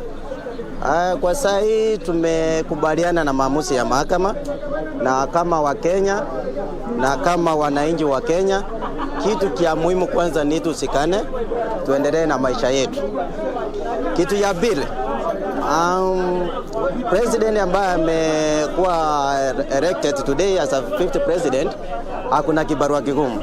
Ya kwanza, yeye mwenyewe alikuwa anatupatia hopes, na saa hii imefika time tunatakikana kuona hayo matunda ya hopes zetu. Najua by that time ilikuwa za campaign, ni semi za campaign, lakini Wakenya wameweka kwa kirio ngiwa mmoja wao. Na kitu cha pili, yeye kama kiongozi na huyu mwenzake walikuwa wanashindana na yeye, wote wako na wafuasi.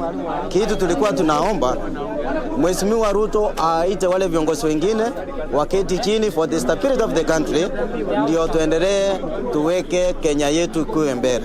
Kenya ni kubwa kuliko hao viongozi kidogo, na sisi tunawachagua wao watuongoze sisi.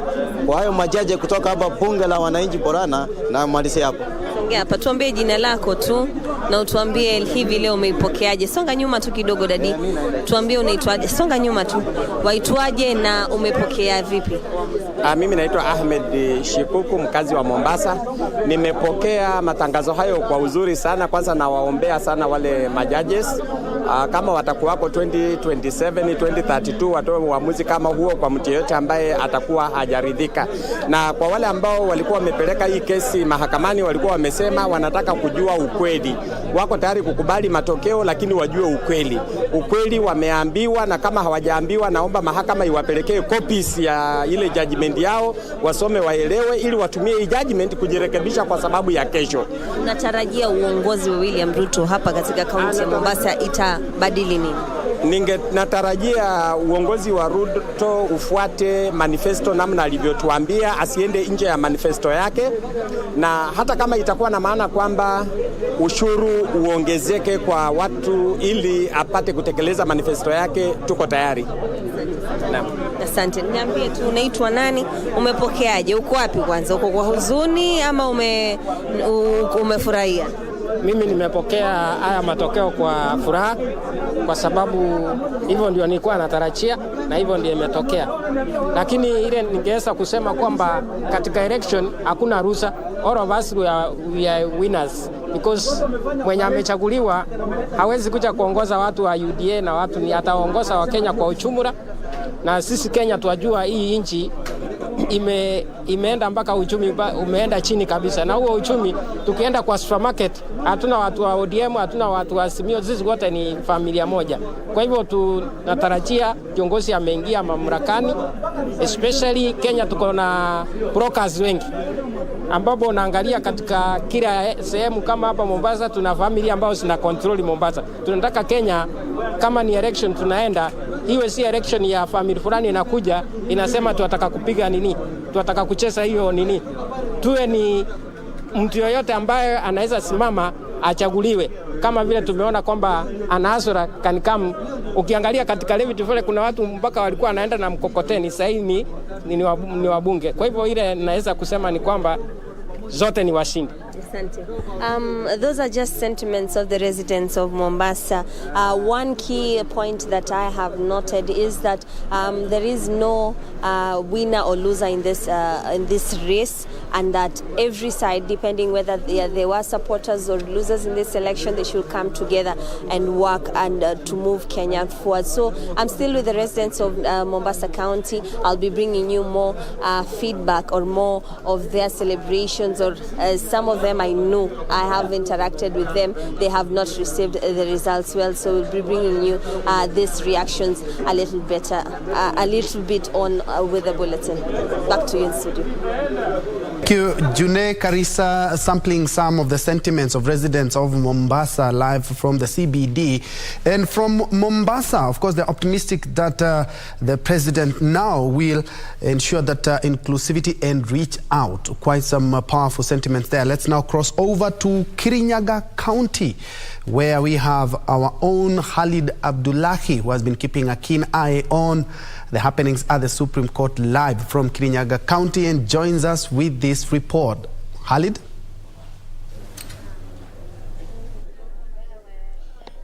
Sadakta kabisa mwenzangu Ben Troy, njoo huko studioni katika makao makuu ya shirika la KBC kule Nairobi, na tunakujia moja kwa moja kutoka kaunti ya Kirinyaga, hususan katika soko la Kirogoya Market, ambapo baada ya mahakama ya upeo kutupilia mbali ile kesi ambayo iliwasilishwa na kinara ama kiongozi wa Azimio la One Kenya kutupiliwa mbali siku hii ya leo, kulikuwa na sherehe ya si cha haja hapa katika eneo la Kirogoya, ambapo wakazi katika eneo hili wameonekana kusherehekea uamuzi wa mahakama ya upeo. Na katika pita zetu tumepata kuwaona kuwa wakisherehekea kusherekea vigelegele, nderemo, vifijo ya aina yake imeonekana hapa katika soko la Kerugoya, na nataka tu nikupatie tu taswira kamili, kwani sitaki kutumia mate ilhali wino uko. Nataka kuongea na moja ya wakilishi wa eneo hili ambapo anafahamika kama Eric Muchina, angalau atupatie tu maoni yake na ni nini hasa wanatarajia. Karibu sana kwa KBC, shirika la KBC, angalau utupatie maono yako na jinsi taarifa hiyo imekufikia. Kwanza kabisa ni kuwashukuru wakaaji wa Kerugoya. Majina ni Eric Muchina, mwakilishi wa wodi eneo la Kerugoya. Kwanza kabisa tulikuwa na matumaini makubwa sana, na tukasema leo ni leo, asemaye kesho ni muongo, na tumeshukuru majaji 7 ambao wametoa uamuzi siku ya leo na wakaidhinisha kuwa rais wetu wa 5 ni si mwingine bali ni William Samoei Ruto, ambaye ni kinara wetu wa chama cha UDA. Kwa hivyo watu hapa ni shangwe na nderemo, kwa sababu waliomba, wengine walienda fasting, wengine pia walikuwa na matumaini makuu. Lakini kwa siku ya leo, hata venye tumeona kwa koti la upeo ambalo ni Supreme Court, tumeona masuala yale ambayo iliwasilishwa na watu wa Azimio ni masuala ya ambayo haikufikia, ambayo masuala ilikuwa ya uongo, ambayo masuala ilikuwa ya fitina, ilikuwa mambo mingi ambayo pia siku ya campaign kinara wetu pia alisema vile tu alisema sisi tuko na Mungu na wananchi, lakini wale walijigamba wakajipiga kiburi, wakasema tuko na deep state, sijui tuko na nini, tuko na... Nataka nikukatiza hapo katikati. Yes. Tumeona kuwa baada ya uchaguzi Wakenya wamedumisha usalama, hususan pia sasa hivi. Je, unawahimiza nini Wakenya katika maeneo tofauti? Kwanza kabisa hapa Kerugoya niliwaambia supporters wangu pia wa viongozi wengine baada ya uchaguzi na baada ya rais mteule kutangazwa yeye ni mshindi, tunashukuru Wakenya wote, hata wenye wako Kisumu, hata wenye wako Kibira. Hatukuwaona waking'oa reli, hawakuchoma manyumba, walidumisha amani. Na tunaona kwanza Kenya mahali imefika ni mahali Kenya imekomaa, kwa sababu ile civic education yenye tulikuwa tunapea watu wakati wa campaign, tunawaambia regardless matokeo yapi, regardless ni Ruto atatangazwa kama mshindi ama ni huyo mwingine, ambapo ni Ruto alitangazwa mshindi, tulikuwa tumeambia watu wadumishe amani. Na kwa swala hilo tumeona kabisa watu wamedumisha amani, na viongozi wote especially wa supporters wetu wa chama chetu cha UDA waliweza kudumisha amani. Tuliweza kuambia tugojee matokeo ya Supreme Court, tugojee majaji 7 vile watafanya uamuzi, tukawaambia watulie na wakatulia, na tumeona kwamba wametulia mpaka hali siku ya leo. Naam, sasa nataka tulegeze kamba, tutoke kwa wakazi tuende kwa viongozi. Mmepewa mamlaka. Yes. Je, unawaambia nini ama wito wako ni nini kwa viongozi ambao wamechaguliwa sasa hivi? Kwanza kabisa ni kushukuru wakaaji na pia wapiga kura kwa vile wametupea majukumu ya miaka 5 kuwashughulikia na kuweza kuwatetea masuala mbalimbali. So kwa niaba ya viongozi wengine, mimi naweza waambia tuko na majukumu makubwa, majukumu ambayo tuliweza kuambia wananchi wakati wa campaign. Tuliweza kupeana manifesto zetu, tuliweza kuambilia watu campaign promises mingi. Kwa hivyo mimi nawaambia viongozi wengine tulishirikiane pamoja, umoja ni nguvu, tuweze kuletea wananchi maendeleo, tuweze kuwatetea katika bunge, tuweze pia kuleta manifesto ambayo ilikuwa chama chetu cha bottom up, kwa sababu hawa watu unaona hapa ni mahasla. Hii ni hustler nation.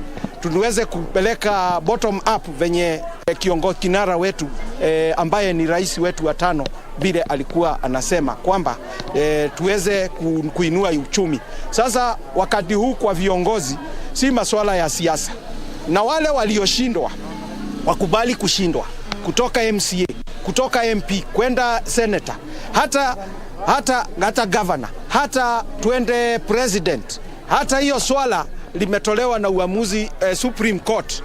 Ni vizuri mzee wetu Raila Odinga akubali matokeo ya Supreme Court, asiturudishe kwa hatii, kwa sababu justice, vile wimbo wa taifa unaimba, justice be shield our and defender. Kwa hivyo akubali matokeo ya Supreme, na pia ambie supporters wake waweke amani, kwa sababu sisi tuliweka amani kutoka hiyo wakati IBC ilitangaza kwamba William Samoei ndiye rais. Na tena ni kushukuru IBC leo tumeona pia kwa Supreme Court majaji wamesema hizo zote zilikuwa fitina, kwamba wao hawakufanya uchaguzi wa haki. Sisi tunajua, tuliamka asubuhi tukapiga kura, pia sisi wananchi wakatupea majukumu la kuwa maofisini, na tena hivyo Supreme Court imesema kwamba the elections zilikuwa za uhuru na haki. Kwa hivyo hakukuwa na wizi hata kidogo. Kwa hivyo tunashukuru majaji kwa kufanya uamuzi huo. Asante. Naam, mtazamaji, kama unavyoona, kama unavyosikia pia na kama unavyotazama, huyo ni mwakilishi wa wadi hapa katika eneo ama wadi ya Kerogoya, ambaye akitupatia tu taswira yake kamili na hisia zake kuhusiana na ile uamuzi uliotolewa na mahakama ya upeo siku hii ya leo, ambapo umesema kuwa rais mteule William Ruto ndio atashikilia usukani. Wanasema kuwa samaki ama nyama yote imepikwa, sasa tunangoja kupakuliwa. Kwako studio, Bentroinjwe. Shukran Khalid Abdullahi akiwa county ya Kirinyaga. They are sampling some of the leaders. Actually, I sampled some of the responses from this current MCA there. And as you can see in your screen, is set. Those are live pictures from Karen. Yes, Mike Chest 1-2. We're expecting the president-elect to be giving his statement. And as you can see, Kenya Kwanza leaders, UDA, there we can see Musalia Mudavadi, Alfred Mutua. We see Kirinyaga County Governor Anne Waiguru also there. We are expecting that the president-elect will make his first major statement in regards to this Apex Court decisions. And also, as you can see, those are live pictures from the Nairobi CBD. Right, my director? Yes, indeed, it is just Kenyans there at the Kencom bus station.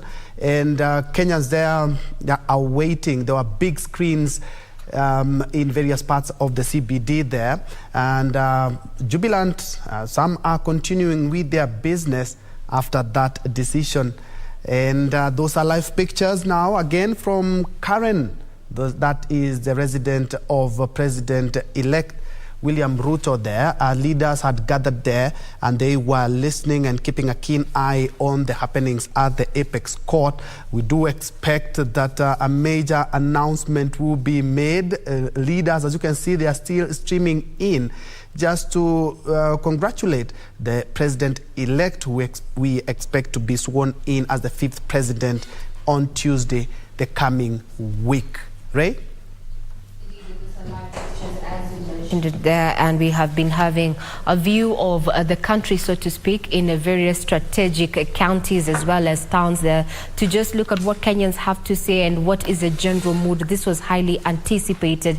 Noon was a time that was slated to have the decision, and the decision has been rendered unanimously, so to speak, by the Apex Court that has upheld the election of William Ruto there as president-elect. Those are live pictures from Karen, where we expect that the president-elect William Ruto is going to be giving his address, the first after the delivery of the judgment in this petition. This particular petition had 9 issues, among them the issue of interference, whether technology deployed by the IEBC in the elections met the standards of integrity, verifiability, security and transparency. All the 7 judges there unanimously making the decision and saying that all the 9 key issues, there was no substantive evidence to nullify the election. And such, we have William Ruto as the president-elect. And those are live pictures from Karen, where he's expected to take to the podium anytime from now to address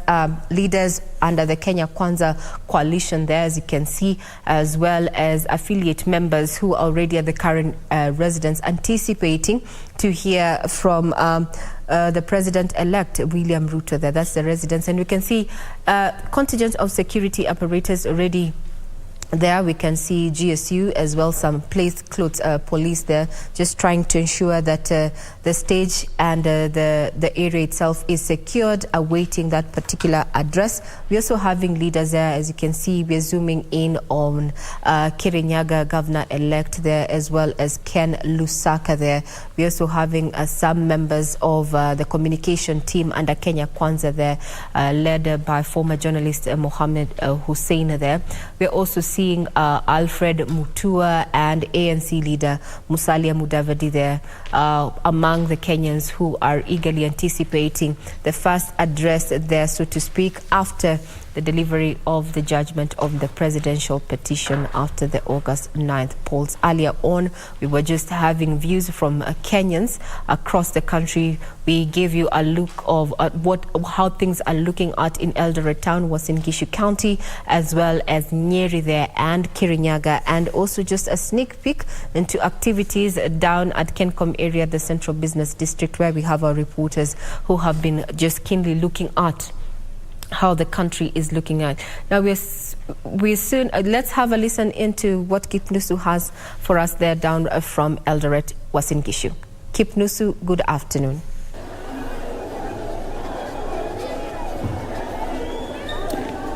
A very good afternoon to you, my colleague there at the broadcasting house in Nairobi. Yes, indeed, I'm coming to you live from Uasin Gishu County, one of the counties where all eyes have been focused on. Bearing in mind, this is the home county of the president-elect William Samuel Ruto. Residents here have been eagerly awaiting this proclamation from the 7-judge bench, and they have been here enduring heavy downpour, just watching a big screen mounted here in the CBD. And after the after the announcement from the 7-judge bench, of course, from the Chief Justice and the President of the Supreme Court, this particular place went into celebration. The residents here are excited, and it is actually on another level. As you can see behind me, a number of them are continuing with their celebrations. Of course, traditional songs from the Kalenjin community is the one renting the air. And joining me is a number of them, just to tell us their views about the pronouncement from the 7-judge bench. Asante sana, karibia hapa, naona umevalia magwanda haya. Pengine tueleze kwanza unaitwa nani na mbona uko katika hali hii, na umechukuliaje uamuzi uliotolewa na majaji wa mahakama ya upeo? No, first of all, let me start by introducing myself. My name is Kevin Kosge. This is the region where I belong. Mimi ni mkazi wa hapa Uasin Gishu, nimezaliwa hapa. Kwanza mimi nina furaha zaidi, manake nina furaha kwa sababu nimeweza kupata president ambaye anatoka area hii. Ni furaha, ndio maana naona nimevalia hii kitu hapa. Hii kitu kwa Kikalenji tunaita sinendeti. Hii ndio sisi mababu zetu ndio tuambia, hii ndio kitu za zile mahali kuna sherehe, mahali yani any ceremonial yenye inaendelea. Hii sisi kwa kwetu ndio maana unaona tunavalia hii kitu hii. Mimi kwanza nina furaha kabisa. Asante. Pengine nipate mwanadada, pengine songea hapa karibu. Ruto ametangazwa kuwa rais mteule, na uamuzi ule majaji umekuwa ukisubiriwa zaidi. Pengine matarajio yako ni yapi na unahisi kivipi baada ya tangazo hilo? Kwa majina naitwa Masi Chepchirchir, mimi ni mkaaji hapa Uasin Gishu. Tuko na furaha tele. We just say congratulations to our president elect. Thank you. Asante sana. Pengine kijana songea hapa, wewe vile vile umekuwa hapa, matarajio yako ni yapi wewe kama kijana? Maanake tunazungumzia kuhusiana na kutokuwepo kwa ajira miongoni mwa vijana. First of all, my name is Jackson Maya. We are so happy by what the Supreme Court has just announced. Tunafurahia sana. We want to say congratulations to anaitwa Doyen William Samoei Ruto. Yeah. There is another lady who has been praying all through when the 7-judge bench, of course, when the Chief Justice and the President of the Supreme Court was making a number of issues regarding to the presidential petition. And I want to understand what was going on. Unaomba wakati ambapo zoezi hilo lilikuwa linaendelea. Pengine umehisi vipi na unaona kwamba wale majaji wameweza kutoa uamuzi ambao ni wa busara? Bwana asifiwe. Kwa majina naitwa Pastor Rosia Mtai na ubiri taoni. Ombi langu lilikuwa naomba tu ya kwamba Mungu asituaibishe, atuinue kutoka kiwango kingine hata kingine. Maana tunajua kwamba Biblia nasema kwamba katika kitabu cha Isaia 54 mstari wake ni 17, kula silaha kinyume chetu haitafanikiwa. Nilikuwa nasema kwamba hakuna silaha kinyume chetu ya kupangwa atakayofanikiwa kwa maisha yetu. Maana sisi ni washindi na you are more than conquerors in the name of Jesus. Mbarikiwe na neema ya Mungu tutoshe. Amani, amani, amani ya Yesu. Asante sana. Pengine una maoni vile kuhusiana na swala hili, tukitamatisha, nini kipi ambacho unatarajia kwamba Ruto ataweza kufanya au matarajio yako kwa rais mteule William Ruto? Mimi kwa majina naitwa David Mukuria. Naweza tarajia apunguze bei ya unga na mafuta. Sana hiyo ndio muhimu, kwa imeleta shida sana. Pengine swala la ajira? Ajira kwanza kwa sisi kama vijana kama sisi tumemaliza shule juzi. Tunataka ajira itokee. Kama mimi nimesomea agriculture, naweza penda agriculture. Asante sana. Wa mwisho pengine, mwanadada, unaona vile umevalia kijunji hapa, pengine ukiteremka hapa chini, wewe unahisi vipi? Na vile kwa mara ya kwanza wale majaji wameweza kutupilia mbali ile pendekezo ya wale ambao walikuwa wanapinga rufaa au kupinga uamuzi wa Kenya kuhusiana na William Ruto kuchaguliwa. Pengine unasema nini? Niko na furaha sana. Kwa majina kwanza naitwa Eunice Bonai kutoka Moiben hapa Wasingishu.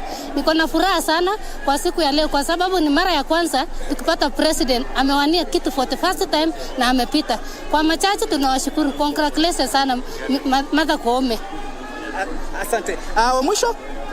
Kwa majina naitwa Kipchirchir Evans. Mimi ni mkaaji wa hapa Eldoret. Nashukuru chaji kwa kutupatia president William Ruto. Niko na imani William Ruto atakuja kutusaidia sisi wakazi wa Eldoret, hasa sisi watu wa bodaboda. Tuko na imani naye sana kwa promise inakuwa tumepromise. Tuko imani sana atakuja kutusaidia kwa hapa Eldoret. Kwa sasa kuna wale ambao walikuwa wanataraji kwamba pengine Raila atatangazwa. Wito wako kwao ni nini hasa ikizingatiwa kwamba Wakenya waliweza kushiriki katika zoezi la uchaguzi, Ruto alipotangazwa wakawa na amani? Unasema nini kuhusiana na swala hilo? Mimi nawaambia watu wenye kwa side ya Raila wakuje pamoja tufanye kazi. Hii injini yetu na hii injini ya kila mtu, injini yetu sisi wote. Wito kwa watu wa Raila nawaambia karibuni Kenya Kwanza, tuunde serikali mpya pamoja na Kenya Kwanza. And kwa Raila, there is tomorrow, my leader. There you have it, my colleague there at the broadcasting house. The excitement is immense. A number of them are having expectation that William Samoei Arap Ruto, once he is sworn in on 13th of this month, is going to deliver a number of issues. Of course, the bottom-up economic model that he promised the Kenyans all over the country, and of course also they are having confidence that William Ruto will address the issue of unemployment, and of course also the issue of the bleeding of the burden of the high debt in the country. A number of issues that actually was in the manifesto of the Kenya Kwanza alliance led by William Samoei Arap Ruto. And of course, I'm told, and a number of places where I went, a number of schools were closed just to celebrate this win that was really expected. Remember, William Ruto garnered 272,868 votes here in Uasin Gishu County against his closest competitor, Raila Amolo Odinga, who garnered 76,009 votes. So it is celebration in Uasin Gishu County, as you can see, as you can hear behind me, and it seems this celebration is not going to be over. We'll be here painting a picture in Uasin Gishu County, the political bedrock of William Samoei Arap Ruto. From me, Timothy Kipnusu, I hand you back to the studio in Nairobi.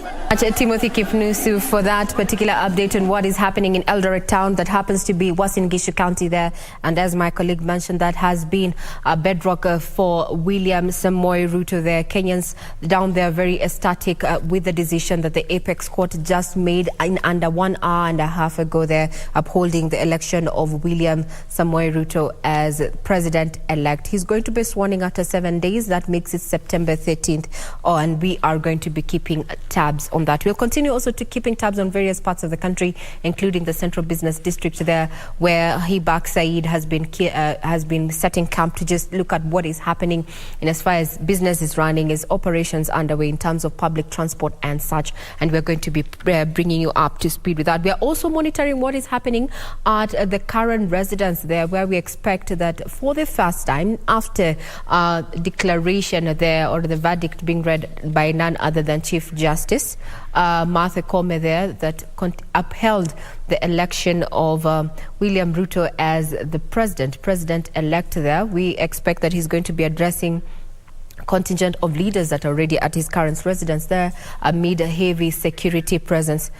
Now, we'd want to take you down to Siaya County, County 42 in Bondo, where we're joined by my colleague Wycliffe Okech to bring us up to speed with what is happening. Good afternoon, Wycliffe. What's the status report from Bondo?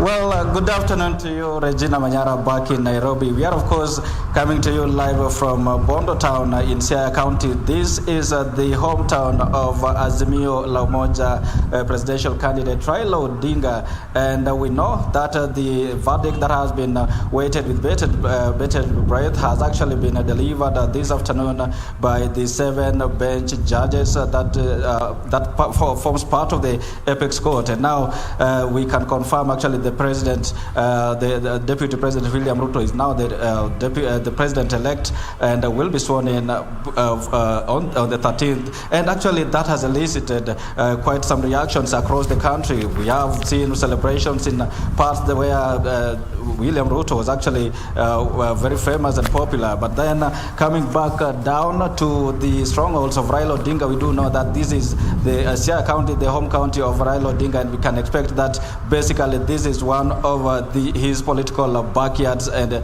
territories. And it hasn't been quite a similar scenario as witnessed in other areas of the other parts of the country, as my colleague Christine behind the camera is basically panning and showing you what the picture you are seeing on the screens right now is that it is all normal, and it's all normal, and people are just going about their businesses here. You can see the border riders are parked here waiting for customers to transport to various areas, and people are just going about their activities as usual. Actually, right now here there is just very little to celebrate, and it's not all gloomy though. People are just probably this is something expected. I have spoken with a number of them before coming on set here, and some of them they expected the ruling, but to some of them this has come as a surprise. But before delving deeper into this, Regina, I have a few gentlemen here probably to talk to us and get to hear from them what did they expect from the ruling this afternoon, and what is it to them going forward. Brother, if you can just move here and face the camera here and tell us your names in full. And we had seen, we saw the proceedings, or rather we followed the proceedings last week at the Apex Court, that the Supreme Court, both sides, the divide, the petitioners and the respondents argued their case, and today the verdict has been delivered, and it hasn't gone the way probably you guys expected. Maybe you can just tell us your name and briefly, what did you expect, and how do you feel now? I'm Wycliffe Okech. I'm a resident of Bondo. I never expected such a verdict from the Supreme Court, because based on the evidence of the Azimio la Umoja, we as supporters, we were convinced that this election was null and void. So what we are waiting for now is to get direction from our presidential candidate, His Excellency Raila Odinga. Thank you. And probably when I look around, I can see the normalcy. Just people are going about their businesses as usual. This is probably not the scenario maybe in a few electoral cycles. What has changed?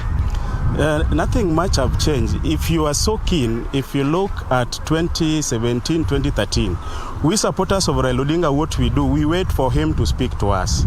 So whatever Raila will say, that is the direction we shall take. If he says, let us move on, it is okay.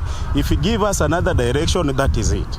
And that is why you can see things are very normal. We are still waiting for him. Okay. Thank you. What is your message to the rest of Kenyans? What I want to tell Kenyans, let us now respect the opinion of the Supreme Court. But again, in the opinion of the public, we are not convinced based on the evidence that we saw live on our television sets.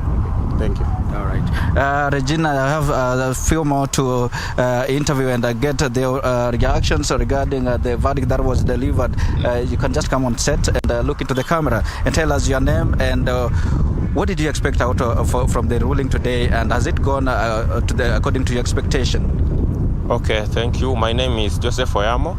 I'm a resident of this place, Bondo Town. Yes, having said that, today's ruling by the Supreme Court has actually come out as a surprise. Yes, as supporters of Azimio here in his very backyard, we were expecting that, he could win because people turned out and voted for him massively. But of course, the result that was released by the IBC was not convincing, and there was the case in the court that followed. And by the evidences that we saw the legal team producing before the court, they were kind of convincing. But now, as we have just seen, every petition that was placed before the court has been dismissed, and the result is out. Yeah, we just have to accept. Yeah, in as much as we may not agree, but we accept. Yeah. As an individual, how are you going to treat this, and what message do you have for the rest of Kenyans, especially probably those that reside in these parts of the country? As an individual, Kenya is bigger than myself. Yes, and the decision, once it has been made by the Apex Court, there's nothing much that I can do. As I've said, I've accepted, and I'll continue with my day-to-day activities, and even to other people who have been showing their full support to Raila Odinga. I would just like to urge you to resume to your daily activities. There's nothing much we can do. If at all there is anything, Raila with his team will actually give us direction. I know he may talk today or tomorrow. Once he had talked, I think he will advise us. But as individual, let us also make decisions that are helpful to us and to our country. Yes, let us not get into violence. Yeah. As a resident of this region, probably, what do you expect from the regime that is coming in? The regime that is coming in, of course, for a very long time, this region has been in opposition, and as a result, there has not been much development as compared to the areas that have been in government. So probably I would expect the same, but if something happens, maybe I can be proven wrong if I can see new developments. But as we can see, the place, as you compare with other places that leaders have been supporting the government, there's a substantial difference on development. Yeah, so I would expect the same, but maybe this one may be different. Yes. Yeah. Thank you so much. Thank you. Ben Trenjue, those are some of the reactions from the residents of Bondo Town, like you've heard from the two that I've just spoken with, is that they're mentioning that they will respect the decision of the court that has upheld the victory of William Ruto in the August 9th presidential election. And what they are calling upon is for the electorate here, or rather the residents of this region, to be specific to respect the decision of the court and work with the government of the day, actually, because the president of Kenya is a president of every Kenyan, of everybody within the Kenyan borders, and that has actually been the call from the residents that have been able to speak with in this region. Maybe something that I have to mention is the security situation in the county here, in this region rather. Before I came on set, actually I spoke with the Siaya County Police Commander regarding the security situation in the county, and he has assured me that, or rather, he has mentioned that up to now there is nothing actually to report about, that everything is normal, and that is visible from the background. Like you can see, Ben Troy Njue, this is just like another day to the residents of Kisumu here. There is no much excitement. There is not all that gloom. Actually, it is just normal, and that reflects whatever you're seeing on the background. That reflects what has been happening actually in the larger Siaya County, which is the home county of Raila Odinga. The residents here are saying they will maintain peace, they will work with the government of the day, but then what they are calling upon the next regime is also to run an inclusive government. Well, I'll continue speaking with the rest of the residents and sample their views and reactions, and all that will come to our viewers exclusively in our next bulletin. So back to you, Ben. Thank you, Wycliffe Okech from Bondo there. And as you have seen, as he has alluded to, is that no pomp, no color. Their residents continuing with their day-to-day activities and saying that let's respect the apex court. Of course, they do not agree with it, but let's respect that so that we may go on. Then from Bondo, let's now cross over here to the capital city, Nairobi, where Hibak Said has been keeping a keen eye since morning at the CBD, just to see how things are. Of course, earlier on, security had been beefed up. There was some screen mounted in various parts of the CBD. How are things now, Hibak?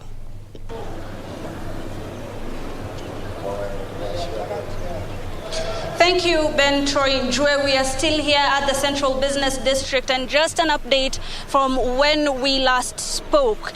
Now, people here have been waiting for 12 p.m. or 12 noon to hear what exactly the Supreme Court would say and what exactly the judgment would be. At around 1 p.m. when the judgment came out, people were in jubilation. Just a few minutes ago here at the Central Business District Archives, we saw a lot of people. They were gathered around. They were jubilant. They were talking about how they're very happy with what has come. But the message that prevailed was peace. A lot of Kenyans just want peace. The businesses are continuing as they have been. And maybe we could just talk to you as a person who was supporting or in support of the president-elect. Mlikuja hapa, mkapiga mbwembwe, you guys had a lot of fun. What exactly was your feeling when you heard what the Supreme Court had to say? Okay, kwanza kwa majina naitwa Kiprono James. Nataka nishukuru Bwana Chebukati, Martha Koome kwa ruling yenye leo wameifanya. And then nataka nishukuru tena wa Kenya vile wame keep peace, kila kitu inaendelea, na si wote ni mandugu na si wote ni ma sisters. So nataka niwaambie bwana rais elect William Ruto wasalimiane na Raila, waongee pamoja kinauru, si wote ni ndugu moja. Alafu Kenya iende mbele, na tena nishukuru wananchi kwa sababu wameiweka hii nchi iwe funzo kwa nchi zingine kwa amani ambao wameiweka. Asante sana.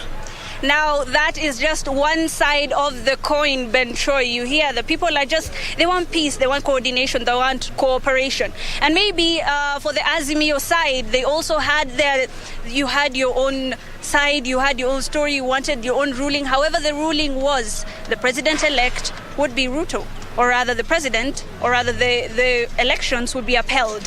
What exactly were your thoughts? Okay, my thoughts, I think my name is Francis Kigadi. I was a Azimio party, and today is my bad day. Let me say my bad day or a good day, because sikuwa natarajia Martha Koome ata announce Ruto, but kwa sababu ana announce Ruto, mimi kama mfuasi wa baba nimesha kubali kushindwa, na nimesema baba tarehe kesho asubuhi nitakuja kwake pale Karen. Mimi mwenyewe nimetoka huko kijiji inaitwa Kingston, nitaenda kwake nimpeleke bodo, hata kama ni fair nimekubali kutoa fare yangu tuende nyumbani pamoja juu asiyekubali kushindwa sio mshindani, na ninaomba washikane mkono hivi tuende kama tujenge nchi pamoja. Asante sana KBC. Kenya ni moja. That is the picture that Kenyans here at Nairobi are sending to you, Ben Troy, and are sending to other Kenyans. People want peace, people want cooperation, and they're okay with the judgment that has been made. Now, back to you in studio, Ben Troy. Thank you so much, Hibak Said, there with two supporters, one of Azimio and the other happens to be a Kenya Kwanza, and they've talked about the handshake, and I think this is what we have been talking about as Kenyans. Let's wait for the Apex Court. The Apex Court has delivered its judgment, and now it's for us to embrace it and move forward. Look at the economy, the battered economy. Look at the high cost of living. Those are some of the issues that are affecting each and every Kenyan, despite your political divide.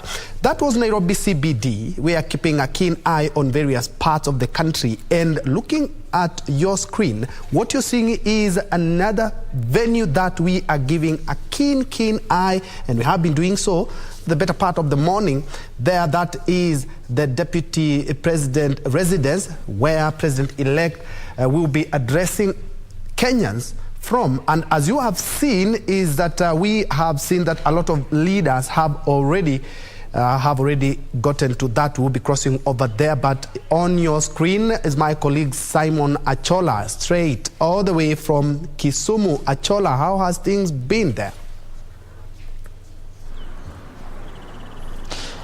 Thank you very much, Ben Troy and Joey. Here in Kisumu, everything is a bit calm, much more than you would expect. Where I'm standing, I'm just standing next to Oginga Odinga Street.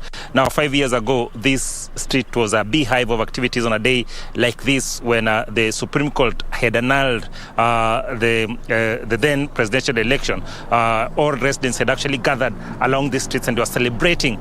I remember very well that we were standing where we are actually standing, and we could barely move because of the number of people that actually poured on these streets in terms of celebration. But today, the situation is pretty much different from what we saw several years back. What we have seen today is that the locals are calm, cool and collected. They are going about their business. A number of businesses have actually been closed for obvious reasons. We have actually tried as much as we can to engage a number of locals here. We were in Kondele early in the morning and the better part of mid-morning. And what happened is that the locals there actually were very categorical with us and told us that they didn't want the media around that place because they felt that just the mere presence of the media in that place would actually attract huge or large crowds in that particular place, and that they had said might actually turn into chaos. So they wanted to have their peace of mind as they reflect on exactly what Supreme Court has actually delivered today. We have actually also gone to various bunge la wananchi, the small groups that actually gather around town to discuss political issues and of course current affairs in this particular CBD, and most of them have actually turned us away, and they are saying that they want to reflect on today's Supreme Court ruling, and most of them are also of the opinion that they want to maintain peace and order, and they wouldn't like a situation where people are actually gathering and they feel that probably too much gathering might actually flare up a situation. However, Ben Troy, enjoy where we are at now, as I've said, we are along Oginga Odinga Street, and there are a number of boda riders who've actually gathered here, and locals who would actually want to say one thing or two. We will try as much as we can so that then we keep it civil and we ensure that we are within the narrow and straight route of conversation. Niambie unaitwa nani? Kwa majina naitwa Collins Oluoch aka Wood Nyara Kingley. Wood Nyara Kingley. Kabisa. Leo koti imetoa maamuzi yake. Wewe kama mkazi wa Kisumu, kwanza kabisa wewe umepokea vipi? Kwa kwangu wenyewe mimi nimepokea hiyo ruling ya court, but ijanifurahisha vile. Juu kwanza nikianza vile petition ilienda kwa mbele ya jaji Martha Koome. Vile nilisikia akiangusha mapetitioners wote wa 6, akawangusa petition yao yote. Imeniambia eti Kenya yenyewe imekaa kani kucheza sabiki jackpot mbao. Yenye unaweka pesa 20 bob alafu unachagua autoplay na mashini ndio inakuchagulia mshindi. Hiyo kitu janifresha kenyewe. Kusema ukweli Kisumu naye tuko na amani. Juu hatutaki vita. awali nimekuwa nikisema, hata nikiambia watu wangu wa bodaboda wengine, nikawaambia eti punda imechoka, na ikichoka imechoka kabisa. Tutaendelea kufanya na rais mwenye amechaguliwa, na ningependa kumuomba huyo rais wetu William Ruto, vile hata alisema awali sijui watu wa Kisumu kufanya kazi na yeye sijui nini, atupilie hizo mbali na kuja tuletee maendeleo, kwa sababu yeye ndio amechaguliwa. Na hata Martha Koome alisema eti Supreme Court is the final, hakuna kitu yenye tunaweza fanya, na yenyewe kama mimi kwangu hiyo matokeo hajaniridhisha kabisa. Lakini umekubaliana nayo? Nitafanya nini? Lazima nikubaliane nayo. Juu yeye ndio ametoa uamuzi yake, na hakuna koti nyingine tena tunaweza enda. Na kitu yenye niudhi kabisa, kusema tu kweli, hakuna ange support hata petitioner mmoja aseme eti Julie Soweto petition yake ilikuwa sawa, lakini hiyo iwezi fanya tunalify election ya president elect. Na ameanza na moja, didn't reach our court suffrage. Ingine pia eti didn't meet our court sijui nini, vitu mingi akazitupa zote, hadi vyenye aliambiwa eti kuna Jose Kamago aliinterfere na system. Nimesikia akisema eti Jose Kamago alikuwa maintenance wa IBC portal. Sasa tunashindwa IBC ili employ Jose Kamago ama IBC pia ilikuwa na watu wake wenye walikuwa inafaa waifanye hiyo maintenance. Hiyo kitu ijanifurahisha kabisa. Shukrani sana Morris. Kabla uende, Wodnya Kingly inamaanisha nini?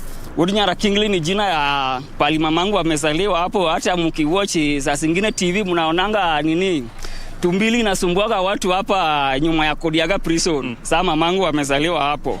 Asante sana. Well, of course, humor, you'll never lack humor in this part of the country. We will talk to the next resident. Tualizo naitwa nani? Yeah, man. Greetings. I am called Ronnie Bulwa. I go with the artist name Ronnie Clay. Ronnie Clay, just give us your overview of or how you have actually received today's court ruling, and kindly please very quickly. Yeah, man, everything God created. What you have seen today, Almighty God created. So everything is all right. Everything is going to run cool. So the way you receive the message, everything going to run cool. Above all, we have the prophecies about Rastafari community. In Rastafari community, we have the prophets. And what we are seeing right now had been prophesied before. Yeah, it's only that we don't have a place where we can reach media services earlier. But we have a project that is working on this. Okay. Thank you very much. Of course, those are his views, agreeing with what Supreme Court has actually ruled today, and says that the more important thing is for actually Kisumu residents to remain peaceful, even as they contemplate on or they absorb in what has actually been given out by the verdict that has actually been given out today by the Supreme Court. Utaongea ama niongee na mwingine? Nitaongea kwa Kiswahili. Nieleze wewe unaitwa nani na maoni yako? Mimi naitwa Samuel Otieno. Natoka Siaya County. Samuel, tueleze leo mahakama ya Supreme Court imeshatoa uamuzi wake, na bila shaka wameshikilia kwamba Ruto ndio alichaguliwa kama rais wa 5 wa nchi hii. Maoni yako ni yapi? Mimi nasema hivi, hii Kenya yetu hii tumesafinyiwa sana mara mingi. Hatuna haki yetu. Hii haki yetu tunafinyiwa kabisa. Hata sasa hata Kisumu hatuna furaha. Watu wanajidanganya watu wana furaha, lakini hakuna furaha Kisumu, kwa sababu tunajua baba tunachukua baba hajapata president. Lakini muhimu sana tudumisha amani. Ni muhimu sana tudumisha amani. Hakuna amani hapa Kisumu. Kesho mambo itaweza tokelezea. Leo ndio watu wanakuwa na amani, lakini kesho hatuwezi kujua vile kesi itakuwa. Shukran sana. Of course, those are your views. We can actually just have a small talk over the same. Okay, my name is Didan Obura. What I can say over the election is we just thank for all that has happened. but what we know that our vote never counts as Kenyans. Instead, we have a computerized system that chooses us, the leaders, as to what we have seen since the nullification of 2017, this time round, through everything that has occurred, through whatever everybody has seen. The whole world is seeing that things are not right. Even in the IEBC system, we cannot have 3 officials of IEBC giving us the presidential-elect executive. So as we have nothing we can do at the moment, we just request that Raila Amolo Odinga and William Samoei Ruto, they just lead this country towards the right direction ili tuweze tukapata usaidizi kama Kenyans wote. Jambo la kufurahisha ni kwamba wakazi wa Kisumu wamekuwa na amani sana. They've maintained peace even given the fact that of course, as you say, some do not agree with the ruling of the Supreme Court. Very important gesture has been the fact that most of the residents in this region have actually accepted the ruling and have maintained peace. Your call on residents from this region, is this the way to go so that then we maintain peace even as we forge forward, and even as our leaders actually think in terms of what next in terms of rearranging the political dynamics of this region so that then they can actually play in the big field again? Okay, so what I can say concerning that, I would beseech the Kisumu people to maintain the peace, because there is no reason as to why we would fight, destroy our things and the few properties we've made over a period of time because of maybe just a declaration, a computerized declaration. I think we just need to maintain our peace, work in our businesses, open up our businesses, we continue with the life as normal so that normalcy may continue.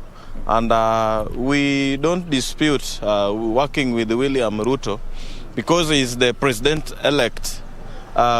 We just pray that everything goes well. It drops down his anger, his political anger, which is we have seen to be very dangerous. The words that he's been throwing towards Odinga, towards the people supporting Odinga. He just after he was actually declared president-elect, yep, he came out strongly and said that he will be working with every Kenyan and he will ensure that regardless of whether you voted for him or not, he will actually be voting, he'll actually be willing to work with every leader in this country. Yeah, okay. I saw that and we thank him for that. But in him there is still some sort of anger.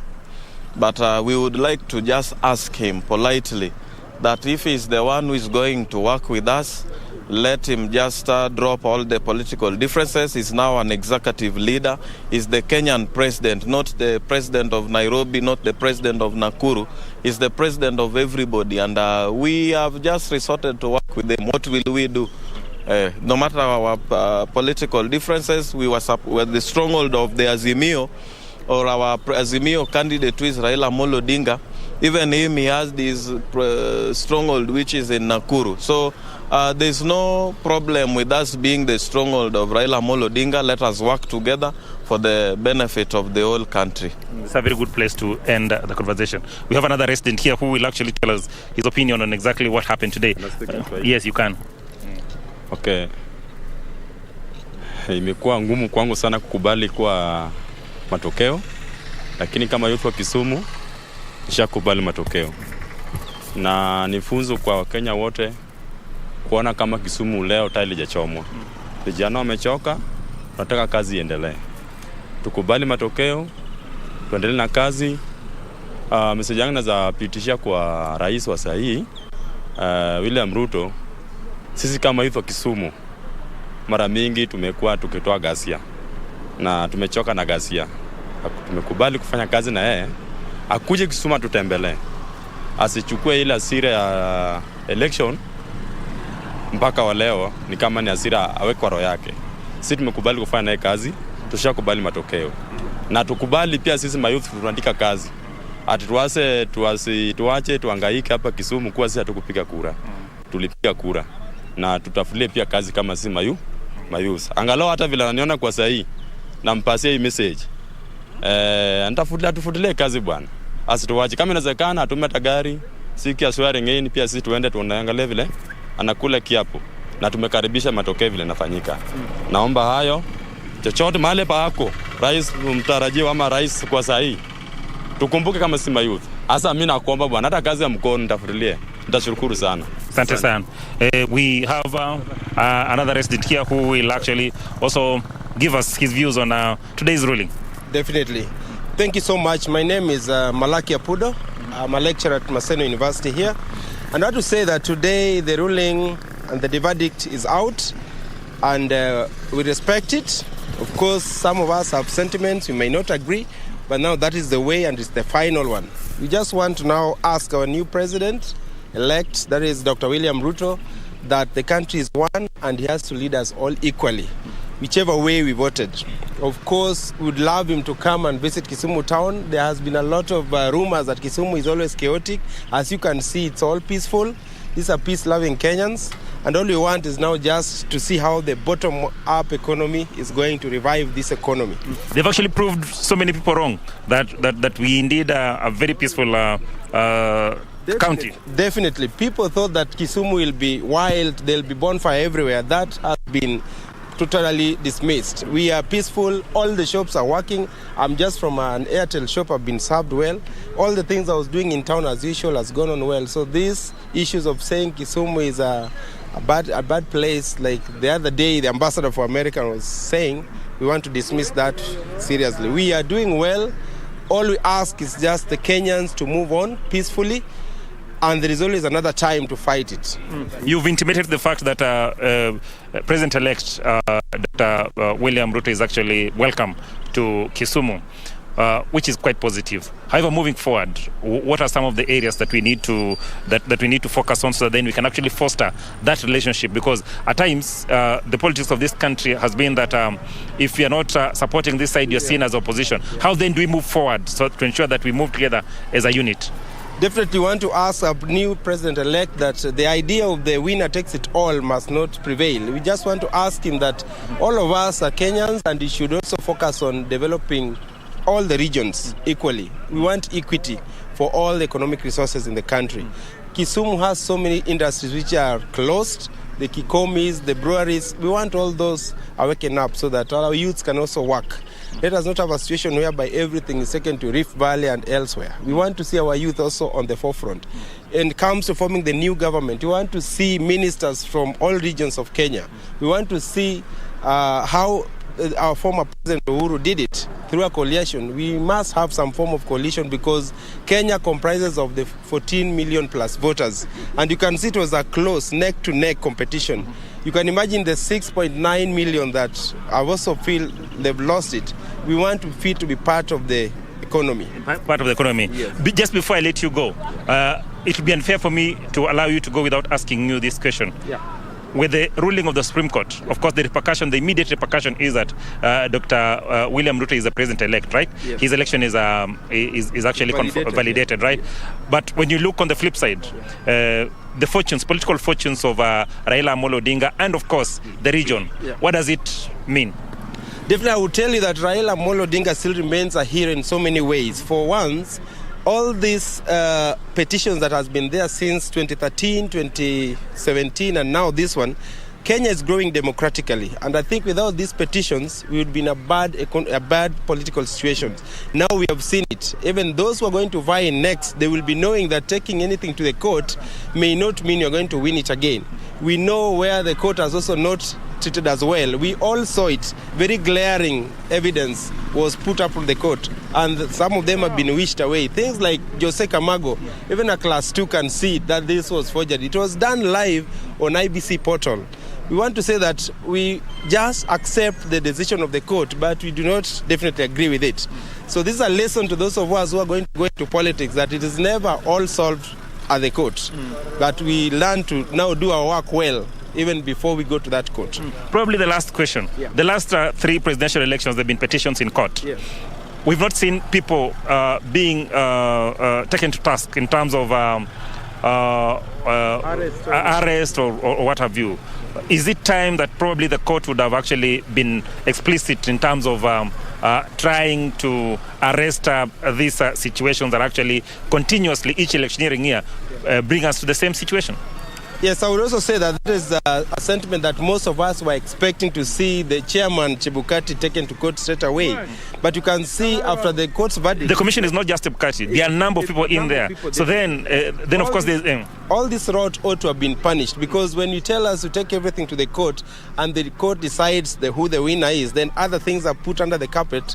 That simply means we are moving on with some rot still going on. So this should have been cleared first. Then Kenyans would be happy, because definitely a lot has gone on wrong. We cannot say that the 4 commissioners, everything was just on the wrong side. So we would have expected the government to do something about this mistakes that were done by some commissioners and all that. So we would love to see improvement by making arrests. Just the same way there are corrupt individuals in this country who are never arrested. We just hear a lot of talks but no action. This time it should have started with the IBC, cleaning that rot first. That is the only way we would wish it. Otherwise, for Raila Amolo Odinga, he's still our hero, and we know that he always chants the way. Never think that Raila is defeated. He will come in another form. He is a metamorphosis. Raila will be back in action, and he's going to form a very strong opposition. Remember the days of those hooligans who came there, Turu Magarians. We know he'll be keeping our president in check, and we are not sad about that. For our people who support Azimio, we know that Aluta continua, and we shall still win in many situations. Thank you so much. Fantastic. We have another lady, gracious lady here, who will also give us her views on exactly today's ruling. Mama, unaitwa nani? My name is Lynette Omwaka. I work with Equity Afya Medical Center. First, I want to thank people of Kisumu, the maturity they have shown. I didn't believe this. They shown the maturity the day Chebukati misled the country. Again today, the Supreme Court has misled the country. They have accepted again. I appreciate the Kisumu residents. What I want to tell our elect president, Mr. William Ruto, I like his tactics, yes, but he must move closer to Raila Amolo Odinga, because the democratic he's enjoying today, it's Raila who fought for. So let him not distance himself from Ruto, from Raila Amolo Odinga. And I remember it's Raila Odinga who pulled him from somewhere to where he is today. So we want to thank him, to congratulate him, and we welcome him in Kisumu. Bit lazima ziendelee. We have to move on. Yes. Thank you very much, Lynette. Ben, those are...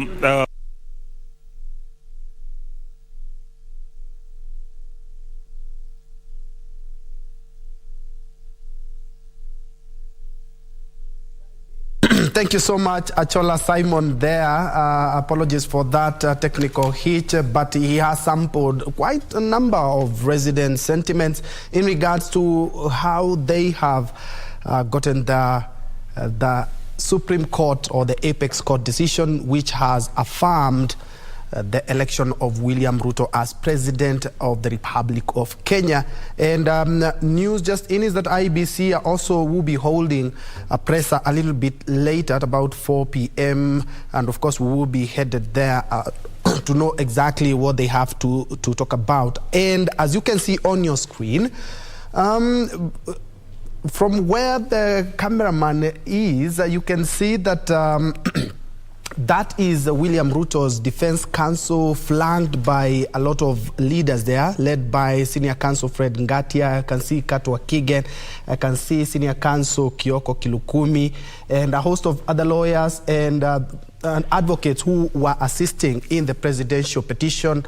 And of course, leaders elected on a Kenya Kwanza ticket, and also friends of the Deputy President, who is now the President-elect. I can see former LSK President Nelson Havi was also contesting in the MP here in the capital, Nairobi. Ray?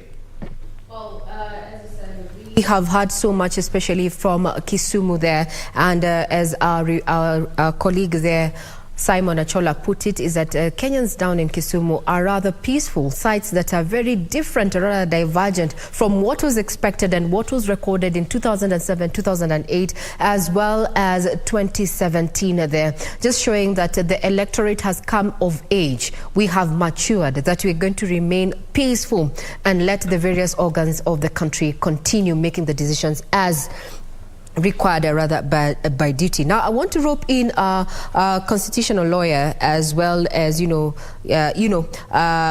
Gesore. In regard to what we have heard right now from residents in Kisumu, they are imploring President-elect William Ruto to work with them and for them. When they say work with them, they have been alluding to President-elect William Ruto actually working with Raila Amolo Odinga, who was their president of choice, their words, and now also bringing development, may it be infrastructure, security, down to Kisumu. How do you think that the president-elect is going to work at marrying the views of the electorate in Kisumu, who happen also to be Kenyans, vis-a-vis, his stand on matters politics, juggling the two?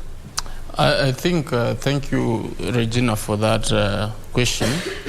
Kenya is one. Once the President-elect William Ruto has been confirmed by the court that indeed is the President-elect, we expect him to move away from now the local arena where he was dealing with the henchmen around him, and then move above and then be able to deal with all Kenyans. That's what I think I've gotten from Kisumu. The people are saying that much as that you've been elected president, we didn't elect you, that does not mean you neglect us. We expect also to be served as Kenyans because we live in this country, and I expect nothing less from the deputy president and the president-elect now, William Ruto, because Kenya is all one and the constitution we use is one. We expect that even if the people of Luo Nyanza voted overwhelmingly for Raila Amolo Odinga, who is now been found to have lost the election, it does not mean that he neglects those people. He will need to find people from that region whom he will work with. And I think there are quite a number of Kenyans from that side who are not fully supporting Baba or Raila Amolo Odinga. So he will be among those people. He will make them part of his government so that they feel represented. That is one. There is also the aspect of him. Actually, somebody alluded to that he needs to go to Kisumu. It means they have agreed that indeed this thing is gone. We have been beaten. As Yekubali Kushindo sio mshindani, they have accepted that indeed we have to proceed on with life, and he's our president now. He should feel welcome to come to Kisumu and address us as he can go to any part of the country. And that shows, or that plays to the aspect that Kenyans have indeed matured. Kenyans voted. Kenyans have trusted the constitutional process, that is the courts. The decision has been given. Much as some of them do not agree, they still say, we have nothing to do. Now he's our president. Let him come and work for us. And that is, I think, very important. Now, is this the end of the road of Raila Amolo Odinga? He's been termed as an enigma, an engineer, the one to watch, Baba. Is this the end of the road? I don't think so. I think, Regina, you know Raila better than that, even if people are trying to pull the aspect of his age, Baba has been written off severally. This is a man who served sentence came out and tried to liberate Kenyans to get the Section 2A removed. And then again, he ran an election, lost, came, I think, distant fourth. And then we saw him rise again through funny means, come and join Moi, which was not expected. So you never see him coming, basically to say you never see Raila coming. So that is why I think even his people know that we are waiting for his direction, we're waiting for his signal. Whatever he tells us, we will do. So I'm sure he will sit down with these people and then they will be able to decide the way forward.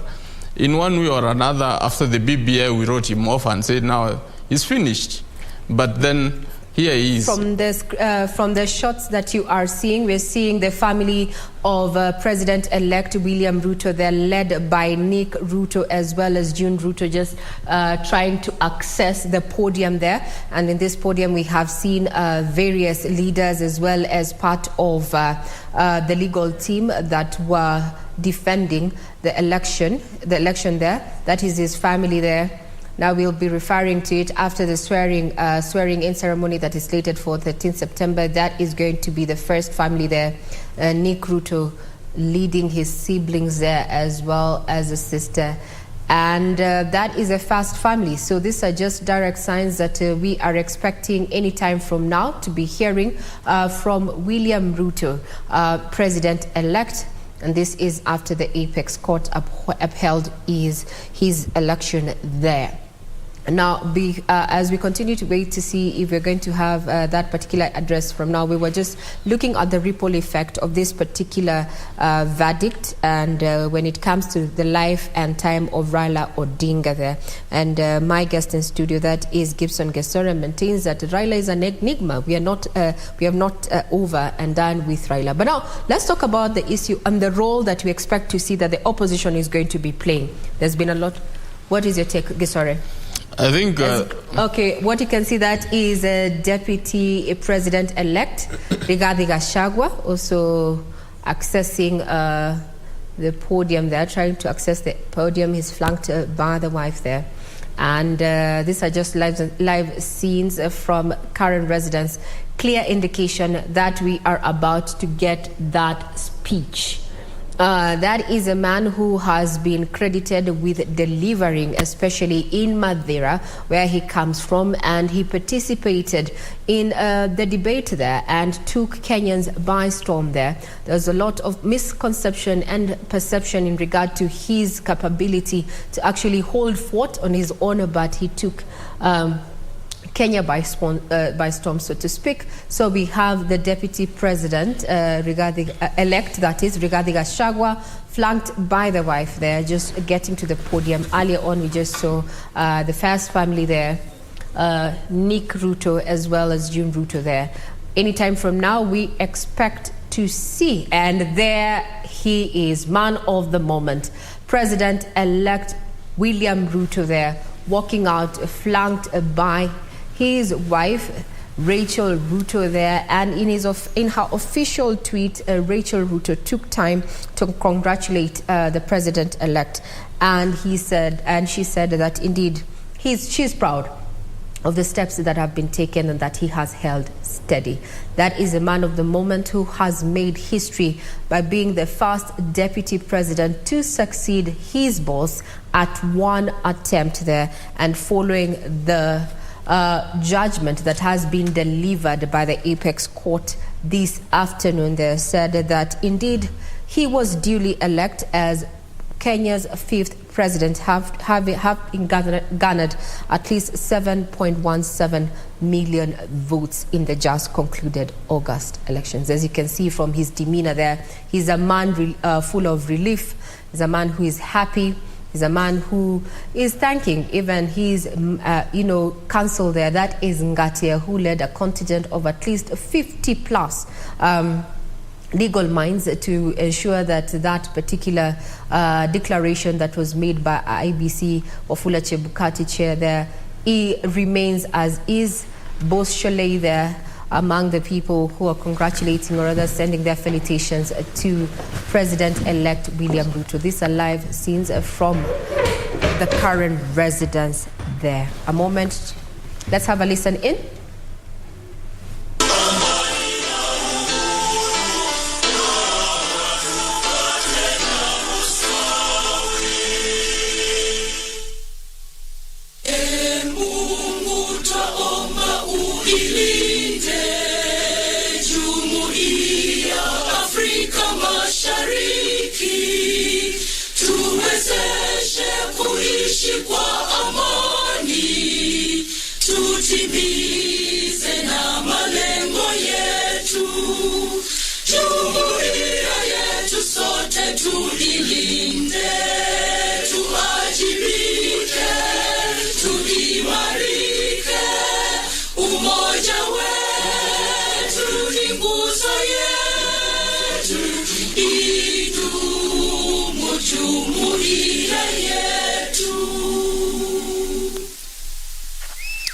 Thank you.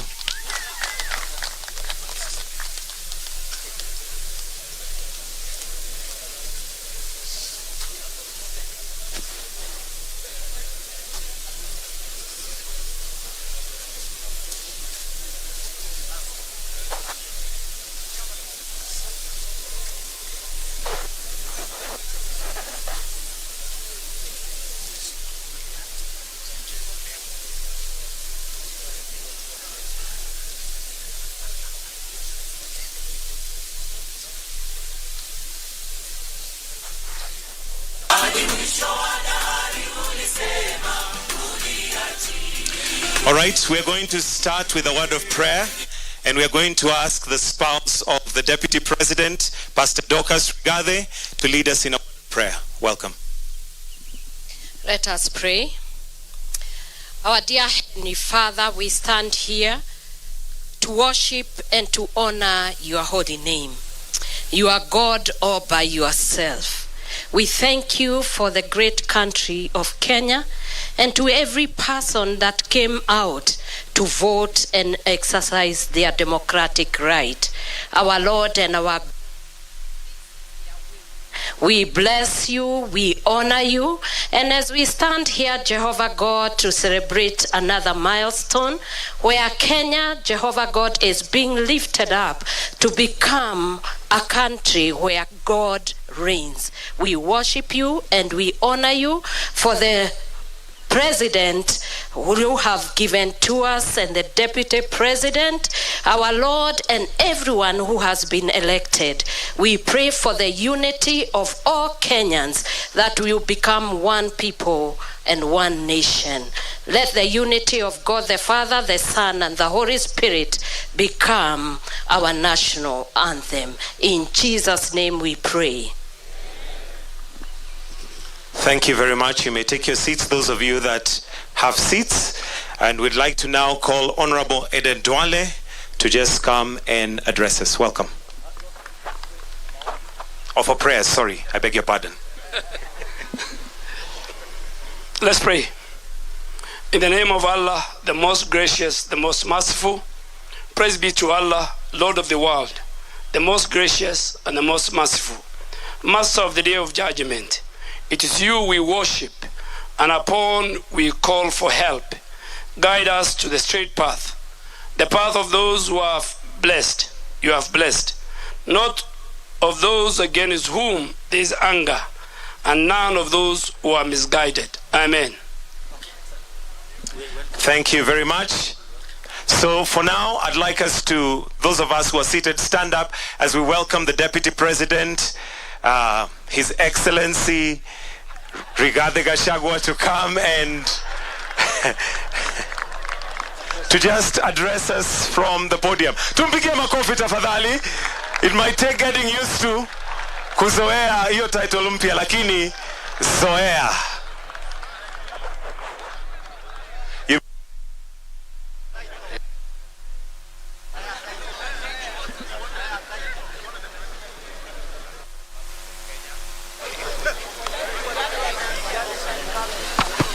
Your Excellency, the President of the Republic of Kenya, the one and only Dr. William Samoei Ruto, Your Excellency, the First Lady of the Republic of Kenya, Mama Rachel Ruto, the First Family, and all of us who are here today. God is good, and all the time. Do I have anything to say? Your Excellency, today is a great day for this country. It marks the beginning of the economic transformation of the Republic of Kenya. We are here not to say that we have achieved this victory, but to say that this victory was the work of God. Amen. The rocks that were put in our path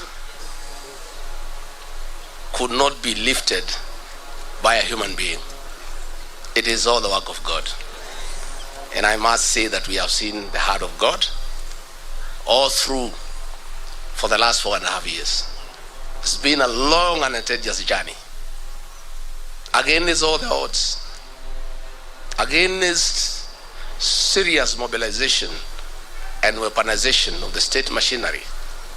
Today, the son of an ordinary Kenyan, whose father and mother are not known, is the President of the Republic of Kenya. We thank God. I remember last year, we attended a church function at 7 a.m. somewhere in Kenya. And there was an evangelist from Nigeria, and he tried to explain to us why our outgoing leader had abandoned William Ruto. And he told us not to worry. It was all God's doing, so that when he becomes president, no man can say he made you king. Therefore, we give glory to God, and we thank the people of Kenya for what they have done for their country. This is a great country, and Kenya has no problem. The problem of Kenya is one of leadership. Once you put the right leadership into place, this is a beautiful country with very resourceful and hard-working people. All you need is to create the right environment for the people of Kenya to prevail. And I have no doubt, agreeing with the rest of Kenyans, that the man we have put into office, Dr. William Ruto, is up to the task.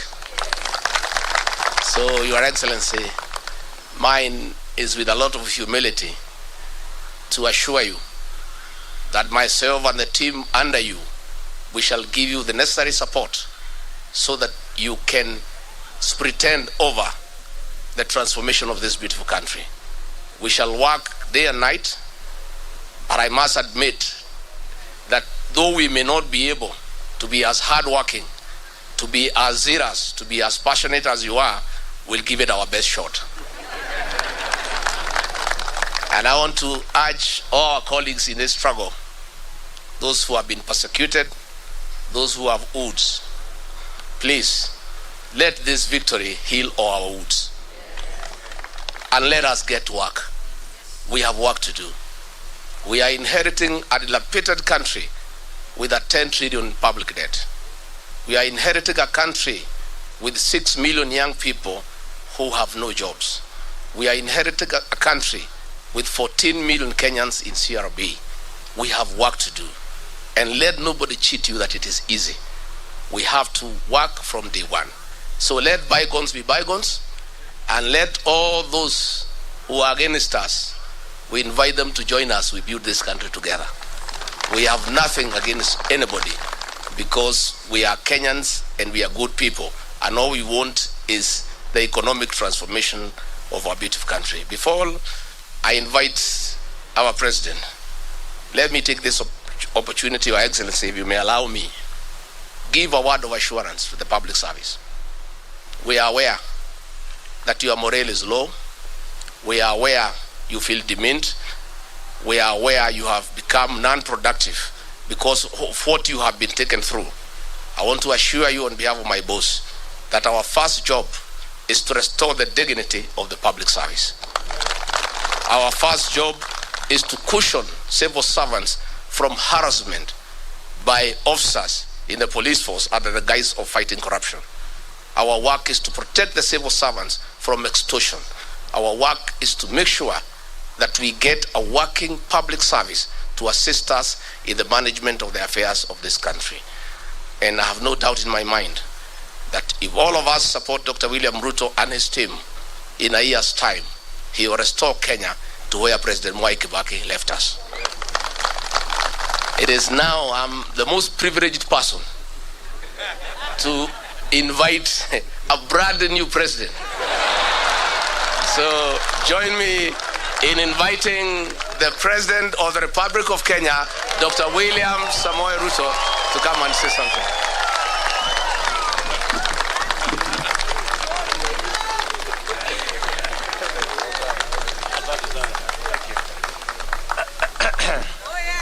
Asanteni sana. Tafadhali tuketi chini.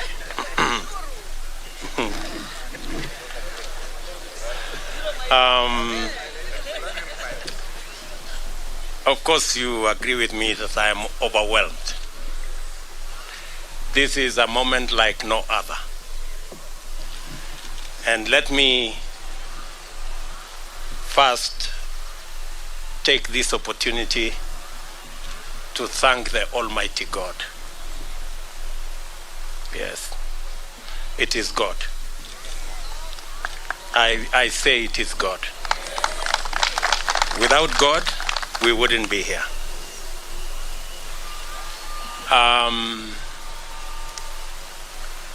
I have gone through many difficult situations, but because of God, we are here today to celebrate that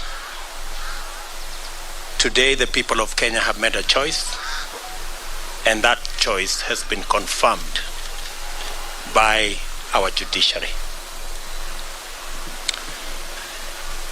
Let me first and foremost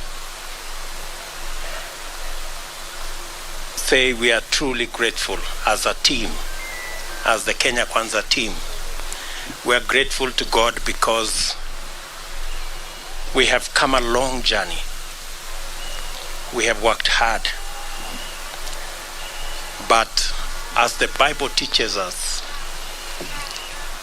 in Proverbs 20 verses 7, that some trust in chariots and others trust in horses, but we trust in God.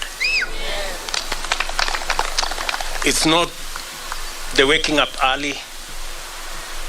It is not the working long hours.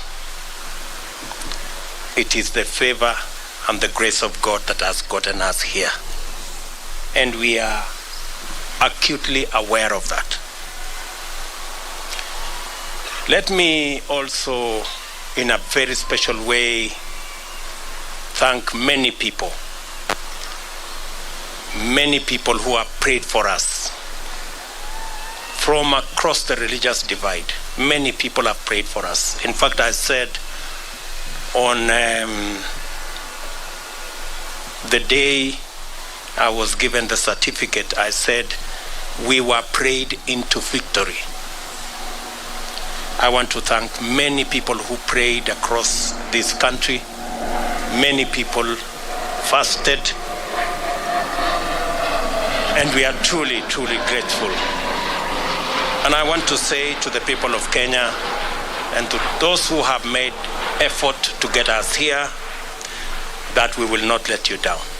We will work hard and we will not let you down. Let me also, in a very special way, thank my friends, starting with my wife Rachel, who prays for me every day. Before I leave the door from that house behind me, she always holds my hands and prays for me. And my children, for believing in me and always encouraging me.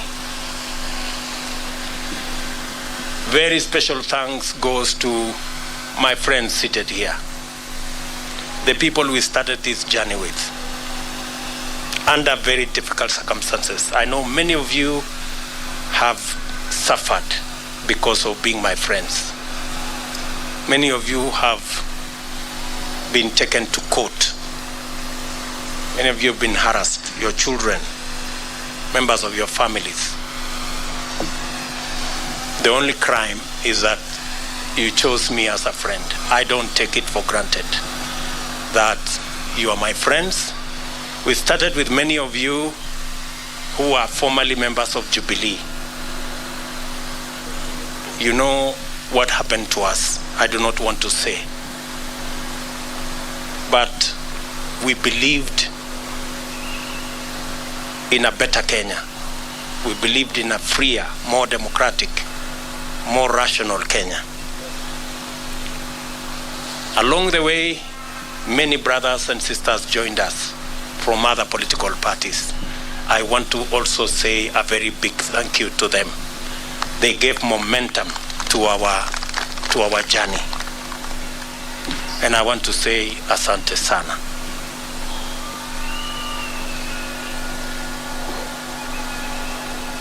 Let me also congratulate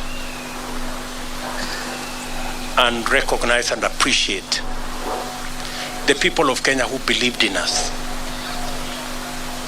They went out of their way. Under very difficult circumstances, they believed in us. They listened to us.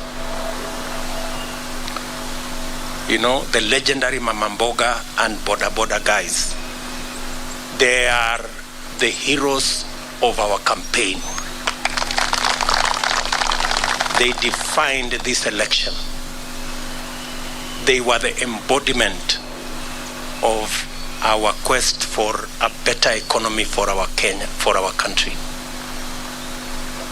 The millions of Kenyans who believed in us. Today, by voting for me, the millions who woke up early to go and vote, they have not only voted for me, but they have opened doors and gates for their own children in every village, in every neighborhood, knowing very well that their children as well can become leaders. And every child is free to dream, and every child is free to aspire to any office. And working hard, believing in God, they can get wherever they want to go. I think my election opens possibilities for all our children, irrespective of their background, irrespective of where they come from, irrespective of their financial status.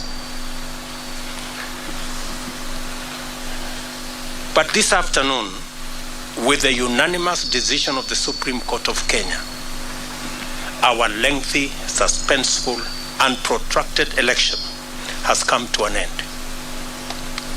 My fellow presidential candidates and I made our respective cases before Kenyans and submitted ourselves to their sovereign decision at the ballot. After the results of the vote were declared, it was taken up before the Supreme Court for scrutiny to make sure, beyond all doubt, that the will of the people had prevailed. The court returned its verdict, and I welcome it with tremendous humility. I salute the judges of the Supreme Court who have performed their duty with utmost fidelity to the Constitution. They listened to all parties, considered all issues, applied the law, and demonstrated their learning, impartiality, and patriotism. Their professionalism has elevated the stature of the judiciary, enhanced the place of petition process in legitimating election results as the true reflection of the people's decision, and afforded the nation an opportunity to reflect. It also afforded the nation an opportunity to debate and to come to terms with the implications of the last general election.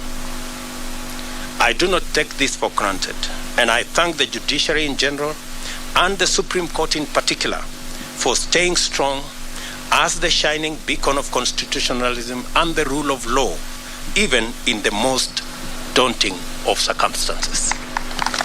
And you know what I mean.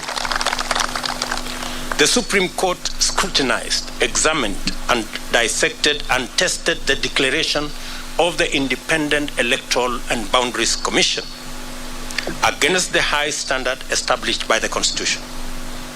The decision vindicated the Commission's effort to go all the way and deliver an election that exceeded public expectation and fully met the constitutional threshold of a secure, transparent, free, fair, and accountable election. The return of a unanimous decision on all the 9 issues confirms the fidelity of the IEBC to both the law and the Constitution. I therefore commend the Commission for their noble achievement at tremendous and regrettable cost to serve the people of Kenya by ensuring that their sovereign will is upheld. As I do that, we are all aware that there are men and women who lost lives in this election when they shouldn't. There was blackmail, threats, intimidation, and all manner of attempts to subvert the will of the people. The IEBC stood firm. The judiciary has vindicated the IEBC. This appreciation takes us to the point of proper appreciation of the just concluded legal process. Many of our supporters were a little unhappy about the delay, and some might have been tempted to impute bad faith in the petitioners who they say they saw to be taking advantage of the law to frustrate their wishes as expressed through the ballot. A lot of this anxiety is the result of long-standing suspicion of national institutions, especially when political contestation is involved. The Constitution of Kenya 2010 has done a lot to create comfort in institutions and the rule of law, and we continue to make encouraging progress on the path towards becoming a higher trust society, standing fully on its constitution. It was therefore perfectly legitimate for the petitioners to go before the Supreme Court to have their questions answered, doubts assuaged, and fears allayed.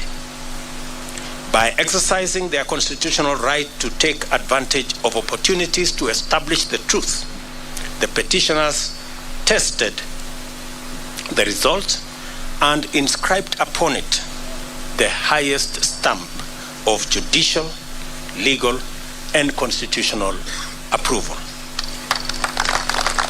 Our electoral and judicial institutions have won, and the Constitution has asserted itself and prevailed. My esteemed competitors now have a credible basis on which to consider the outcome, and we are vindicated by the choice of the people of Kenya. The court's decision completes the loop of institutional stewards of the rule of law, entrench our Constitution, and express the sovereign will of the people who have articulated themselves quite eloquently, directly, and through their constitutional institutions. I congratulate all patriotic Kenyans who presented themselves as presidential candidates. It is not an easy decision, and a national campaign is not a walk in the park at best. I want all of you to know that your effort is acknowledged and deeply appreciated. Wahiga Mwaure and Ruth Musheru, George Wajakoya and Justina Wamai, the Honorable Raila Odinga and the Honorable Martha Karua. May the spirit of love for country and selfless service lie long in your hearts, and may Almighty God always remember you. Competitive electoral politics can make and has made our politics an arena utterly devoid of grace. This fills the life of political candidates with loneliness, worry, and exaggerated sense that the stakes are do or die, and elections therefore matters of life and death. It poisons political competition, exterminating the sporting spirit which unites winners and losers by enabling them to access the grace to define their relationship in terms of what they share and not what divides them. Democracy is expected to unite a people, strengthen their society, and improve their institutions, and must not become an acrimonious, fearful, and desperate enterprise. We offered alternative visions and missions and submitted to the sovereign decision of the citizens of Kenya. We are only competitors, not enemies. We vied to unite and strengthen Kenya, not to divide and weaken it. I therefore consider all of my competitors to be my worthy compatriots. Kenyans are united in the quest for a better society that is kinder to its children, gentler on the vulnerable, respectful of their rights, and committed to serving them. Those who voted for me, as well as those who voted for my competitors, want the same thing for themselves and for their children. I honor this aspiration, and I am committed to do and to rise up early, work hard all day, every day, so that we can realize it together. My deputy and I and the Kenya Kwanza team pledge to make Kenya a country of everybody and everyone. My administration shall do justice to all, regardless of their social status, religion, ethnicity, gender, whether they voted at all or whom they voted for. I therefore extend a hand of brotherhood to all my competitors and to all their supporters. We are not enemies, we are Kenyans. Let us unite to make Kenya a nation where everyone shall be proud to call home. My administration will recognize in full the now established tradition of honoring our leaders who have served this nation and shall not in any manner interfere with their privileges and their entitlements in retirement. They are revered elders of our nation who deserve respect at all times.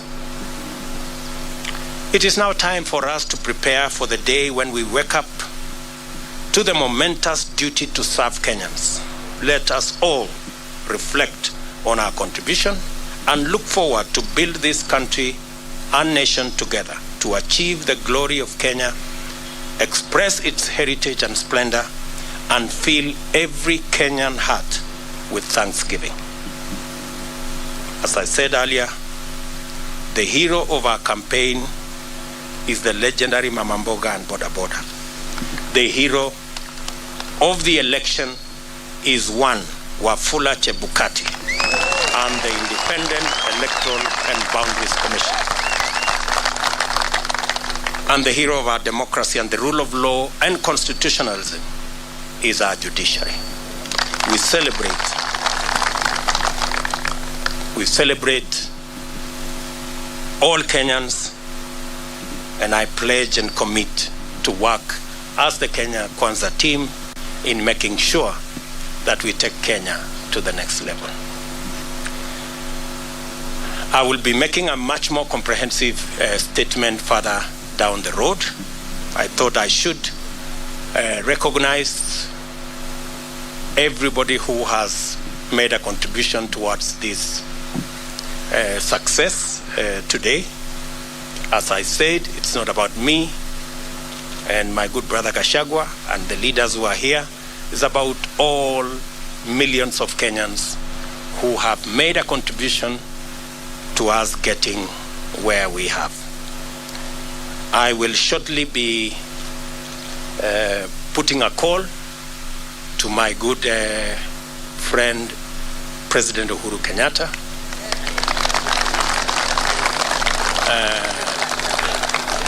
We have not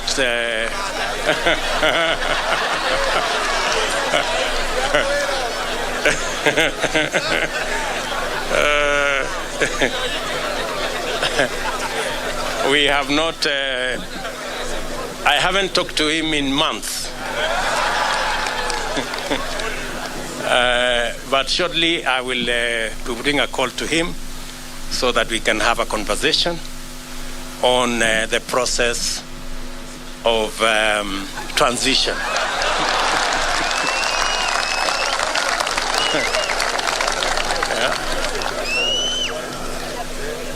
Yeah.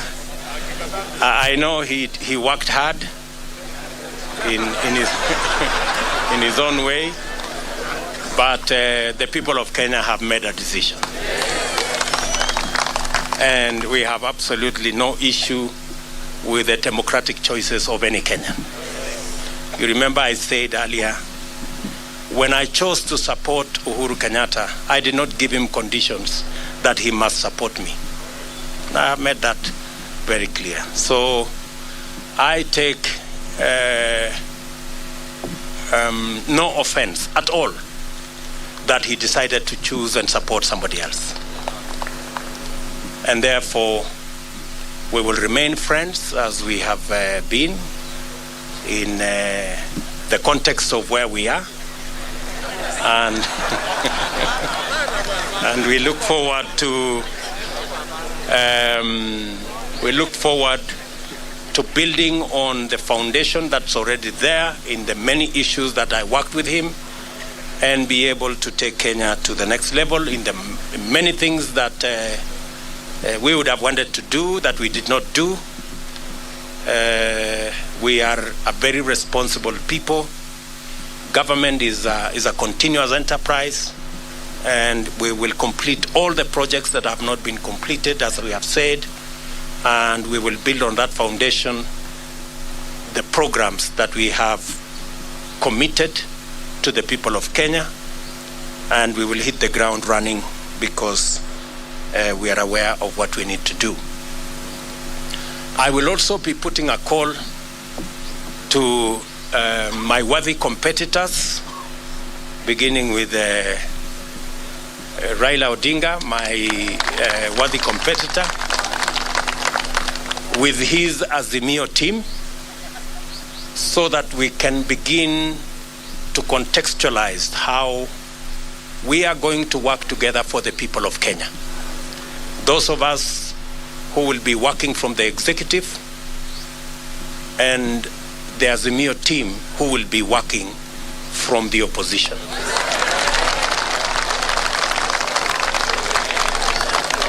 And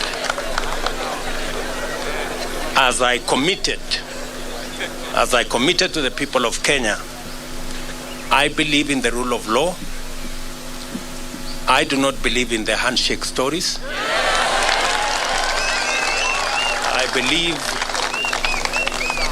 I believe in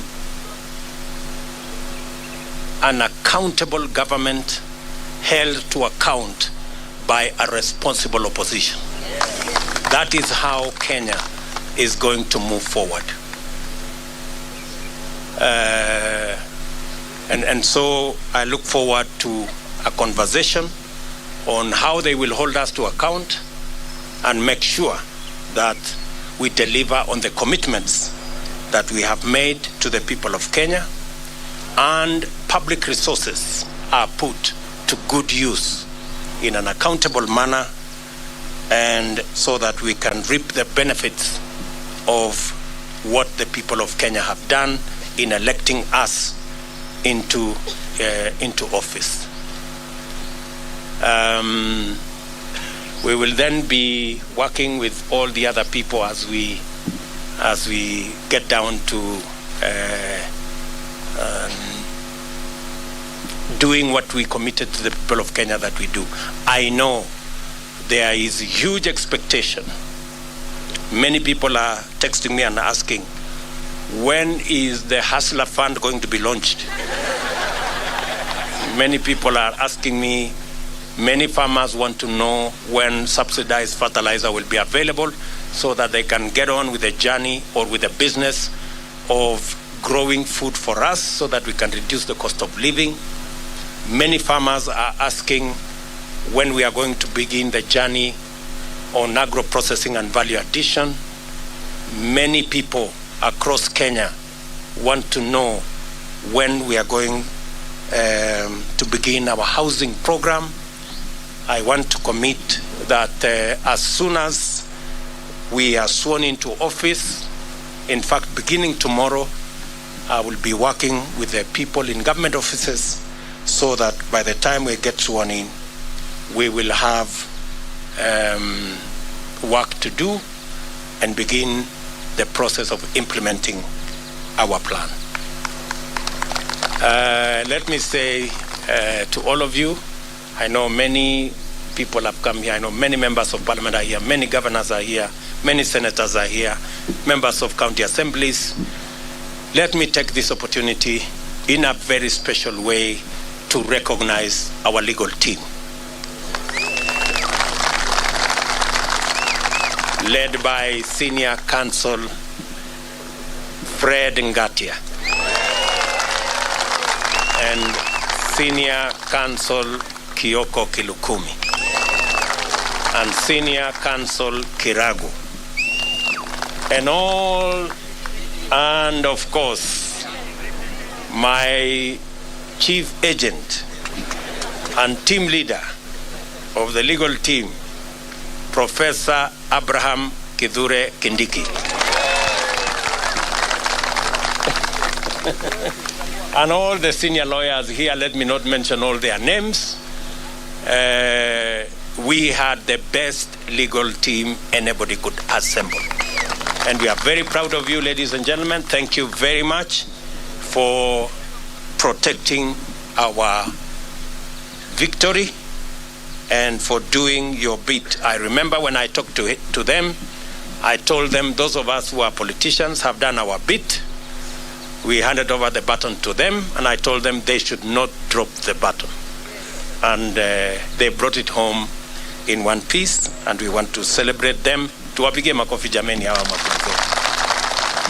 Let me also say, for good record, that these great men and women, our legal team, volunteered their services for free.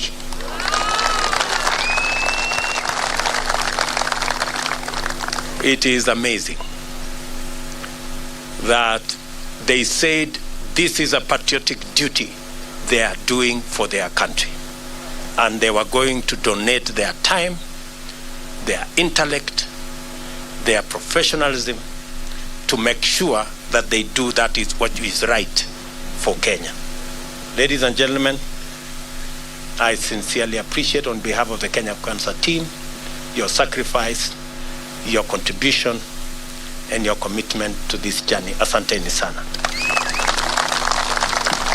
Of course, there are many volunteers.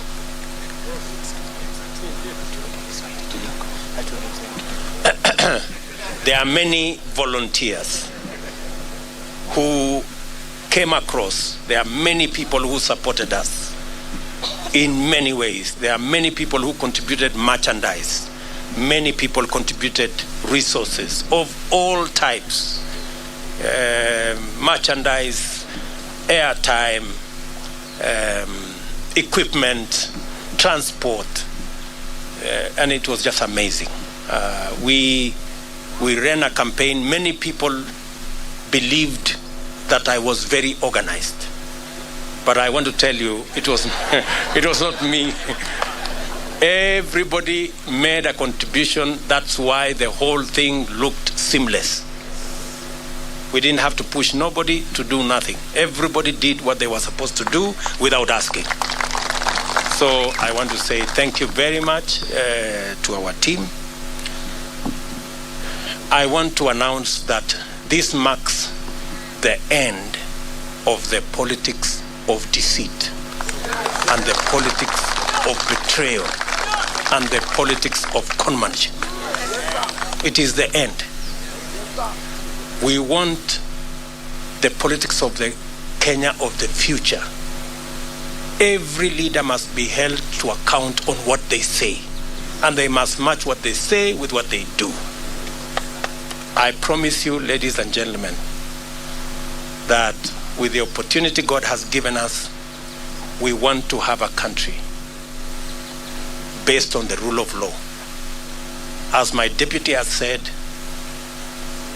the criminal justice system will be reserved for fighting criminals and criminality and making sure that public resources are protected and criminals are brought to book.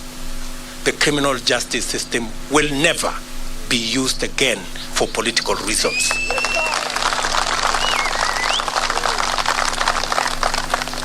Let me say it again.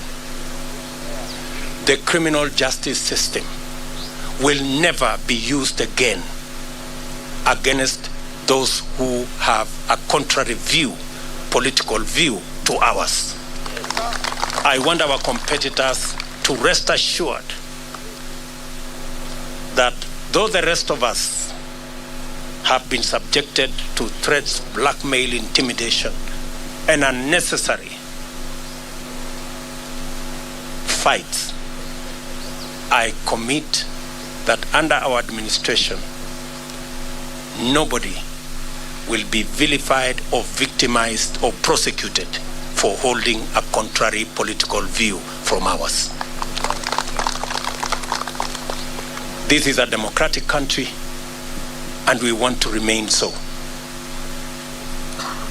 Our competitors have nothing to fear, like the way many of our supporters have had everything to fear for being our friends or for holding a contrary view from those who wielded power. So, and as I have said, we will respect our President, Uhuru Kenyatta, in his retirement.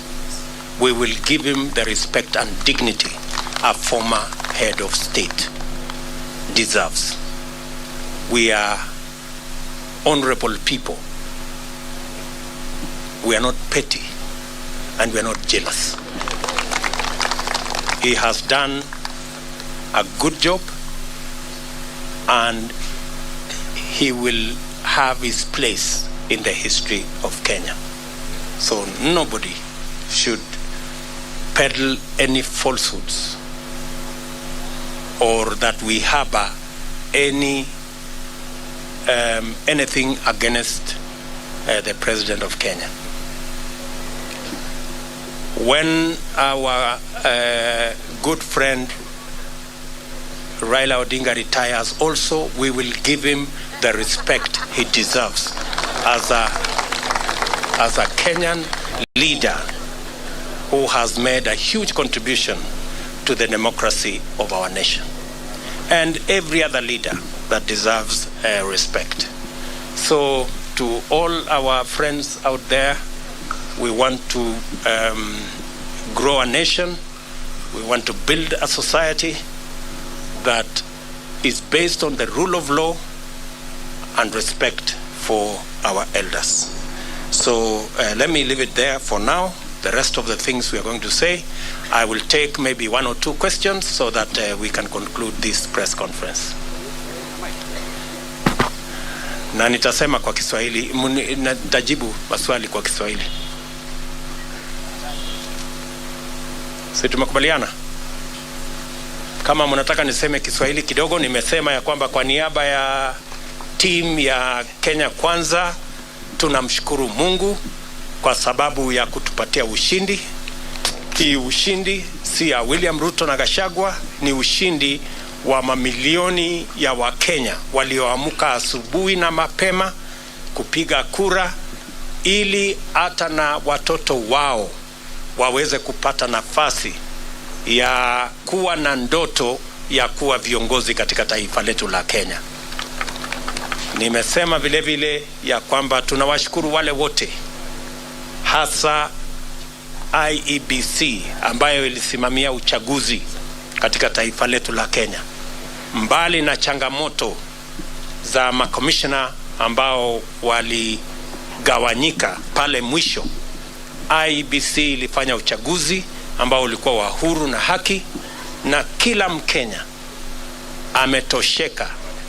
Ma-MCA wamechaguliwa, wabunge wamechaguliwa, maseneta wamechaguliwa, magavana wamechaguliwa, na leo mahakama ya upeo imeidhinisha uchaguzi wa rais pamoja na naibu wa rais, kumaanisha kwamba IEBC ilifanya kazi ya muhimu.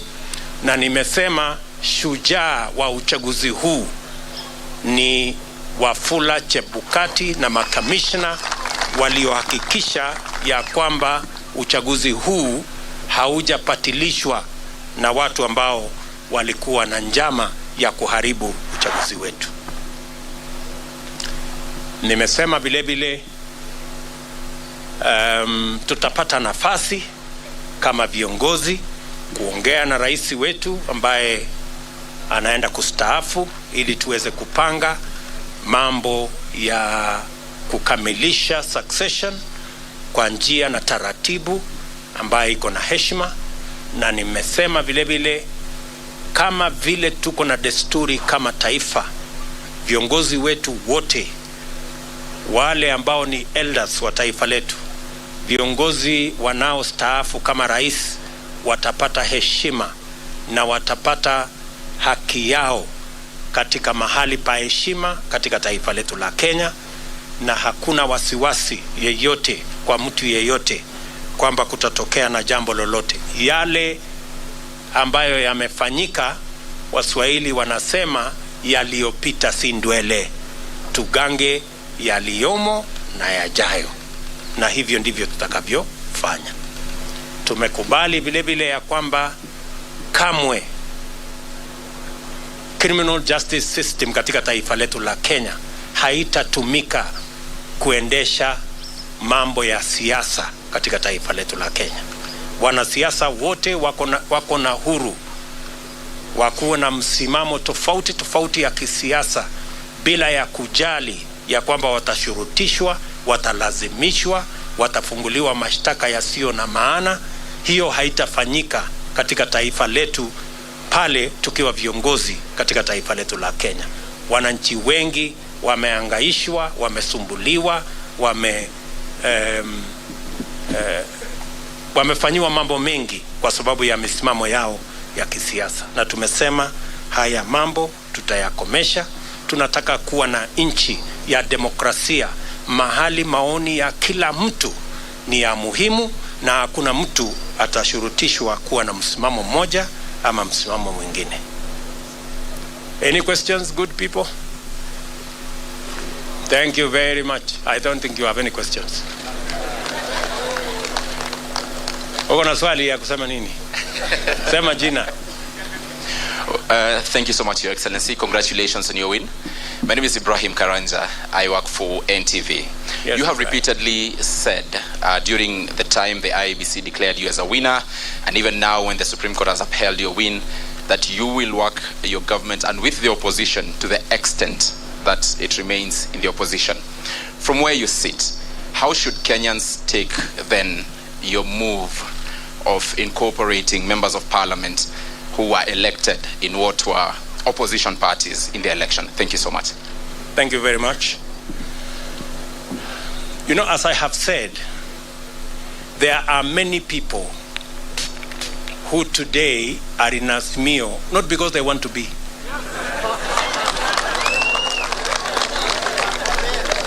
We have many people who are forced, blackmailed, threatened into belonging to Azimio. There are many leaders. If many of these leaders, if they tell you their stories, they are horror stories. Many of them were told, if you don't join Azimio, this court case, KRA, will be brought on you, and many other threats. And that's why I said the other day, our good brothers, competitors on the other side, they have to really think of how to take their coalition into the future now that they don't have the instruments of blackmail, threats, and intimidation. Because they have built their coalition using force and blackmail. And you know, this is a country, a democratic country, and you cannot force anybody to make political choices they don't want.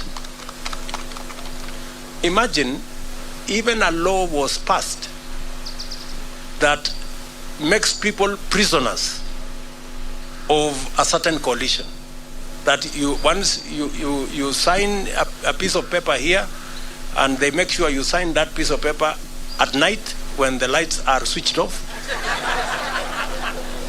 And then you are told, once you sign, you cannot leave.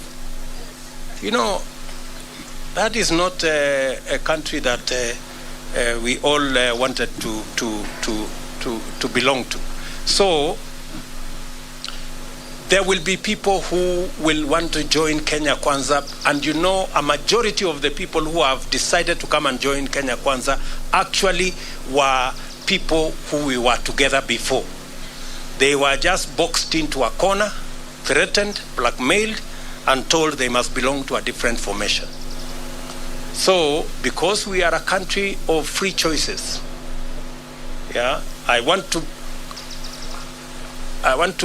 you to know that we will have an opposition in Kenya. There will be no handshake like the one we witnessed before that creates a mongrel of a government where nobody knows where the line is. That one will not happen. But there will be people who will choose because of preference, because, for example, I'm sure maybe you're talking about Ali Roba and his team. Ali Roba and his team are members of Jubilee. We were together. Or Kiraitu Murungi for that matter. These are people we were together. They were just told, you must be here, otherwise X, Y, and Z will happen.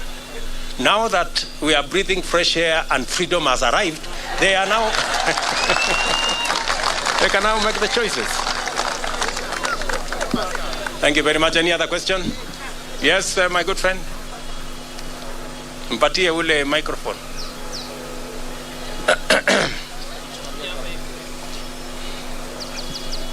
Congratulations, Sir President William Ruto. Asante.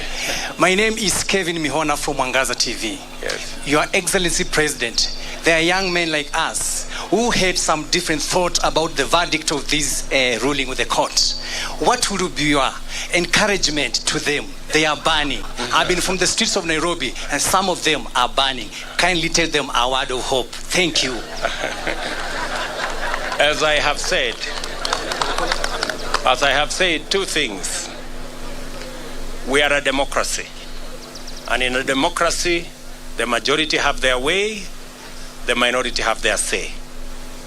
Number two, I have said here, the administration we are going to run is the administration that is going to serve all Kenyans, irrespective of whether they voted at all or whoever they voted for.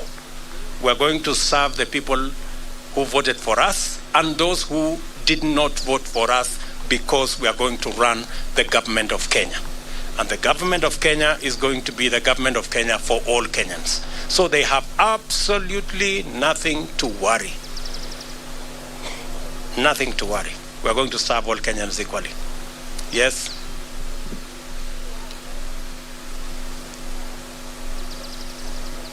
Mr. President, congratulations. Thank you. My dream was to be a professional footballer, but I had to kill that dream. What's your plan now that you're in power in terms of stadiums and making sure the football in this country works? Because there are so many dreams out there have been killed because of individual selfish reasons. What's your plan on that one? The same way the people of Kenya have made my dream a citizen from nowhere come true. As I have told you, I will work hard. You have read our manifesto on matters to do with sports, and we will work hard to deliver on our commitment so that people like yourself and many more who have dreams and their dreams stagnated or died because there was no opportunity, that we create that opportunity so that people like yourself or even other people who have aspirations like yours can also attain or make their dreams come true. That's how. Yes, one last question.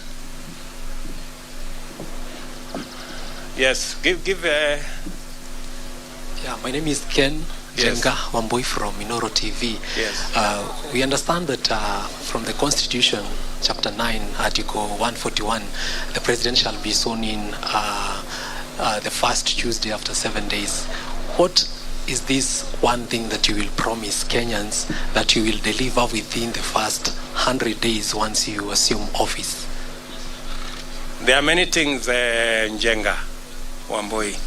And how is Inoro, by the way?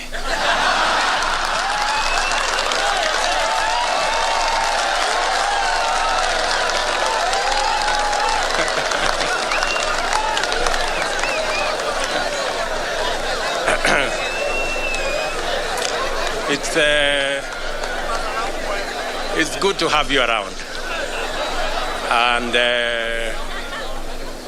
I want to promise you that you will be treated equally like all other Kenyans. I know sometimes people think the people who really fought hard against us that we have grudges. We don't. We are Democrats. And we will work together. However, your question on the first 100 days, let me not say it today. I will be making a statement on my inauguration. Just be patient kidogo. Sawa Bwana Njenga. Asante. One last one. Where are my good friends from Citizen?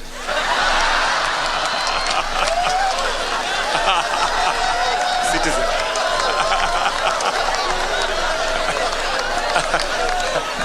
No, it was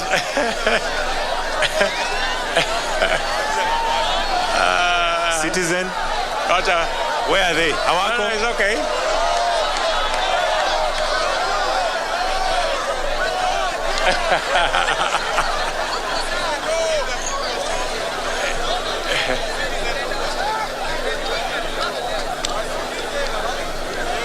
Yes. Congratulations on your win, Mr. President.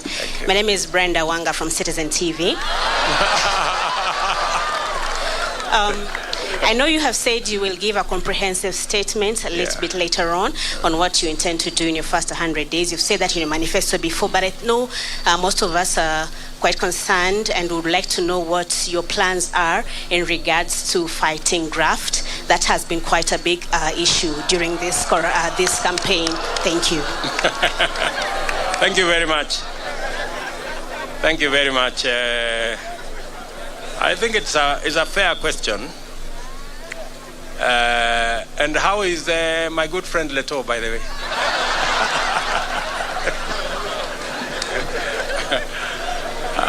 And say hello to Chemutai Goinchi. So,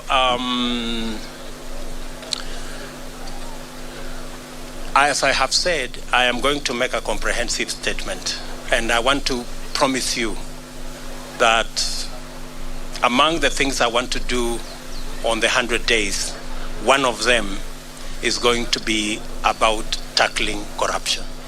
So expect a statement and expect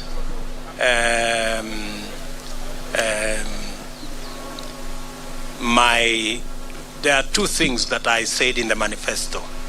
Number one is the judiciary fund, and number two is to have an accounting officer for the police and the entire criminal justice system, so that they will never depend again on resources from the office of the president.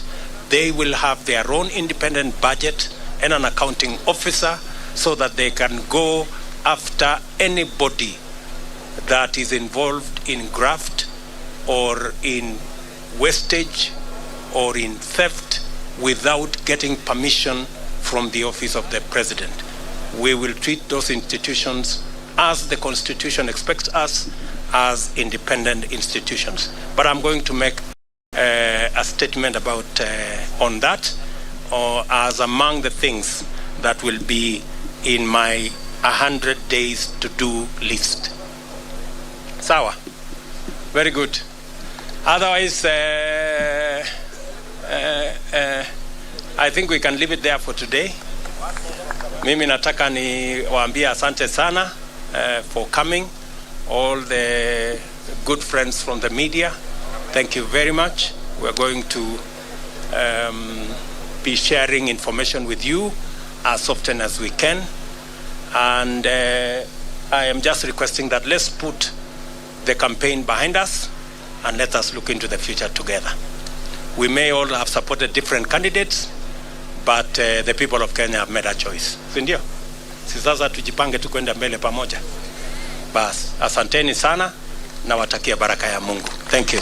All right, kindly let's remain seated. Kindly let's remain seated for a minute. Would just like to have a few photographs, Your Excellency, with your permission. Live from the DP residence in Karen here in the county of Nairobi, President-elect William Ruto, in his first speech since the Apex Court affirmed his win a couple of hours ago, and perhaps to fast track to what he has been talking about, we'll be delving into that much with my colleague Regina Manyara. We are also joined by Advocate of the High Court Gibson Gisore and a constitutional lawyer Henry Kurauka. Very quickly, some of the things that he has been able to point out, and it's a question that we very well knew in the media it's gonna be there. That is, what do you intend to do in the next 100 days?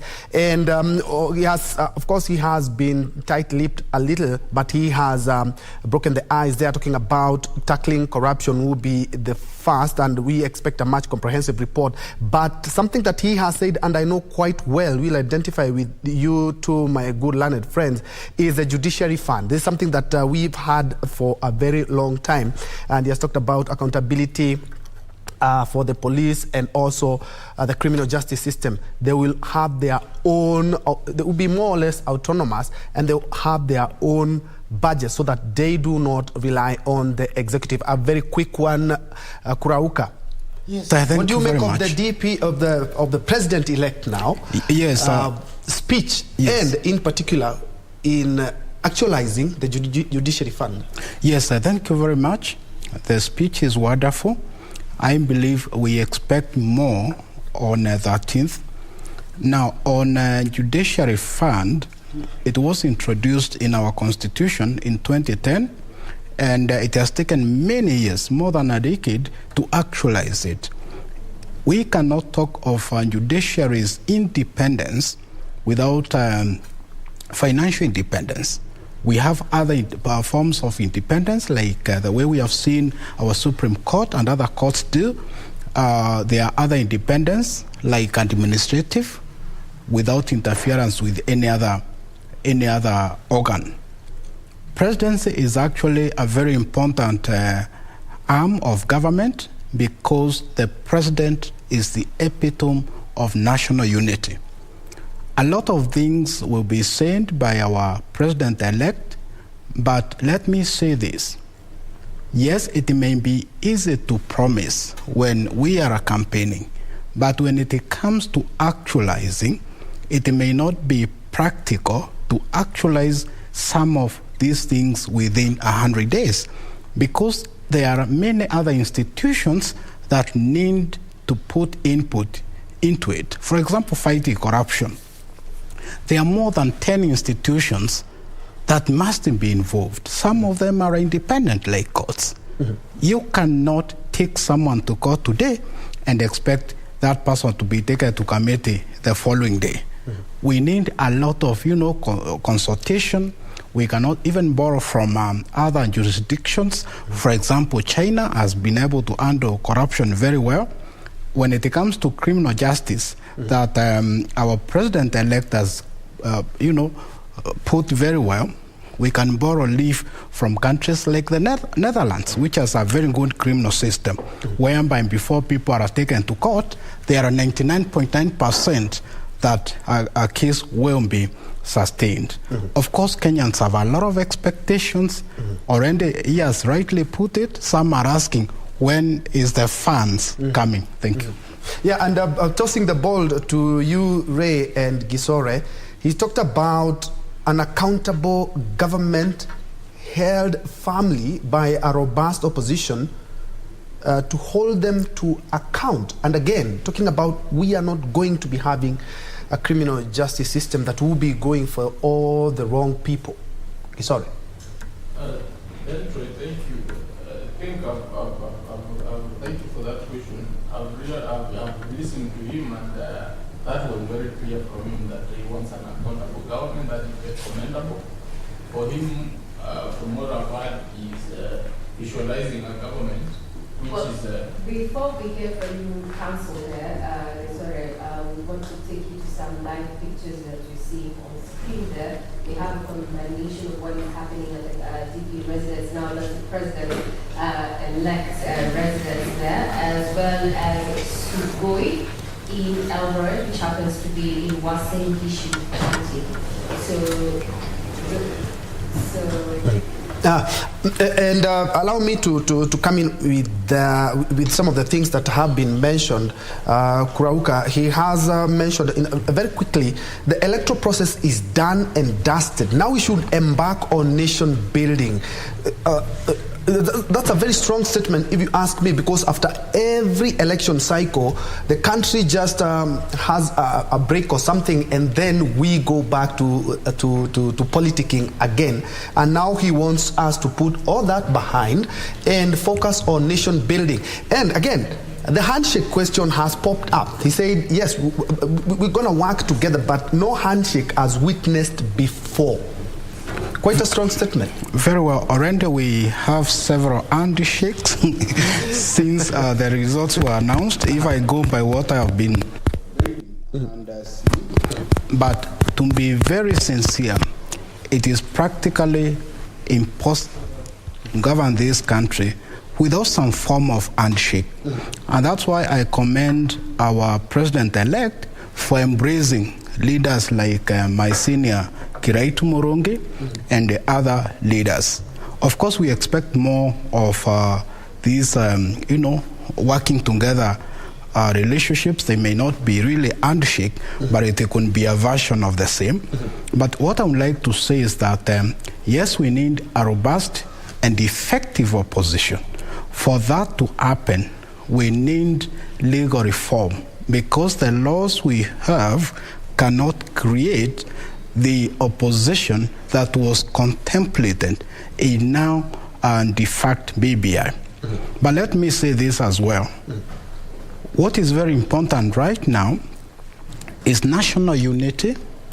We have no space to have chaos or infighting, and I think we Kenyans, being the supreme power of this country, as per the Constitution, Article 1 of the Constitution, we are not ready to fight each other because of politics or whatever results from politicians.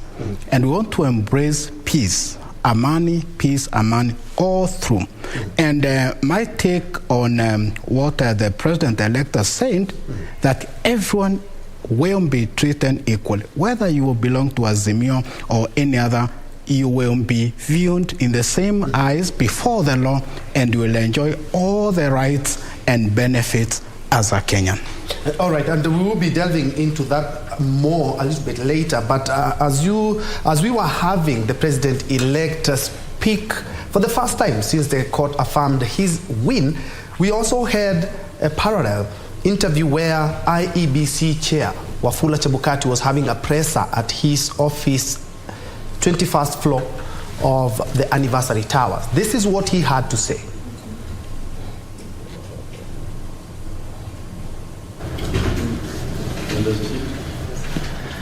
Good afternoon.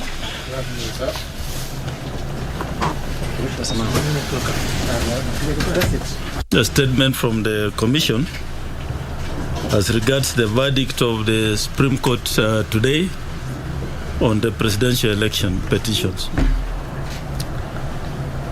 The Commission appreciates Kenyans for peacefully exercising their democratic right to vote on the 9th of August in accordance with Article 38 of the Constitution of Kenya 2010. In fulfillment of the Constitution, the Commission put in place a robust and transparent election infrastructure to ensure that the votes cast were counted, electronically transmitted, verified, tallied, announced, and declared in line with Articles 81 and 86 of the Constitution. The general election was conducted by about 1,000 dedicated permanent employees of the Commission, assisted by over 400,000 temporary staff countrywide. The Commission is grateful to this staff for a job well done. Additionally, the Commission recognizes the support by stakeholders, including the judiciary, the National Police Service, and service providers who participated in the electoral process. The Commission gives special recognition to development partners who provided support that bridged financial gaps in the Commission's budget. In the course of discharging our constitutional duty, the Commission and its staff endured harassment, intimidation, abduction, arrests, and some lost their lives. It's tragic that Mr. Daniel Mushoka, a returning officer for Embakasi East constituency, was abducted and tortured to death in the line of duty. In addition, Mr. Geoffrey Kitobo, a returning officer for Kishugu constituency, died in what could be election-related stress upon completion of elections in his constituency. In this general election, the abuse of IBC staff reached an unimaginable scale. Apart from the 2 deaths, the Commission and staff suffered other atrocities, including, but not limited to, assault and injury of the chairman, Commissioners Professor Abdi Gulier and Boya Molu, and the Commission Secretary and Chief Executive Officer Mr. Marijan Hussein at the National Tallying Center during the declaration of results. Unwarranted arrest of a voter education coordinator by anti-terrorist police unit on the floor of the National Tallying Center, who was detained for 3 days.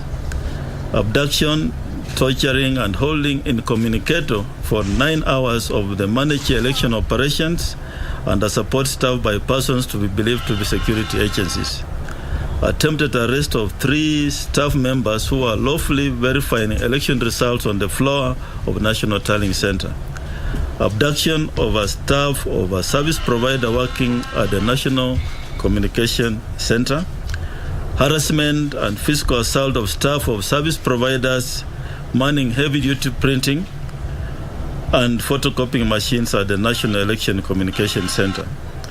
Physical assault of election officials in parts of Narok, Kakamega, Kirinyaga, Wajir, Nairobi, amongst others. In one instance, a presiding officer in Eldas constituency was shot in the leg, resulting to amputation. Physical assault of returning officers bringing results to the National Tallying Center. Breaking into offices of senior commission staff at the National Tallying Center with the intention of accessing sensitive data. Ethnic profiling, targeting, and cyberbullying of members of the Commission and its staff. To date, no one has been arrested for these crimes committed against members of the Commission and its staff. As it stands, no human rights or civil society organization have condemned these heinous acts meted on the Commission and its staff. Working for IEBC should not be a death sentence. The Commission reiterates that election is a process and not an event. This process started immediately after 2017 general election, and the Commission tested its systems and processes in over the 40 by-elections in the last 5 years. Therefore, the Supreme Court judgment today is a testimony that the Commission conducted a free, fair, transparent, and credible general election that met the democratic aspirations of the people of Kenya. The Independent Electoral and Boundaries Commission is finally vindicated. We look forward to the full judgment of the Supreme Court, as well as feedback from our stakeholders during the post-election evaluation exercises which will inform areas of improvement in the electoral process. Finally, the Commission wishes to thank immensely its legal team in not only defending it, but also ensuring that the sovereign will of the people of Kenya is protected. God bless Kenya. God bless the IEBC. Thank you. That's our statement today. And unless you have 1 or 2 questions, I believe it's been a great day. Thank you. Thank you. My name is Kisii. Now we take you to Kisii, where Kenyans are in a celebratory mood there. Let's have a listen in into what is happening in Kisii.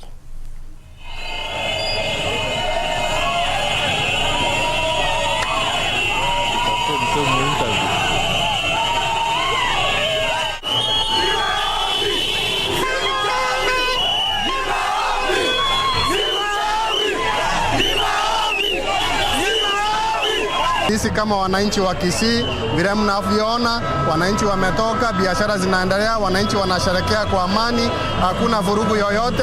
Tunaomba amani iendelee. Na kama kanisa kutoka Kisii na wote ambao tuliopiga kura, leo tunasherehekea ushindi wa mheshimiwa wetu ambaye ni rais mteule William Samoei Ruto. Kanisa letu, kanisa lote Kenya, tunashukuru kwa sababu kanisa limetulia, kanisa limeomba na kanisa limeonekana kwa wakati huu. Mungu sana kwa ajili ya mama Martha Koome kwa ile decision wamefanya haki kwa mwana Kenya ambaye tuliamka asubuhi tukapigia hasara kura. Tuko na furaha ya kwamba haki imefanyika katika nchi yetu ya Kenya. Tunataka kuambia watu wetu wote tusherekee kwa amani.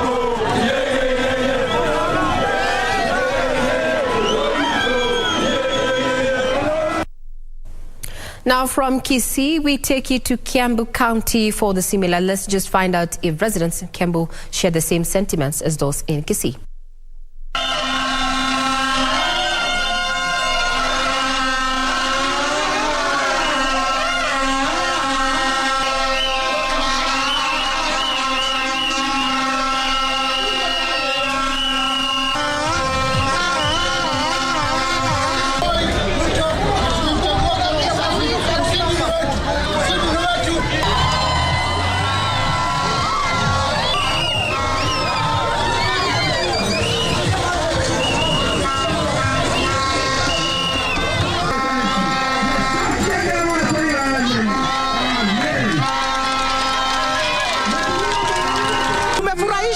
Uamuzi wa koti kuamua ya kwamba William Samoei Ruto ndiye atakuwa rais wa Jamhuri ya Kenya.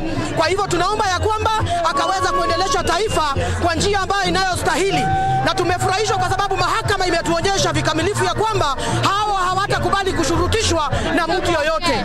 Wamefanya uamuzi ambao uko huru. Siasa imeisha, hata wale ambao walikuwa mlima walikuwa saidi ile ingine, tukiwaomba mkuje sasa tutengeneze taifa yetu ili tuweze kuwa kitu kimoja. Tulikuwa tunamuomba Mwenyezi Mungu sana William Ruto akuwe rais wa Jamhuri ya Kenya, ile zile Hustlers Fund na zile promises zote, mambo yote tuliweza kuambia wananchi wa Kenya. Lazima sasa, hakuna jambo la kusema ni kwa nini haijafikishwa. Sasa lazima tuambatane, tufanye kazi kama familia moja ya UDA kutoka chini kwenda juu. Justice has been done na sheria imethibitishiwa kwamba Kenya ni nchi ya sheria. Tumefurahi sana na nimefurahi sana kwa maana tumeona president wetu amekuwa William Ruto, na kama vile tumekuwa tukiomba ati yeye ni mtu wa watu, na sasa kazi ni kwake, tufanyie watu kazi.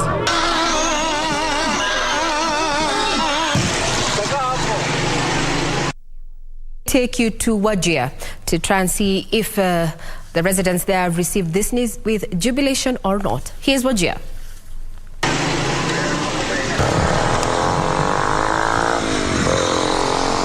Hatutaki vita ama mahakama hivi watu futa ni kufute. Hiyo haina faida. Kenya aende mbele, biashara iendeke. Wale waanguka na wale wanapata, sote ukuwe pamoja, wafanye kazi. Tujenge nchi yetu. Kika nilifurahia hiyo uamuzi ambaye Supreme Court ulifika. Hii ni kuonyesha Kenya imeendelea kwa kila njia. Na kuna haki pia. Kwa sababu hiyo ni dirisho ya kwamba ulimwengu mzima Kenya nchi demokrasia, kama mtu kwa lalisha ana haki ya kwenda, na tuna majudges ambao wanaangalia kitu kwa haki. Hawatakani watu wa bishane ama wagombane juu ya urais ama juu ya uchaguzi. Hiyo imeisha. Kila mtu ni marafiki na pia mandugu. Sasa wacha tufanye biashara yetu na kila kitu ambaye sisi iko na faida na upande wetu. Now from Wajir, we take you to West Pokot to just sample what Kenyans have to say in regard to the decision made by the Apex Court. Here's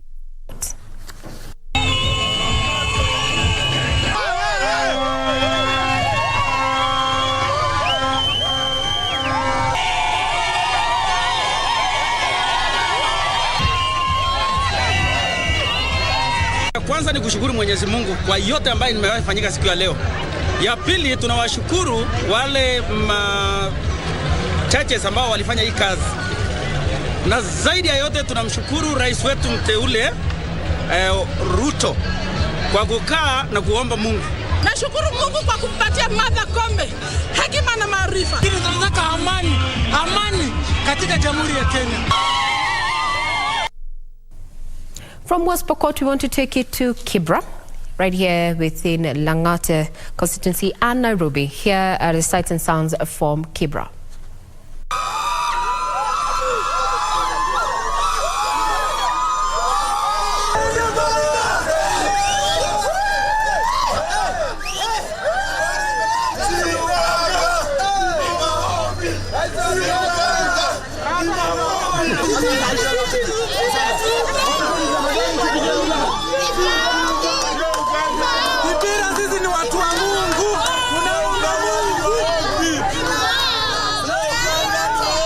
Kenneth Otieno Ogem. They do their job. That is the better. We are tired of election. Jina ni Zado Kokonda. Mimi ni mkaaji hapa Kibera. Sisi wakaaji wa Kibera tumefurahia na huu uchaguzi venye majaji wameamua na venye wametuambia kiongozi wetu ni William Samoei Ruto. Tumefurahia kwa sababu yeye ndio tulivotia. Ni hayo ndio maoni yangu. Majina ni Tunda Winisho. Mimi nasema watu wa move on tu juu ishakuwa. Asikubali kushindwa si mshindani. Kwa hivyo tu move on, tuendeleze Kenya, tuendeleze uchumi. Ni hivyo tu. Mimi ni Joseph Masika. Nimefurahia sana kwa uamuzi ambao imefanyika. Kama wananchi tuwe kitu kimoja, tuendelee na maisha. Maana hakuna mtu atakuletea chakula kwa mlango. Wewe pamoja na mimi ni majirani, tuendelee kuwa na amani. Mimi naitwa Geoffrey Beth.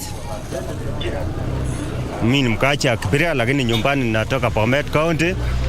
So kama kotini ameamua hivyo tutakubali tu. So naomba wa Kenya tukaa mahali tuko hapo. Tuendelee na maisha yetu tu. Mimi naomba tu amani.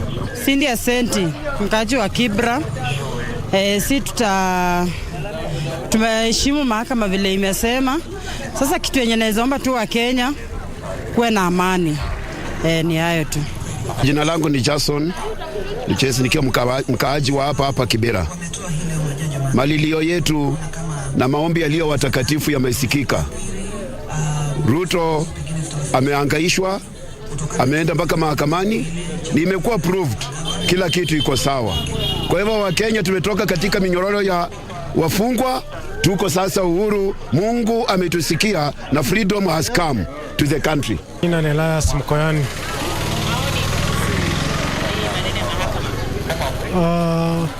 Mimi naona mahakama wamecheza pati yao, wamemaliza.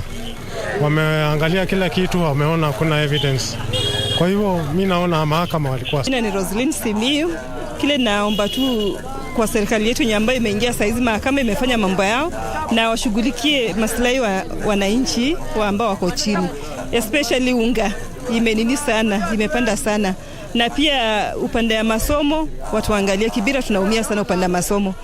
Mambo ya CBC imekuja, inabidi mzazi huyu mmoja ndiye anatafuta hustle ya kula na pia anatafuta hustle ya wanafunzi.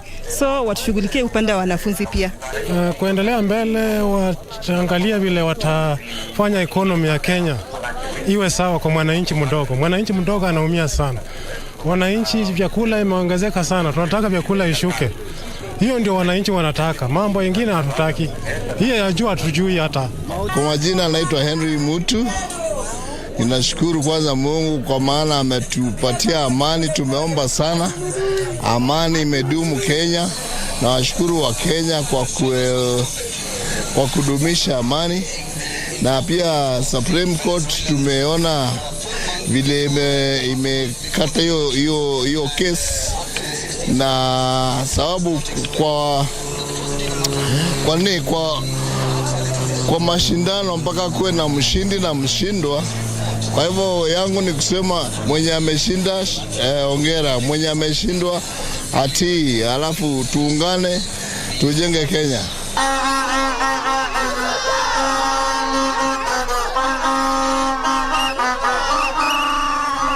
Now from Kibera there, let me take you to Mwingi. Let's sample what is happening in Mwingi following that particular judgment. Kama watu wa Mwingi tunataka kushukuru Mungu kwa sababu ya siasa zilizokuwa na upole na amani, na watu wakapiga kura zao, na sasa ni wakati wa matokeo ya hukumu ambayo ilipelekwa kule kotini.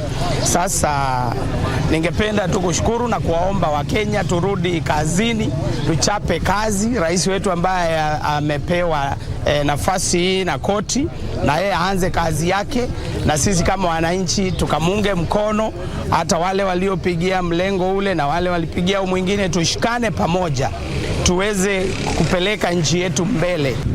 Mimi ni chairman wa bodaboda hapa Mwingi Town. Yangu ni furaha sana kwa wakati kama huu, nishangu na vingelegele kwa kupata rais wetu tulikuwa tunatarajia. Chenye ningependa kusema ni kushukuru mahakama yetu ya hapa Kenya kwa sababu ya ile kazi ambayo imefanya kazi nzuri kuhakikisha ya kwamba tumepata kiongozi ambaye ni wa halali. Na ningependa kuhimiza na kuambia watu wa Kenya wenzangu, tudumishe amani na tukumbali kile ambacho kimetokea. Yule ambaye amekuwa rais tumkumbali kama rais wetu na tufanye kazi na yeye. Those are sentiments from residents in Mwingi. Now let's sample what Kenyans had to say, those residing especially within Naivasha in Nakuru County. Sugoi.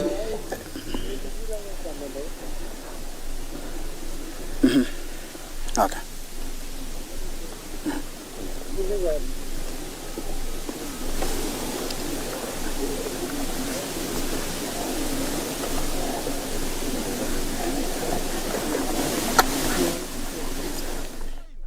Kazi na wao pamoja kwa sababu tulikuwa tumelilia Mungu sana na amefanya kulingana na haki na sheria yenye tulikuwa tunataka.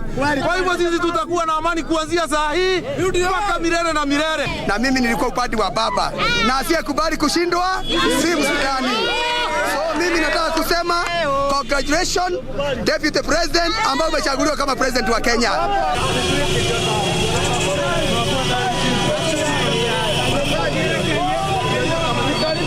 Those are sights and scenes from Naivasha there, Nakuru County. Now we want to take you to Uasin Gishu County and in particular to Sugoi, where my colleague Timothy Kipnusu is on ground. Good evening, Timothy.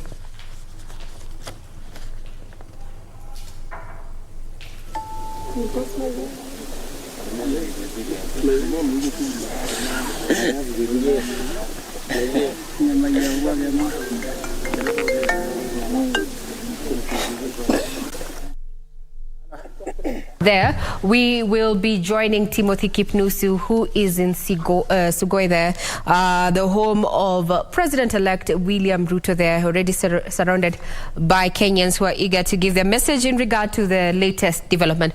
Good evening, Kipnusu. How are you? I hope you can hear me loud and clear now. Tell us, what is the situation in Sugoi?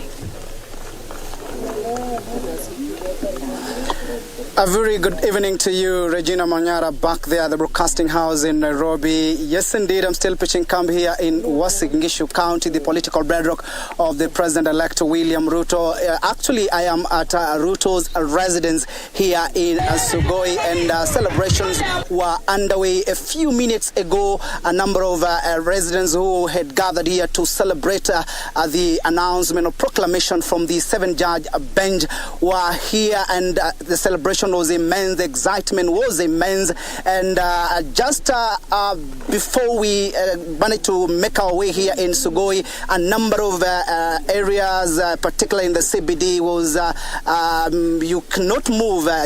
Transport was really paralyzed because a number of residents took to the streets to celebrate. It was pomp and color, celebrating the son of the soil, Dr. William Samoei Arap Ruto, after the judgment made by the Supreme Court judge judges. And just to paint a picture, I'm joined by a number of residents, including elected leaders who are here together with residents to celebrate the victory from the 7-judge bench after they have affirmed the president-elect win, William Samara Ruto. Many thanks indeed for joining us. Actually, is Nicholas Bitok, the area member of County Assembly for Tapsagoi ward, the ward where Ruto comes from. Many thanks indeed for joining us. How do you make the assessment of the judgment from the Supreme Court who made the decision today?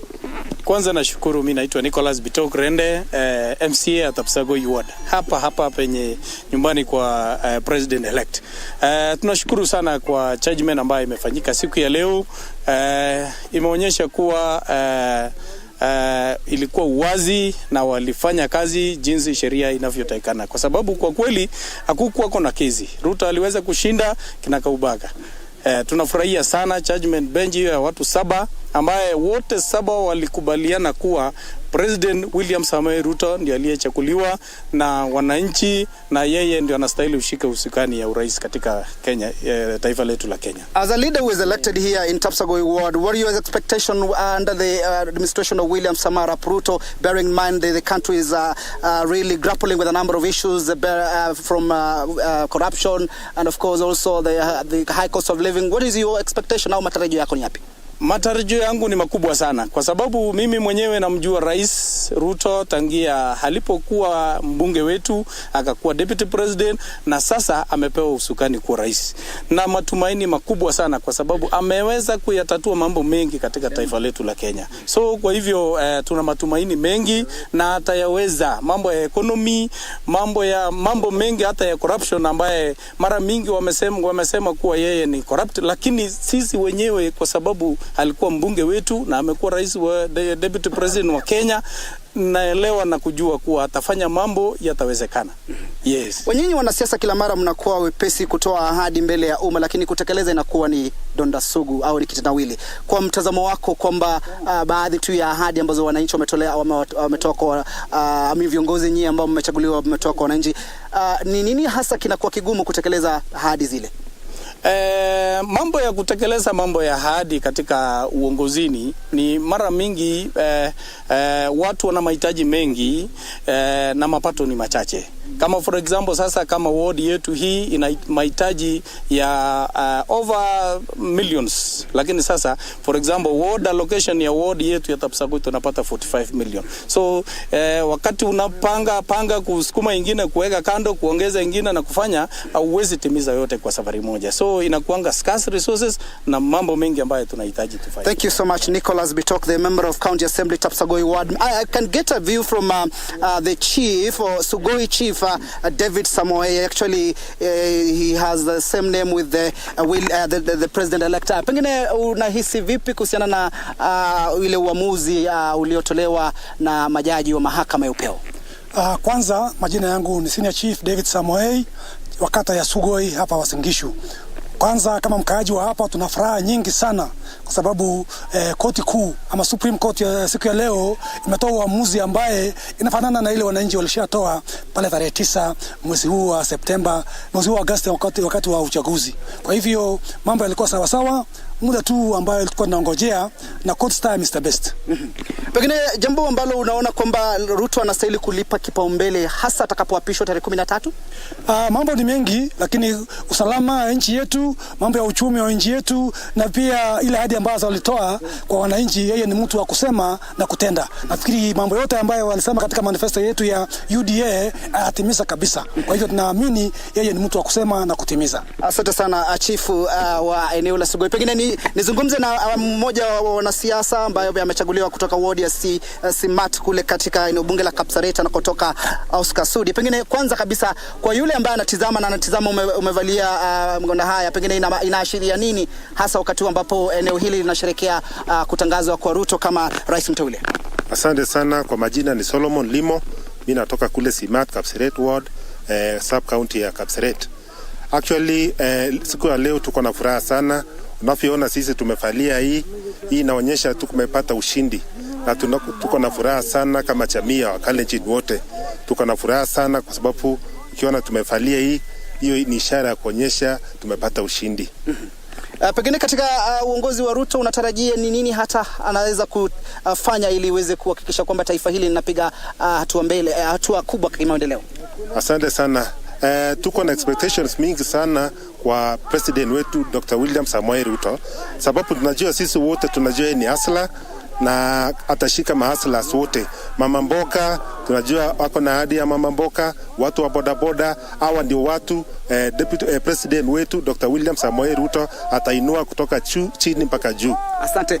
Regina, allow me for the purposes of gender interview a lady here. Songa hapa mama, pengine uweze kutueleza unahisi vipi baada ya Ruto kutangazwa na kuwa mshindi, na vile vile kuzungumzia kuhusiana na kuwepo kwa wanawake katika nyadhifa mbalimbali za uongozi, manake hilo limekuwa halijajitokeza, japo wananchi wameweza kuchagua wanawake wengi katika nyadhifa mbalimbali za uongozi kuanzia kwa gavana na kwenda chini. Pengine matarajio yako ni yapi katika uongozi wa Ruto atakapoapishwa?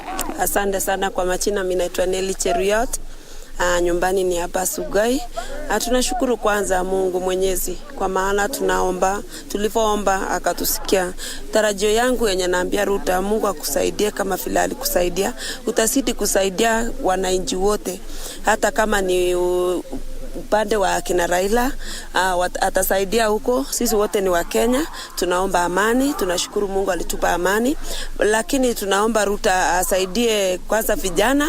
Kunao vijana wa mapotapota wako na shida sana, tunaomba rais wetu akuja saidia. Kunao mama mboga, ndio unaona hata Mungu alisaidia wamama wengi ndio akachakuliwa, kwa maana anajua uchungu, na sana sana najua wamama wengine nao wanatusikia. Tunasi Ruto sana tusaidie. Kuna watoto wetu walimaliza university, wako nyumbani, hawana makazi. Tunaomba hata akipata nafasi wengine waende ngambo, wengine atuandikie vijana wetu kazi, ndio wasiti kutembea tu. Hizo tu ndio naomba Mungu tu amsaidie Ruto, asaidie asimame kabisa imara, aone kila mtu. Hii Kenya ni yetu sisi wote. Asante. There you have it, Regina. A number of residents and of course also elected leaders having high expectation from the president-elect William Samoei Ruto once is sworn in, ranging from a high cost of living, talking of unemployment amongst the youth, talking of fighting the thorn of the rather corruption, which is a thorn in the flesh in the country, and of course a number of issues helping the Mama Mboga. Remember, Ruto has been categorical that those are the people that he will be taking keen interest to help and ensure that they really get development or get assisted to put food on the table. And of course we will be here just to paint a picture. A number of elected leaders, I'm told they will be having a function tomorrow to give thanks to God for granting them an opportunity, having their son in the top seat in the land. From me, Timothy Ekip-Nosu, I hand you back to studio, Regina Manyara. Indeed, Timothy, thank you. We can see even from the background, indeed, residents down there in Sugoi are in quite some jubilation there after the verdict was delivered in their favor. Now we want to cross over to Bomet and see if the situation is as in Sugoi Uasin Gishu. Here's Bomet.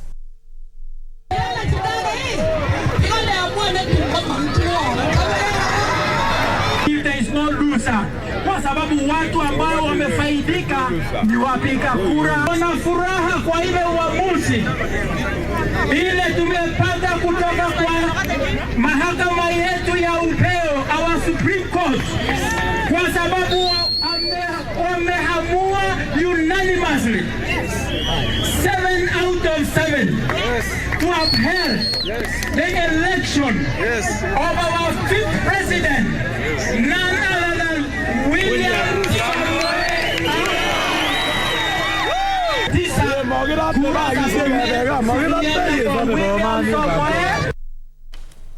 Now, those were scenes from Bomet there, and also just members of the public expressing their, views in regard to the direction in which the judgment at the Apex Court has taken. Now we go to Migori County. Let's sample also the sights and sounds of Migori.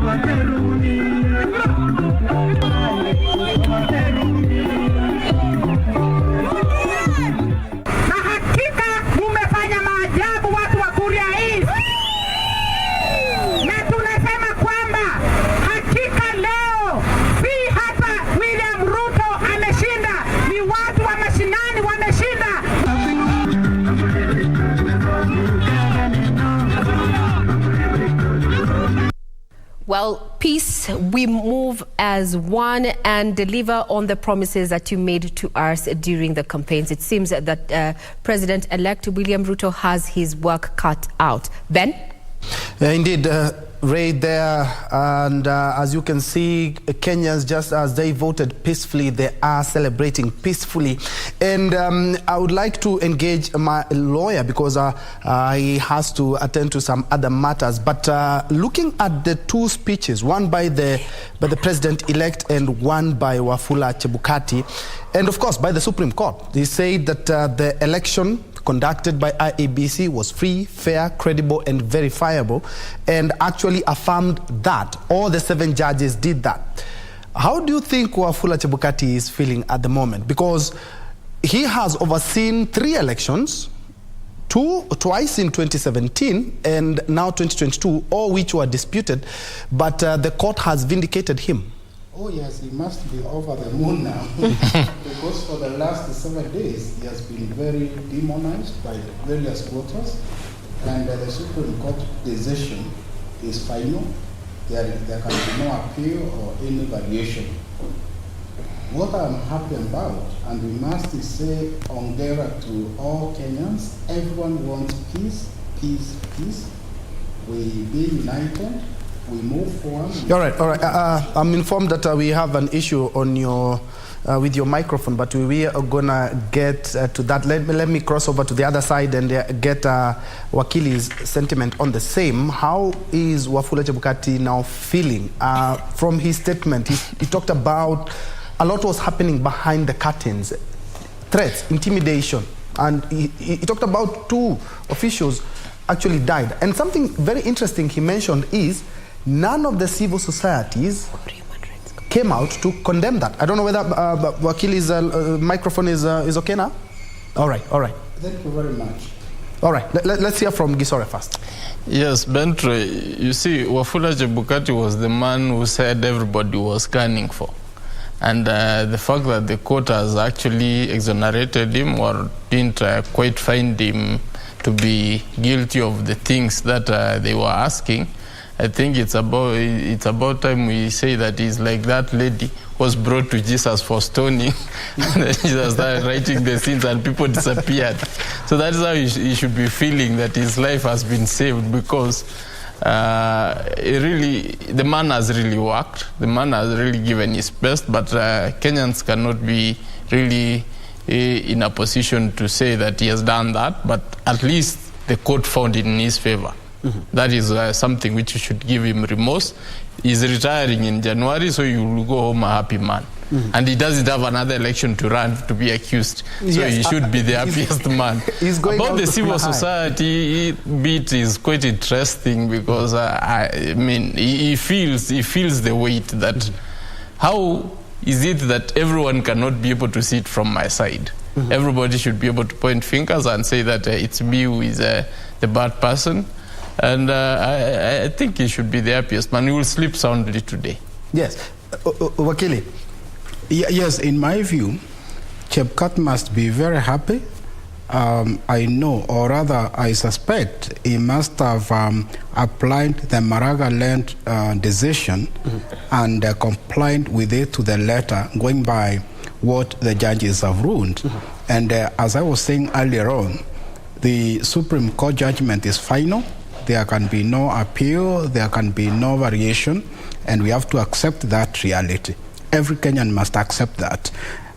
We now need to move to the next stage of nation building to ensure there is peace. I'm very happy with Kenyans, because across the country, including a stronghold of Honorable Raila, everyone says we want peace, we want amani, we want peace and unity. Mm-hmm. That should be the spirit, because it is a core value under Article 10 of our Constitution, because what is important to us is peace, a peaceful and thriving nation. Mm-hmm. It is unfortunate that we lost some officers during, in the line of duty.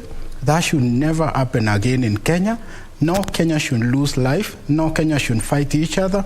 No Kenyan should be injured because of electoral processes.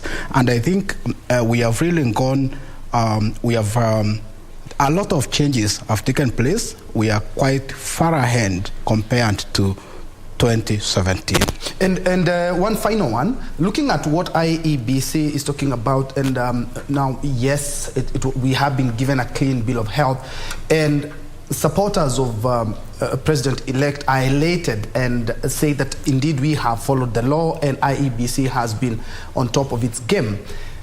On the other hand, we have supporters of Azimio and Raila Odinga who really take it as a big loss. Yes, indeed it is a loss, but don't we have to look at the other side of how Kenya has won? Because at the end of the day, just as I said earlier on, is that the petitions that Raila has come up with since the year 2013 have worked towards strengthening the democracy and the rule of law. There are so many things. We had a big law lacuna, but now we have some constitutional interpretation brought about by this petition, which will make our electoral process better. We have seen 7 judges today have affirmed that. Going forward, yes, indeed, it is a big loss for Raila Odinga, but a big win for democracy. Yes, true. In my view, as we await for the final decision, which will be quite a number of pages, that judgment will really help us to do a number of things. It will assist our parliament to come up with legislation to improve our electoral processes. Secondly, that judgment will develop our jurisprudence when it comes to electoral matters. Of course, it has a lot of bearing to multiple other petitions relating to other positions. Also for legal education, it will assist us, and for completeness of record. So we need to thank Honorable Raila for taking us through all these petitions. Of course, no person can describe the laws than former Senate Kakamega Senator Malala. And we must thank him. We must say that he has really contributed to development of electoral processes. Finally, on that aspect, I would like the other courts, the judges of the High Court, judges of the Court of Appeal, also to embrace the issues that have been raised by the Supreme Court for consistent jurisprudence on electoral matters. Thank you.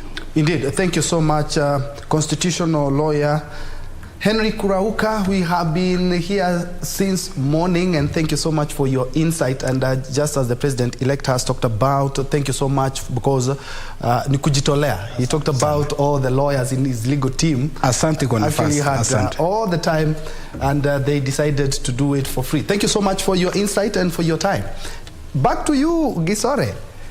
What does it talk about when it talk about the jurisprudence that is the precedent that is set by the petitions that we've had? Because talking about the Honorable Raila Odinga is that in 2013 and 2 in 2017 and 1 in 2022, all presidential elections. And if you ask me, the presidential petitions, not only do they point out some of the issues that we should be looking at as a country, but it will better the jurisprudence. Looking at 7 issues, the 9 issues, and all judges had affirmed.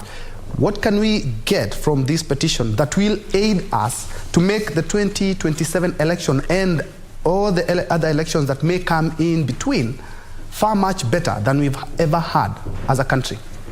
I think for me, I would want to first thank Honorable Raila Amolo Odinga, because it's because of his temerity that we have been able to even be able to celebrate today's judgment the way we have. Because right from 2013, there has been development in terms of jurisprudence at the Supreme Court, that is at the Apex Court, and that has contributed greatly to the changing of our laws to align them with the Constitution. Why I also want to congratulate him further is for having the courage to go to court this time round. Because some people could have said, why go to the court? You've been beaten. Why again go to court? But he said, I'm not doing it for Kenyans. I'm not doing it for myself, I'm doing it for Kenyans. And indeed, we have seen that is actually what us. For me, I think, as I said earlier in the show in the morning, the most important thing was my point number 6, where at least even the court itself did realize that indeed the working of IEBC is not in order. It needs to be fixed. I expect the judgment which comes forth, the full judgment, should be able to highlight some of the areas, actually some of the key things which they thought need to be looked into deeply, so that we can again give it to Parliament to pass the necessary legislation or amendments to ensure that if we will find ourselves in 2027 at this particular spot, we will at least be clear on what is expected. So, pointing forward, I'm seeing a situation whereby we're going to have the Supreme Court, or somebody thinking twice before going to the Supreme Court, because if you count your eggs and you realize they are short, you just keep quiet and concede. And that is a situation which we will be happy to have in future. And that is courtesy of the efforts of Raila Amolo Odinga. Actually, I wanted to toss it back to you, Ray, but perhaps we'll get the final say here on what IEBC Chair Wafula Chebukati has mentioned there. Just shows you or underscores how election matters in Kenya are a matter of life and death. And some of the lessons that he has talked about there is that intimidation, threat, and everything. But unfortunately, that is exactly what we've had since the Zacchaeus Chesoni-led Electoral Commission, to the Kivoito-led, to the Isaac Hassan, now to the Wafula Chebukati. But the good thing is that Wafula Chebukati is exiting the electoral body. His head is held high after conducting the biggest and perhaps one of the most contested election in the country. Now, before we even, just throw some spanner into the box, Ben, as well as Wakili here, what has come out very clear during this particular petition is that we have focused on matters ICT. ICT has gravely been mentioned, and the process, the portal and such. And some of the key lessons that we may actually pick on in as far as ICT is concerned, we would say ICT is a good servant but also a terrible master if it's not used well. When we talk about the constitution of the IEBC, Wakili, in closing, I think this is the second last question posed to you. What are we likely to see now that this is the last election that is going to be officiated by Chair Wafula Chebukati? So it means we have an opening going forth. Now, the use of the use of ICT by IEBC, as the judges said there, well, it was well informed to include efficiency and such.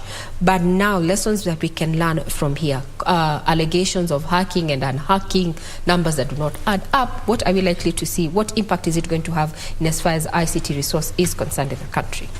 I think that was put very clearly by the court, and the chairman, Wafula Chebukati, has also highlighted some of the things that they are going back to get reports from the stakeholders, and that he has been very key, and I want to thank him because part of the success of this election was because he involved stakeholders from the word go. In the previous, he even got a report, even got an audit report of the 2017 election, and even implemented the minor KI case of the 2017. So what we are actually going to see in future, is the fact that ICT is going to play a key role, because with those allegations coming forth, you don't just wish them away ever, that the court did not find them sufficient. It's important to assuage the fears of Kenyans that indeed, from where we stand, the election is going to be clean. And what I'm looking at is the perspective that there's that aspect of contracting Smartmatic. I think we're going to see less of that. We're going to see an IBC which I'm foreseeing an IBC which will be given enough resources to have their own system here locally, which will comply with our data regulations. Because now, if we are keenly to look at whatever it is that they did with Smartmatic, then we raise the issues. Why did we pass the Data Act 2019? Because if we can be able to violate it by having Smartmatic tell us we cannot give you that data, it does not belong to you. You just voted and that is it. Whatever it is you have in the system, that is all you you paid for. Basically, that's what they fell short of telling us. Yeah. That, you know, pesa yenu imeishia hapo. But then we are going to foresee a situation where we are going to have a data center here, an IBC which will be hosting everything from their own conveyance. They have been asking for money to have their own building. I hope they get it this time, and money to set up their own system which they will be conducting. So that if we want to audit it, we audit it from within here. Now, that would be interesting. Sorry. We solve ICT problems solved locally. Yes. Final question. What is your anticipation for a Ruto presidency, borrowing from the speech that he just made this evening? He said he's ready to be held accountable by an opposition, but as it stands right now, we have already seen Kenya Kwanza assimilate a majority of the independent candidates, and from November, yes, he's going to have the majority at least at the National Assembly. Yes, I'm expecting a Ruto presidency which is going to be very vibrant. I'm sure there are people who think otherwise, but I don't myself, because look at the man. He has risen literally from nothing, and we have seen his way up. From the time he was even with Raila Odinga in 2007, he was complaining of the same issues which people are complaining of today. The people on the other side are complaining. But he walked himself out of that. He said, I cannot run for president and be able to come and cry foul. And he said, you're not going to steal my election. I'm going to just go for this and I'm going to win. And he has won. I think he has been vindicated on what he was saying.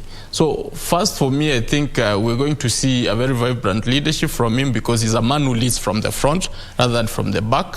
Secondly, we are going to see a person who is going to ensure the things which he promised he needs to deliver.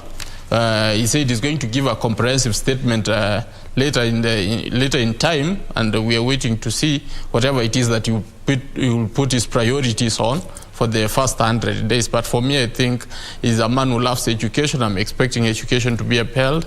He's a man who actually is after for the rule of law. I think he has quite mentioned that vehemently, and he's saying he's going to have the criminal justice system deal with the criminals, not start chasing people around for political whims. And that is going to be very interesting, because some people feel that he may not stand for that, but it's his word he has given, so we will expect that he will be able to uphold it.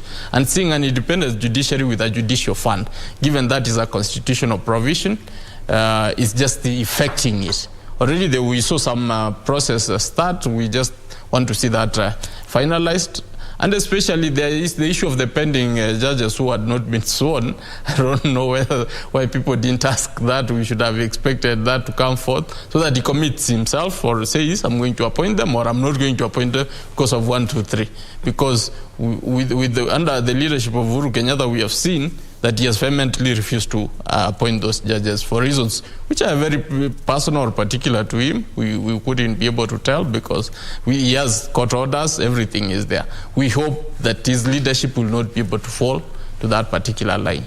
We're also anticipating a situation whereby somebody asked him about the stadiums. He comes from a region where people are pregnant of ideas of running and representing Kenya. We should be able to expect that some stadiums will have to be put up to actually vindicate him from what he had promised under the leadership of Uhuru Kenyatta. And most importantly, first, to start with, he needs to preach peace across the country and bring the country together. That is, I think, that one he doesn't have a choice, because he's a Kenyan president, not Advocate of the High Court there, Gibson Gisare, who has been gracing our studios from crack of dawn this morning, just helping us understand the legal implications of the decision that has been made by the Apex Court this afternoon. Thank you very much, sir, for your time. We look forward to further engagements. I've been your host, Regina Manyara. Now take it away, Ben Troy. Indeed. Thank you so much. And re-echo what you've just said. Thank you so much for our viewers who have been keeping a keen eye. We are here early in the morning at about 6, and for following up keenly and maintaining peace. I think that's the most important.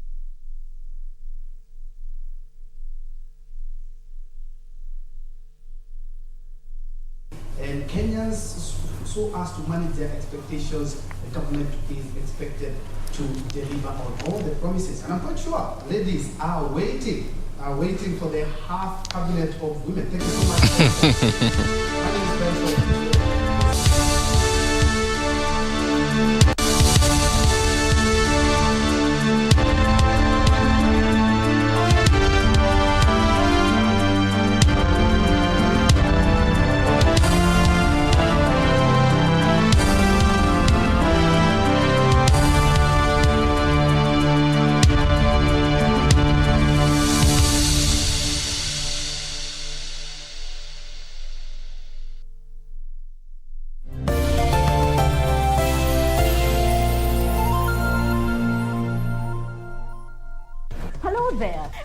boys gone bad. Eric Omondi has evolved from being a comedian to now being the king clout chaser.